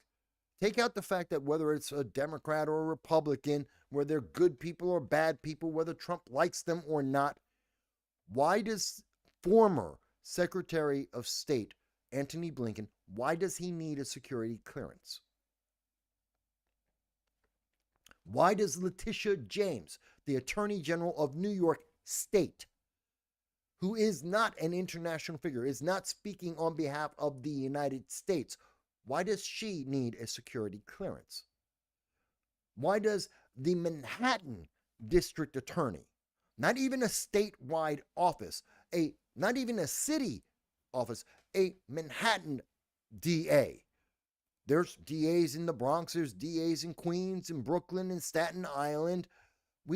He's just one of many DAs. He's not special. He's not statewide. He's not the AG for the city. He's just a DA, one DA out of many DAs. Why does he need a federal security clearance? So the question shouldn't be, oh, they had their security clearance pulled. The question should be, why do they have one? They don't need it. There's no requirement for him. The Manhattan DA can do his job every day without a security clearance. 99% of the DAs across the entire United States don't have a federal security clearance. Why does he need one? The overwhelming, as far as I know, no other state attorney general has a federal clearance because they don't need it for their job. So why does Letitia James? It's that simple. Ask the question, why do they need it? That's the one question that Brian Krastine doesn't want you to ask, that the Democratic Party and progressives don't want you to ask. People who don't like Donald Trump don't want you to ask the question, why do they need it? It's not necessary for them to do their jobs and to be effective at their jobs. They don't need a security clearance. They don't need to have access to federal secret data. It's not necessary at all. So why are we upset that they don't have it? They were doing their job before they got the security clearance. They can continue to do their job without the security clearance. Why is anyone supposed to be upset? This is yet another case of them manipulating you to think, oh my God, the world is ending and Trump is a dictator, rather than realizing with clear transparency, this was a waste of effort and time. This is something that is unnecessary. Therefore, it is wasteful. Why give them things they don't need?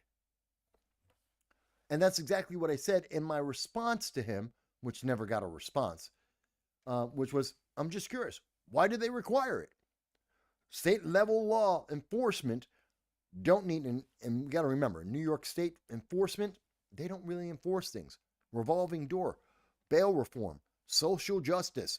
They don't, 6,000 people who were arrested for rioting and vandalism and looting in New York State. Alvin Bragg, he said, no problem. Charges dropped. So not so much for law enforcement in these individuals he's pointing out, but they don't need a federal clearance. And Antony Blinken isn't talking on behalf of the United States. He has no impact. Antony Blinken can go in and talk to any world leader, and nothing he says matters. Nothing. He has no authorization. So why does he need clearance?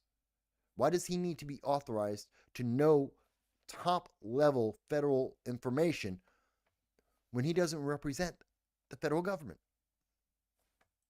And this is probably why Brian Krastine didn't respond to me, because he doesn't have an answer. Because the answer is they don't need it. This isn't a crime against humanity. It's not a crime or prejudice against Democrats. There's no reason why they should have it. I mean, that's just the honest truth. Of course, that brings me to, oh, wait a minute, comments. Back to the comments real quick. And in the comments, Joel, let's see. Joel goes on to say, Joel said, Biden revoked Trump's clearance in his same time frame. They can't complain. Well, yeah. Remember when, let's see, the Biden administration pushed for social media companies to cut off the president, and they did. Donald Trump was still sitting president when they cut off his voice, cut him out of social media, which is insane. And President Joe Biden took away President Trump's security rating. Why? Ex-presidents do speak on behalf of the United States on a regular basis, and they are part of the back channel negotiations that happen with many countries around the world. We have seen many presidents do that, like Barack Obama has done it for Joe Biden. We've seen that happen with the Bushes. We've seen that happen with the Clintons. This is something that is not unusual.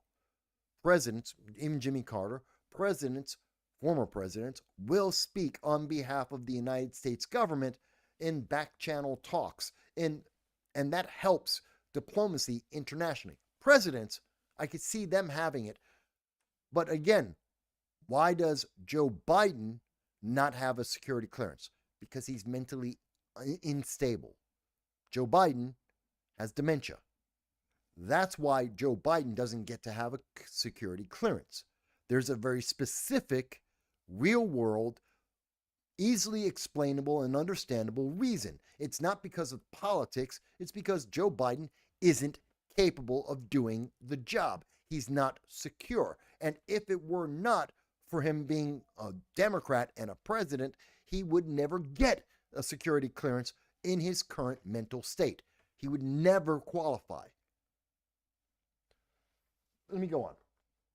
Dow says, wonder if Monday they'll announce Ron Paul for the head of the task force to edit the Fed. I would love for Ron Paul to be in charge of editing the Fed. He's always wanted to do it, and I think he would be a good choice to do that. Again, someone who I would never vote for as president, but someone who in that limited and defined role could do a fantastic job. I agree. Let's see. Joel says, Letitia James, the Attorney General for New York State, needed the security clearance to attack her political enemy, which was Donald Trump. Yeah, she attacked him. She charged him. She got him convicted. Why does she still need it? She doesn't. So it's not Trump having a political backlash and he's attacking Letitia James and it's going to be a gotcha and retaliation. No, it's not.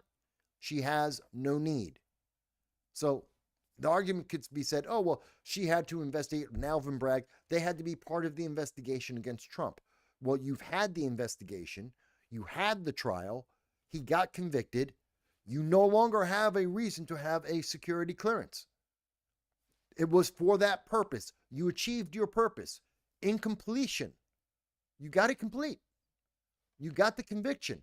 You no longer need the security clearance. That security clearance should have been removed under the Biden-Harris administration. Except Democrats were afraid to take away the security clearance of black people, black Democrats, high-profile black Democrats. They were terrified of the optics, so they just kept them with the security clearance, even though that was a clear and present security risk, because they have no reason and no reason to have that security clearance. That's why Letitia James and Manhattan Manhattan DA Alvin Bragg, that's why they have, up until now, a security clearance, because they have no need for it. None.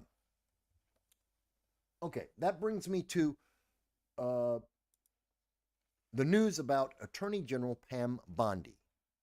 Now, she, in her first day, her first act was to go to all the security, to look at all the sanctuary cities and states and say, guess what? You're losing your funding. Period. Full stop. Right there. First thing she did. And if people remember on this channel, we said before the election and even after the election that if Donald Trump were to win, he's going to go after all the sanctuary cities. That it was absolutely apparent. And he had said so on the campaign trail, that he was going to take out the sanctuary cities because there is law. And sanctuary cities violate the law. Sanctuary states violate the law, and they should be punished. They should not get full funding. He tried to do this in a nice, soft way when he was the 45th president of the United States, but he got a lot of blowback politically and had a lot of negative media, and so he backed off, and he didn't go through with it. This time, as the 47th president, he absolutely went straight to it. And Pam Bondi, on her first day, one of her first actions was, your funding is done. Now, people may remember, on November 25th of 2024, when I was at the Bronx Conservative Party town hall with a New York City councilwoman, Christy Mormorado, I asked her directly, and I said, I think it was at minute 52 in that live stream of that live event, I was able to ask the question of her, what is New York City going to do when Donald Trump cuts the funding for the New York State, which would be about $5 billion, I estimated at that time, that federal funding would be cut because we're a sanctuary city and a sanctuary state. At the time, the New York City Council in November of 2024 had no answer. They had not considered that. They didn't think that any president would be so bold as to cut their city and state funding because of their open border status, their violation of United States immigration law. They thought that they were above the law, that no one would dare try and take away their funding. They're wrong. I was right. I asked the question because I knew it was coming. It was obvious because that's part of the mandate that Donald Trump was elected under. We wanted to see accountability, that if states and cities decided on their own to make up their own law, that they would be held accountable. Because if there is no law, if the laws that exist aren't enforced, then there is no law, and that's part of the reason why we have so much crime from illegal aliens. I know they always like to say, well, immigrants have the lowest rate of crime. Yeah, I'm not talking about legal migrants. I said illegal aliens. And their first act, and you can't tell me the incidence rate of crime amongst illegal aliens is low. No, it's not. It's 100%. Illegal aliens, by definition, being in the United States, they've already broken a crime. They've already committed a crime. I think the press secretary for Donald Trump has already said that. Every single one of them. It's a 100% criminality for illegal aliens. Every single one of them has broken the law. So you can't tell me, oh, illegal aliens have a low crime rate. They're 100% criminals. Every single one of them. Oh, the news media didn't word it that way. They just ignored the fact that the first crime they committed was entering America without authorization or documentation. Oh, yeah, because the colleges have said, well, it's undocumented migrants. Well, that's a crime. That's a crime. It always has been a crime. It wasn't enforced, and it should be, because Democrats don't want to enforce it. They want open borders, as we were told by Kamala Harris when she was speaking to ABC News in Philadelphia. We know for a fact they want open borders. They want criminality. They want to pick and choose which law they will enforce, which means no law actually has the weight of power of the government, whether it's state level or federal level. Laws don't matter because they're arbitrary. And that creates a lawless state that helps to create more crime. If laws are arbitrary, why would you expect me to adhere to any law? You wouldn't. And more importantly, criminals won't. If laws are optional and criminals don't follow the law as is, they're not going to follow the optional laws. That's just pure criminal logic. The fact is, laws must mean something. They must have weight. They must be enforced. If you don't like the law, change the law. It's that simple. Change the law. I don't know why Democrats can't seem to understand that. If you think you're on the right side of history, if you think you're doing the right thing, then change the law. And the American people will support you in that if you're right. But guess what? Donald Trump is being supported by the American people because Democrats and progressives are wrong. The establishment Republicans are wrong. That's why the public is supporting Donald Trump and his policies, because he is holding himself, and more importantly, the government at local, federal, and state levels. They're holding everyone accountable. They are enforcing the law as it is written, not as they want or if they want. And so Pam Bondi paused funding to sanctuary cities, including New York City. We knew this was going to happen. This was obvious. Democrats are shocked. Progressives are shocked. They can't imagine. Oh my God, how could he possibly do that? That is so terrible. Oh my God, that's the worst thing possible. It was obvious.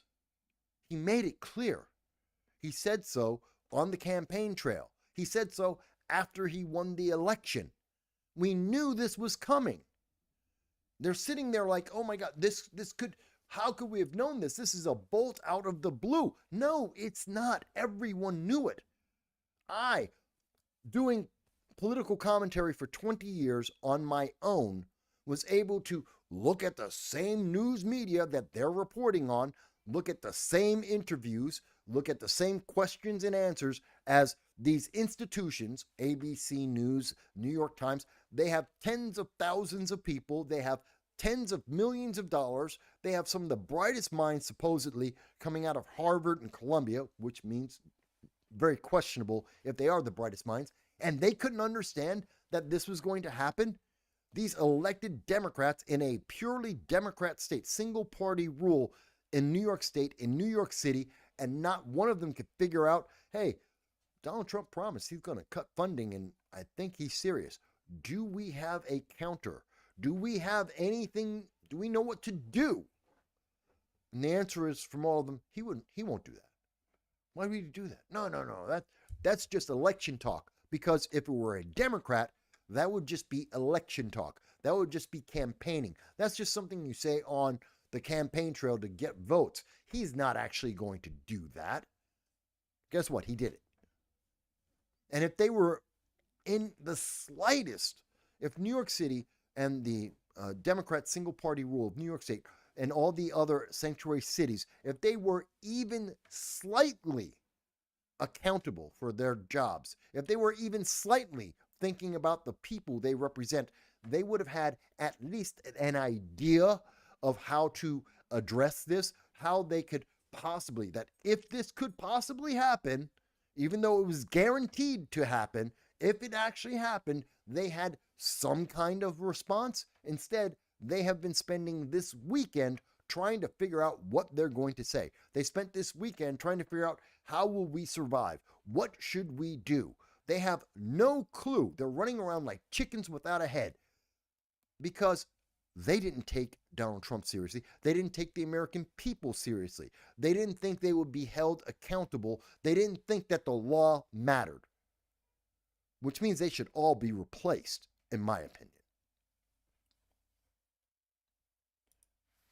In my opinion, oh, wait a minute. Wait. Let me jump back. So we have a Rumble rant, which is the same thing as a YouTube super chat, but I can't get super chats at the moment. Don't know why. But my Rumble rant comes from Peace Logic. Thank you, Peace Logic, for being an audience member. And Peace Logic, for $1, said he's dropping by to say hello. Hello, Peace Logic. Thank you for the donation. Thank you for the Rumble rant. I appreciate you, and I thank you for helping out on the channel with this donation. And I hope you're going to enjoy the Super Bowl if you watch sports ball. And if not, I hope you're having a great Sunday. I know there's snow out here, but most of it's melted now. So I hope you're having a good day, because I believe you're in New York City too, right? So I wanted to make sure I mentioned that. Oh, and you're also on YouTube as well. Thank you, Peace Logic. So let me mention. Okay, that kind of threw me off. I love it when I get rumble rants and super chats infrequently. So I really appreciate when I get them, and it kind of throws me off. It humbles me. It does. And I thank the support because I really appreciate that. It does make so much of a difference. And I don't care if it's $1 or $100,000. It doesn't matter. It's the same thing to me in terms of it's just really humbling. It really is. I do appreciate it. Okay. So you would think that if they had any kind of accountability, they would have adjusted for this. They would have had a plan.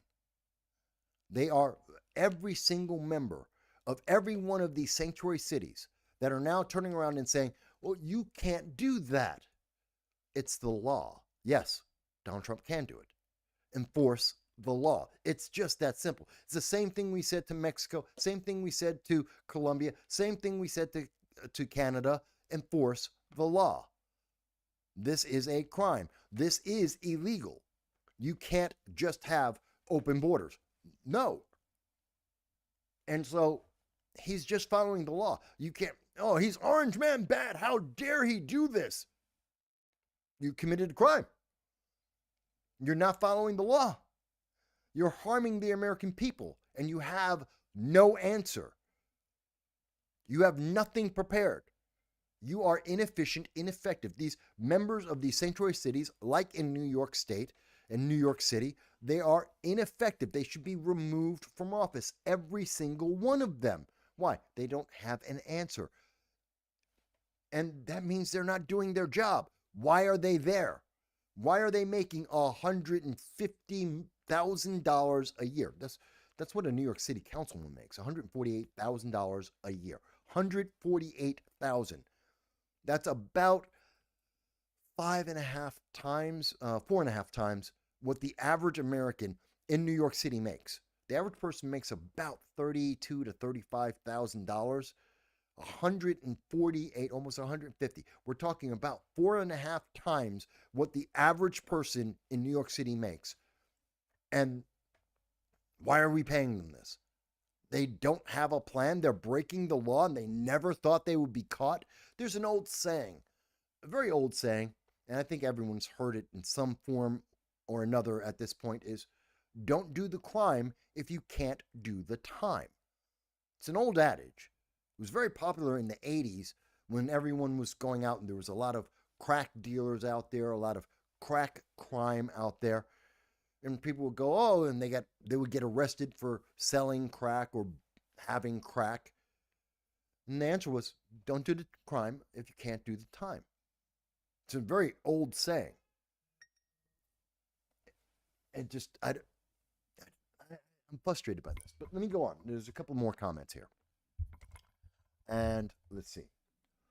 Joel says, are they arguing that 330 million people commit more crimes than 33 million illegal aliens? That's how math works. Well, yes, they are arguing about the math, but more specifically, the fact is, the 33 depends on the math. Someone will say, I've heard numbers from 11 million illegal aliens in America to 35 million illegal aliens in America. Most people go the middle route, and they usually quote somewhere around 18 to 22 million illegal aliens in America. Whatever number you want to, it doesn't matter what number it is. Whether it's 11 million, 33 million, 22, doesn't matter. Guess what? Every single one of them are a criminal. All illegal aliens are criminals. 100%. You can't tell me that migrants, which is what they love to say, which includes legal immigration into the United States. That's what Democrats do. They use that to confuse the numbers to make it sound better. Legal migrants, they say migrants, they do not commit crime. Take them out, and let's look at illegal aliens by themselves. The number is 100%. And then there are that smaller group of illegal aliens, some 650,000 of them at least, that we are absolutely sure of, have been convicted of additional crimes on top of being an illegal alien. So their number is closer to what, 120, 150%? That's the crime rate of illegal aliens. It's, as a group, somewhere around 120 to 150%. Oh, but the news media didn't tell you that. You weren't supposed to think about that. You weren't supposed to understand that, yeah, the first thing they did was commit a crime. So it's 100%. The rate is 100%. And higher because some of them in that group then commit even more crimes. So it's over 100% criminality amongst the illegal aliens. Oh, they don't like to talk about that. They don't want to recognize that. No, but it's an open border. No, that's a crime. You may let them in because Democrats want to let them in. That's still a crime.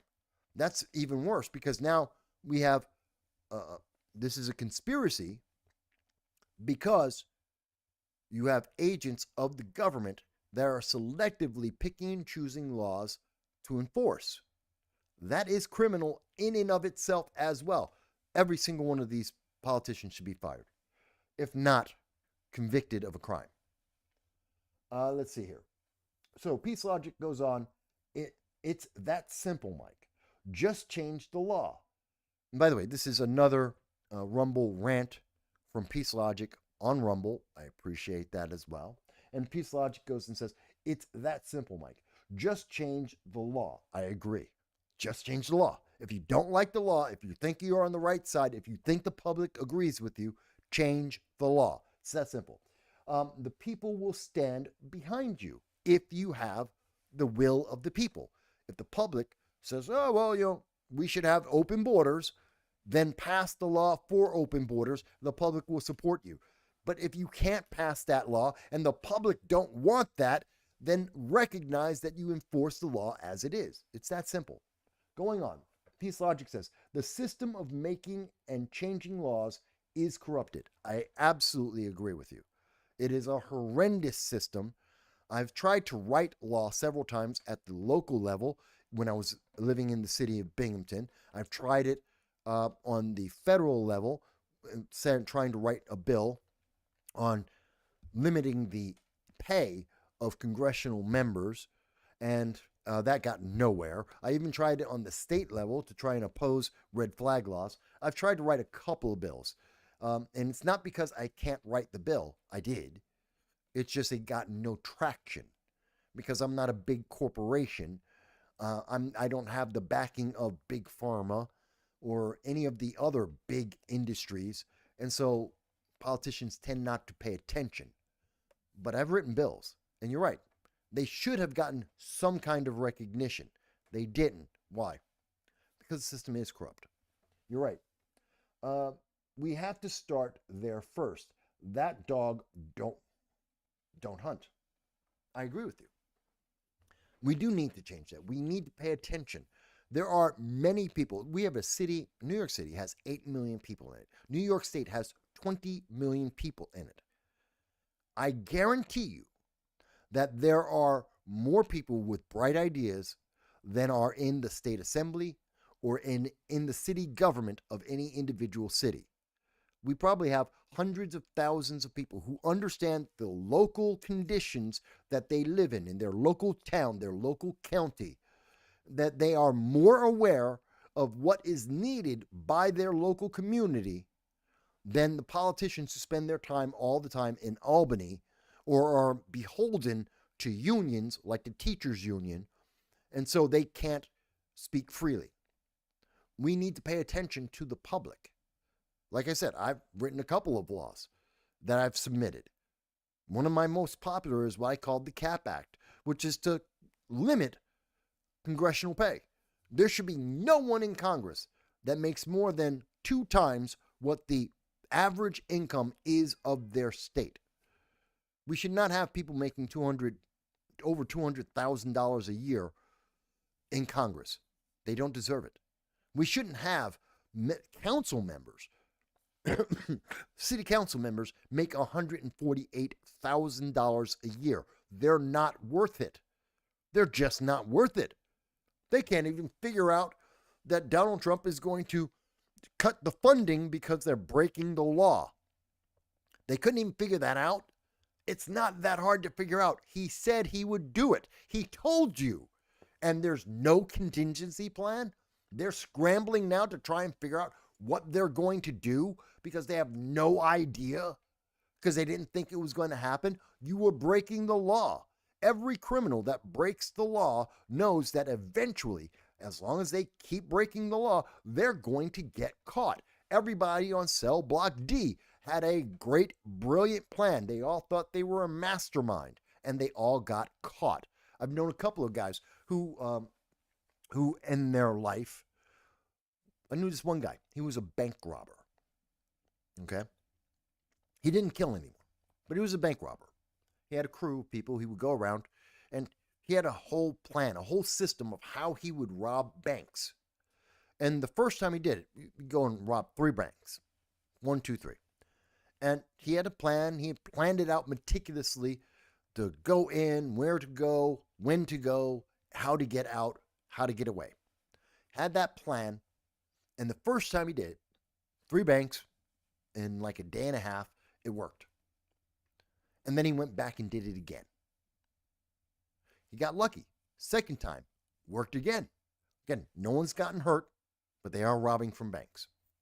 The third time he did it, and I had to ask him, why'd you do it 3 times? He's like, I need more money. I'm like, what did you do with the money the first 2 times? He's like, I spent it. Because he's not brilliant. He just used the money. He couldn't use all the money because the money was marked. But he used the money. Cleaned the money, used the money, and spent it all. Because he was an idiot. That's why he was a criminal. Because he was an idiot. And he went back the 3rd time. And he got caught. Quick. And he should have been caught. Because he wasn't smart enough to stop. I asked him, but you knew you'd get caught, right? He told me, yeah, I knew. I knew it the second that we got out of the first bank.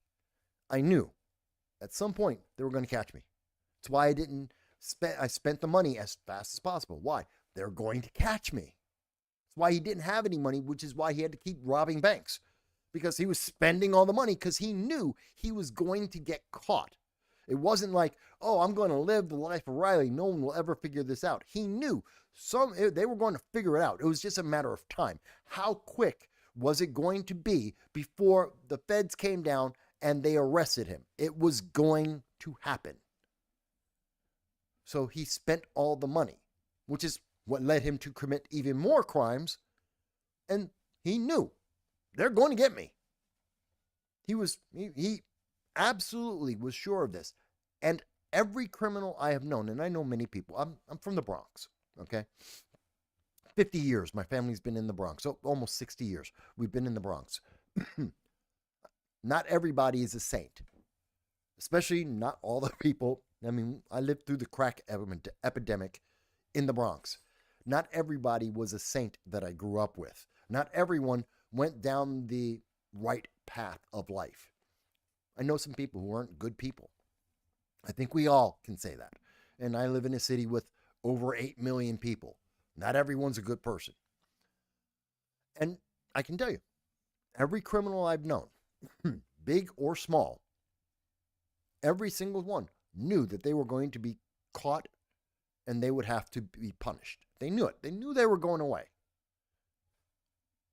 And yet, politicians who break the law repeatedly, daily, impacting the lives of millions, if not tens of millions of people, costing billions of dollars. These illegal aliens in New York City alone, it's like $5 billion. It costs $5 billion a year. Most of that federal funding. And they knew that they were breaking the law. They knew that that's why they called it a sanctuary city. They knew they were purposefully breaking the law. But because they're Democrats and politicians, they're not regular people. They didn't expect to ever get caught. They never expected to have any accountability. They thought it would never stop. That the free money would just keep on flowing. Their donors would just get richer and richer and fund more and more of their campaigns, and they would be able to sit in the seat of power forever. And then reality came, kicked them in the ass. And now New York City has no funding. And it should. But Pam Bondi is the bad guy in that story. Somehow, Pam Bondi and Donald Trump are the bad guy for enforcing the written law. Somehow, breaking the corruption that exists in sanctuary cities, that makes Pam Bondi a bad guy. That's what the left would like you to believe. That's what news stations, and I'm talking about news stations like ABC News. This article from ABC News, they're trying to make it that Pam Bondi is the bad guy, that she did something wrong by enforcing the law. Not the politicians that broke the law, willfully, continuously broke the law, knowing full well there would be repercussions, knowing full well they were endangering the lives of millions of people. She's the bad guy. Trump is the bad person. I don't understand it. I don't understand it. So let me go back here. And I've got, oh, hey, Sal. Sal's with us. Sal the hamster. Hello, Sal. He's over on Rumble. And I'm happy to be here with you on Rumble. I think we're up to 200 on Rumble. I don't know. I know we were trying to get to 100 people watching on YouTube, 200 or more people watching live on Rumble. So let me double check that. I'm going to get to the comments in 1 second. And I'm going to start off with you. We're a little bit short. Come on, guys. We got like 20, 30 people on. We need 20, 30 more people on Rumble. And let me take a quick look over on YouTube. And we're 5. We're 5 people short of 100 live viewers on YouTube. Come on. I'm at the end of the show. It's almost time for the Super Bowl. All I need is 5 more people watching the show live to break 100 live viewers. We've done it before. We can do it again. Come on, guys. Just 5 people. Anyway, let me go to the comments real quick. Sal says, Sal the hamster says, I'll say this again. When they were building Luther Forest in Malta, I was going to ACC. The head of the networking program was trying to get a course going for the plant. They ignored her and hired a bunch of Germans. It makes no sense why they would do that. You would think that they would work with the local people, that they would pay attention to the people. That's what I don't get it. And I understand, Sal. It makes no sense that they would ignore the people who understand the community the most, the actual citizens, the actual constituents, the people that make the difference, and also, just by chance, the people who vote. You know, the very people you're affecting are the very people that vote, and they're trying to ignore them on a regular basis. I don't get that. Let me see.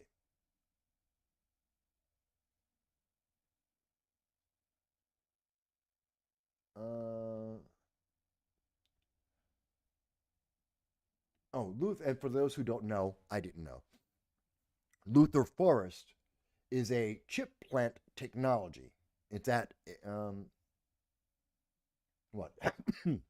it's just like, AMD? Okay. So it's kind of like the Micron project in New York State that is going nowhere. That is helping no one. Kind of like the drone testing site went nowhere. We spent, $1.25 billion for the drone testing site in Utica, and it's achieved nothing. Remember the movie theater that was built in New York State that was sold for $1? I believe it was sold for $1. The entire movie studio that was supposed to transform New York State into Hollywood on the East Coast, I think it was sold for $1. Complete waste of time. The hemp industry was supposed to be the home run. It was going to transform New York State. Complete failure. Absolute complete failure. because they're not paying attention to what the local people are asking for. They're not paying attention to what local people want and what they need. They're trying to tell people what they should want. They're trying to micromanage lives. That's Chuck Schumer. That's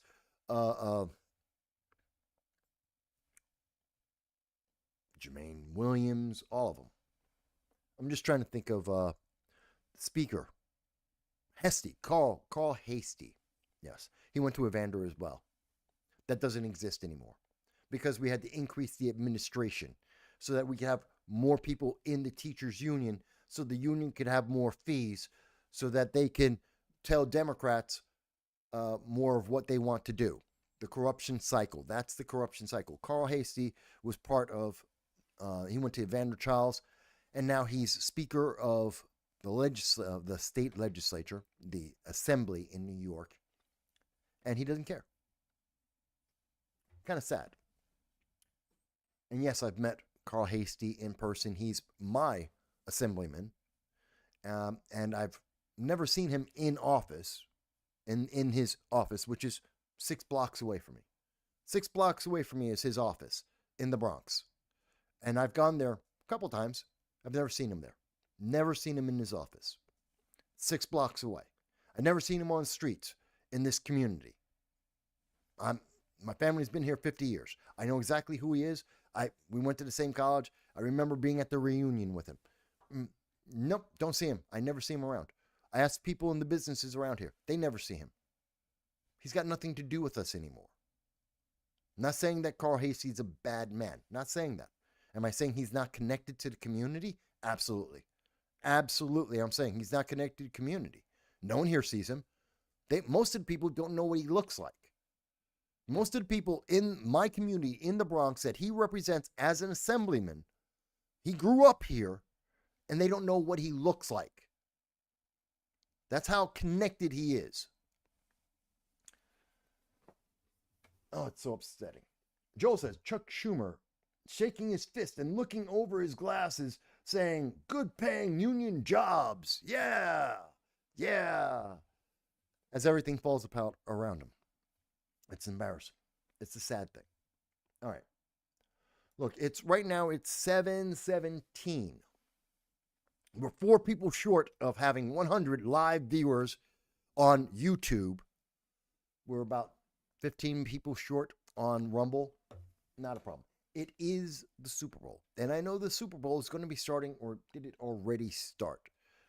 I understand. We tried to cover a lot. I'm going to go walk my dog.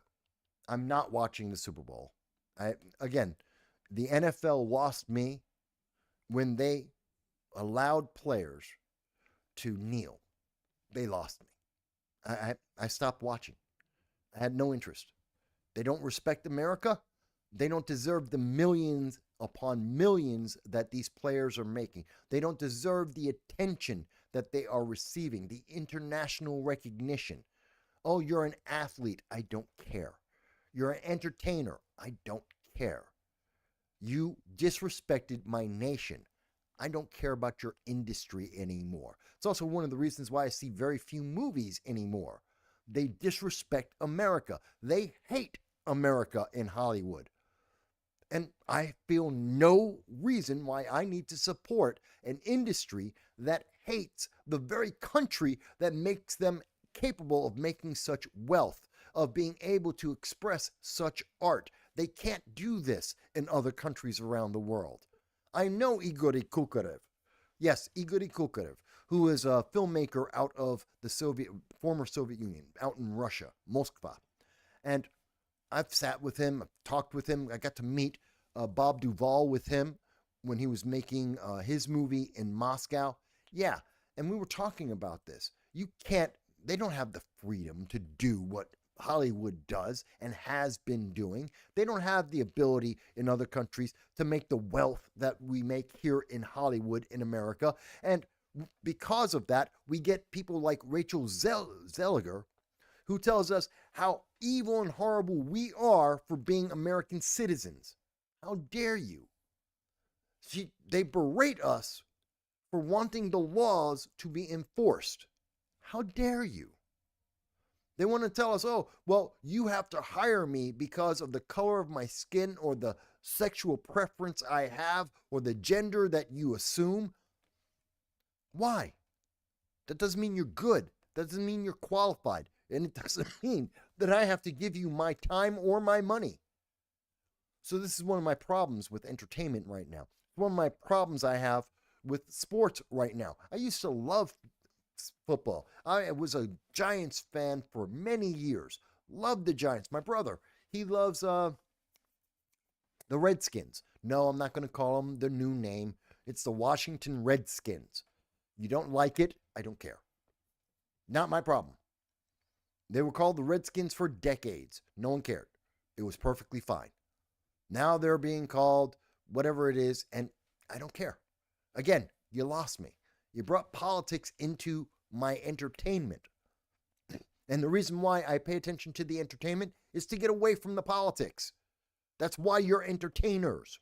Whether you're an athlete, an actor, whatever it is, you're an entertainer. You're not there to tell me about politics, let alone to tell me what my politics are supposed to be. No. You're supposed to just make me laugh or cry or be distracted for a couple of hours. And when they stopped doing that and they thought that they were bigger and better than just entertaining me for an hour or two, no, they thought they were important. LeBron, oh, well, China's not that bad. Screw you. You pampered little. Anyway, no. And Beyonce and Jay-Z, they went to Cuba to have their kid. They think the healthcare's fantastic there. Okay, let's strip away all your fame, all of your money, and drop you there. And I dare you to tell me you think it's the same thing. Because I know many, many, many Cubans who will tell you it's not great. That's why they've been leaving that nation in droves for decades. You pampered little. Anyway. I'm about to go off. So, no, I'm not going to be watching the game. I don't know who's playing. I don't care. I don't know who's going to win. I don't care. Doesn't mean anything to me. I don't care about who's doing the halftime. Meaningless to me. I know when they start off, they're probably going to. I saw something about some controversy that, oh my God, they might or might not sing the Black National Anthem. There is no such thing. Let me get that off my chest. I hate this. It's been bugging me for a while. There is no such thing as a Black National Anthem. None. The United States, America, has one national anthem. Period. One. For all the American citizens. One. And if you don't like the national anthem, then you have a problem. That's an issue for you, not for the American people. But there is no, we don't have national anthems based on people's race or creed. That's not how America works. It's never been how America works.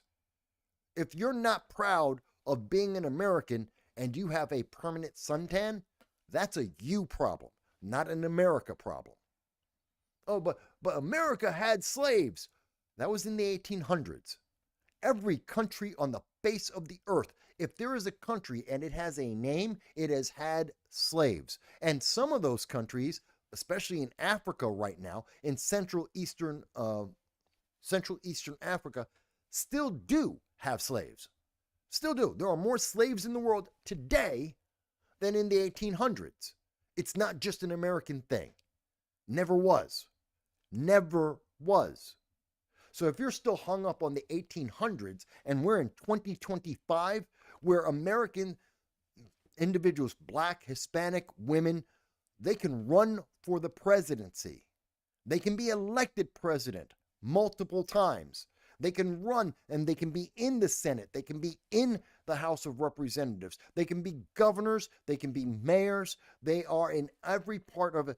We've got CEOs. Oh, but there's not enough. Well, that's a different problem. And again, that's more a you problem than anything else. No one's stopping. No one's going, oh, we got to the quota of women as CEOs. No more women. Sorry, wait for one of them to die and then you can be the next CEO. We don't have that. It's not a quota system. You don't like it? Go out and build a business of your own. Buy a bank of your own. run for elected office, and you can. In my lifetime, I remember very clearly in the 70s where having an interracial marriage could get you killed. And I know people who had to escape from the South because of that reason, running away from Southern Democrats, by the way. And guess what? Today, no one cares. No one cares. So to tell me that we need a black national anthem, I'm sorry. Look, you can be proud, you can be black. I got no problem with that. Knock yourself out. That's a good thing. You can be black, you can be proud. That's all great. But guess what? You don't have a national anthem. There is no nation of black. If there was a nation of black, hey, great, have a black national anthem. Fantastic. No such place exists on the face of the earth. Oh, it sounds facetious. Mike, you're just not being nice. I'm being honest. Respect and love the country you're in. Improve the country you're in. You don't think there's enough representation of black people or Hispanics or women or whatever group in politics? Go encourage someone to go and run for an elected office. Go and vote for that person. Donate to that person. Make sure that their name is known and get them to be elected, and then you will get more. Oh, there's not enough black men, women, not enough women, Hispanics, whatever group, polka dot people with purple hair. There's not enough of them in business. Go and create a business and then support them. Give them your money. Give them your time. Work for them for free. You build them up. You have that right. You have that ability. Most nations don't give you that option. You have that in America. You don't like things? Fix them yourself, but don't force it on me. I don't have to agree with you. I don't have to accept your reasoning or your feelings. So why are they going to try and shove a black national anthem onto me during the Super Bowl? Which is the only purpose of that is to divide America, to separate people by colors of skin. I'm sorry. No, I'm not going to support that. I didn't support them kneeling. I don't support the black national anthem being sung. There's one national anthem. That's it. If the NFL wants to get me back as a viewer, and by the way, they need people to view this because a lot more people than just me have been saying, nope, I'm out. I'll go play a video game. And they want us back. How about this? No more kneeling. And if you kneel, you get fired on the field at that moment. By the way, if you want to have an anthem, you go sing it somewhere else.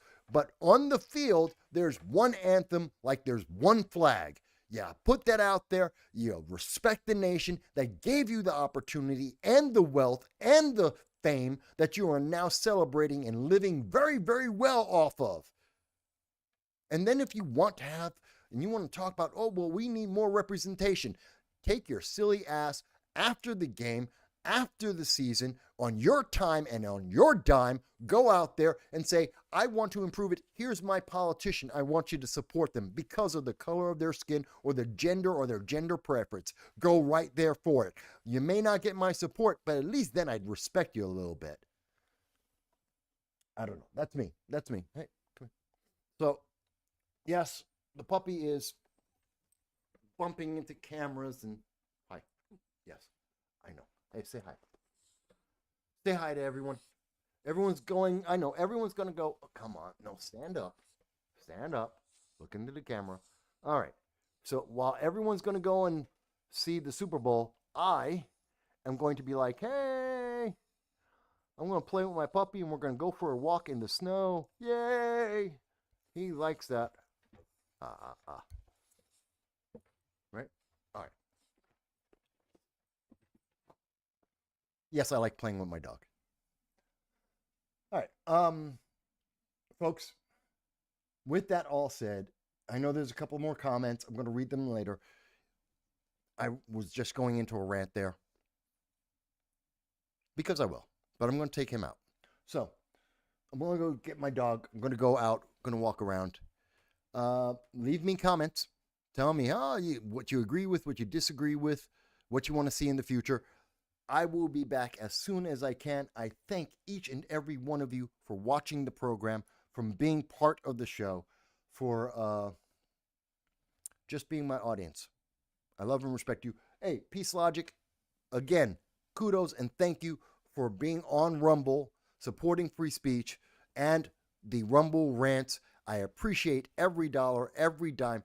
I thank you so much for being part of my audience, as well as everyone else. That includes Sal the Hamster, Grace, that includes Joel and Dal and Hal. I love it. I had a Dal, a Hal, and a Sal on the show today that were watching. I love it with all comments. That's just kind of funny to me. Maybe me. It's a me thing. Let's see. Who else was out there? I know there was Grace and Joanna and got so many others. You know what? I appreciate each and every one of you. No matter what. If you're watching the Super Bowl, I hope your team wins. I do. I hope you enjoy the game. I hope you enjoy the commercials. And even if you're not watching, no matter what you're doing, I look forward to seeing you guys. I look forward to seeing you next Sunday at 2:30 p.m.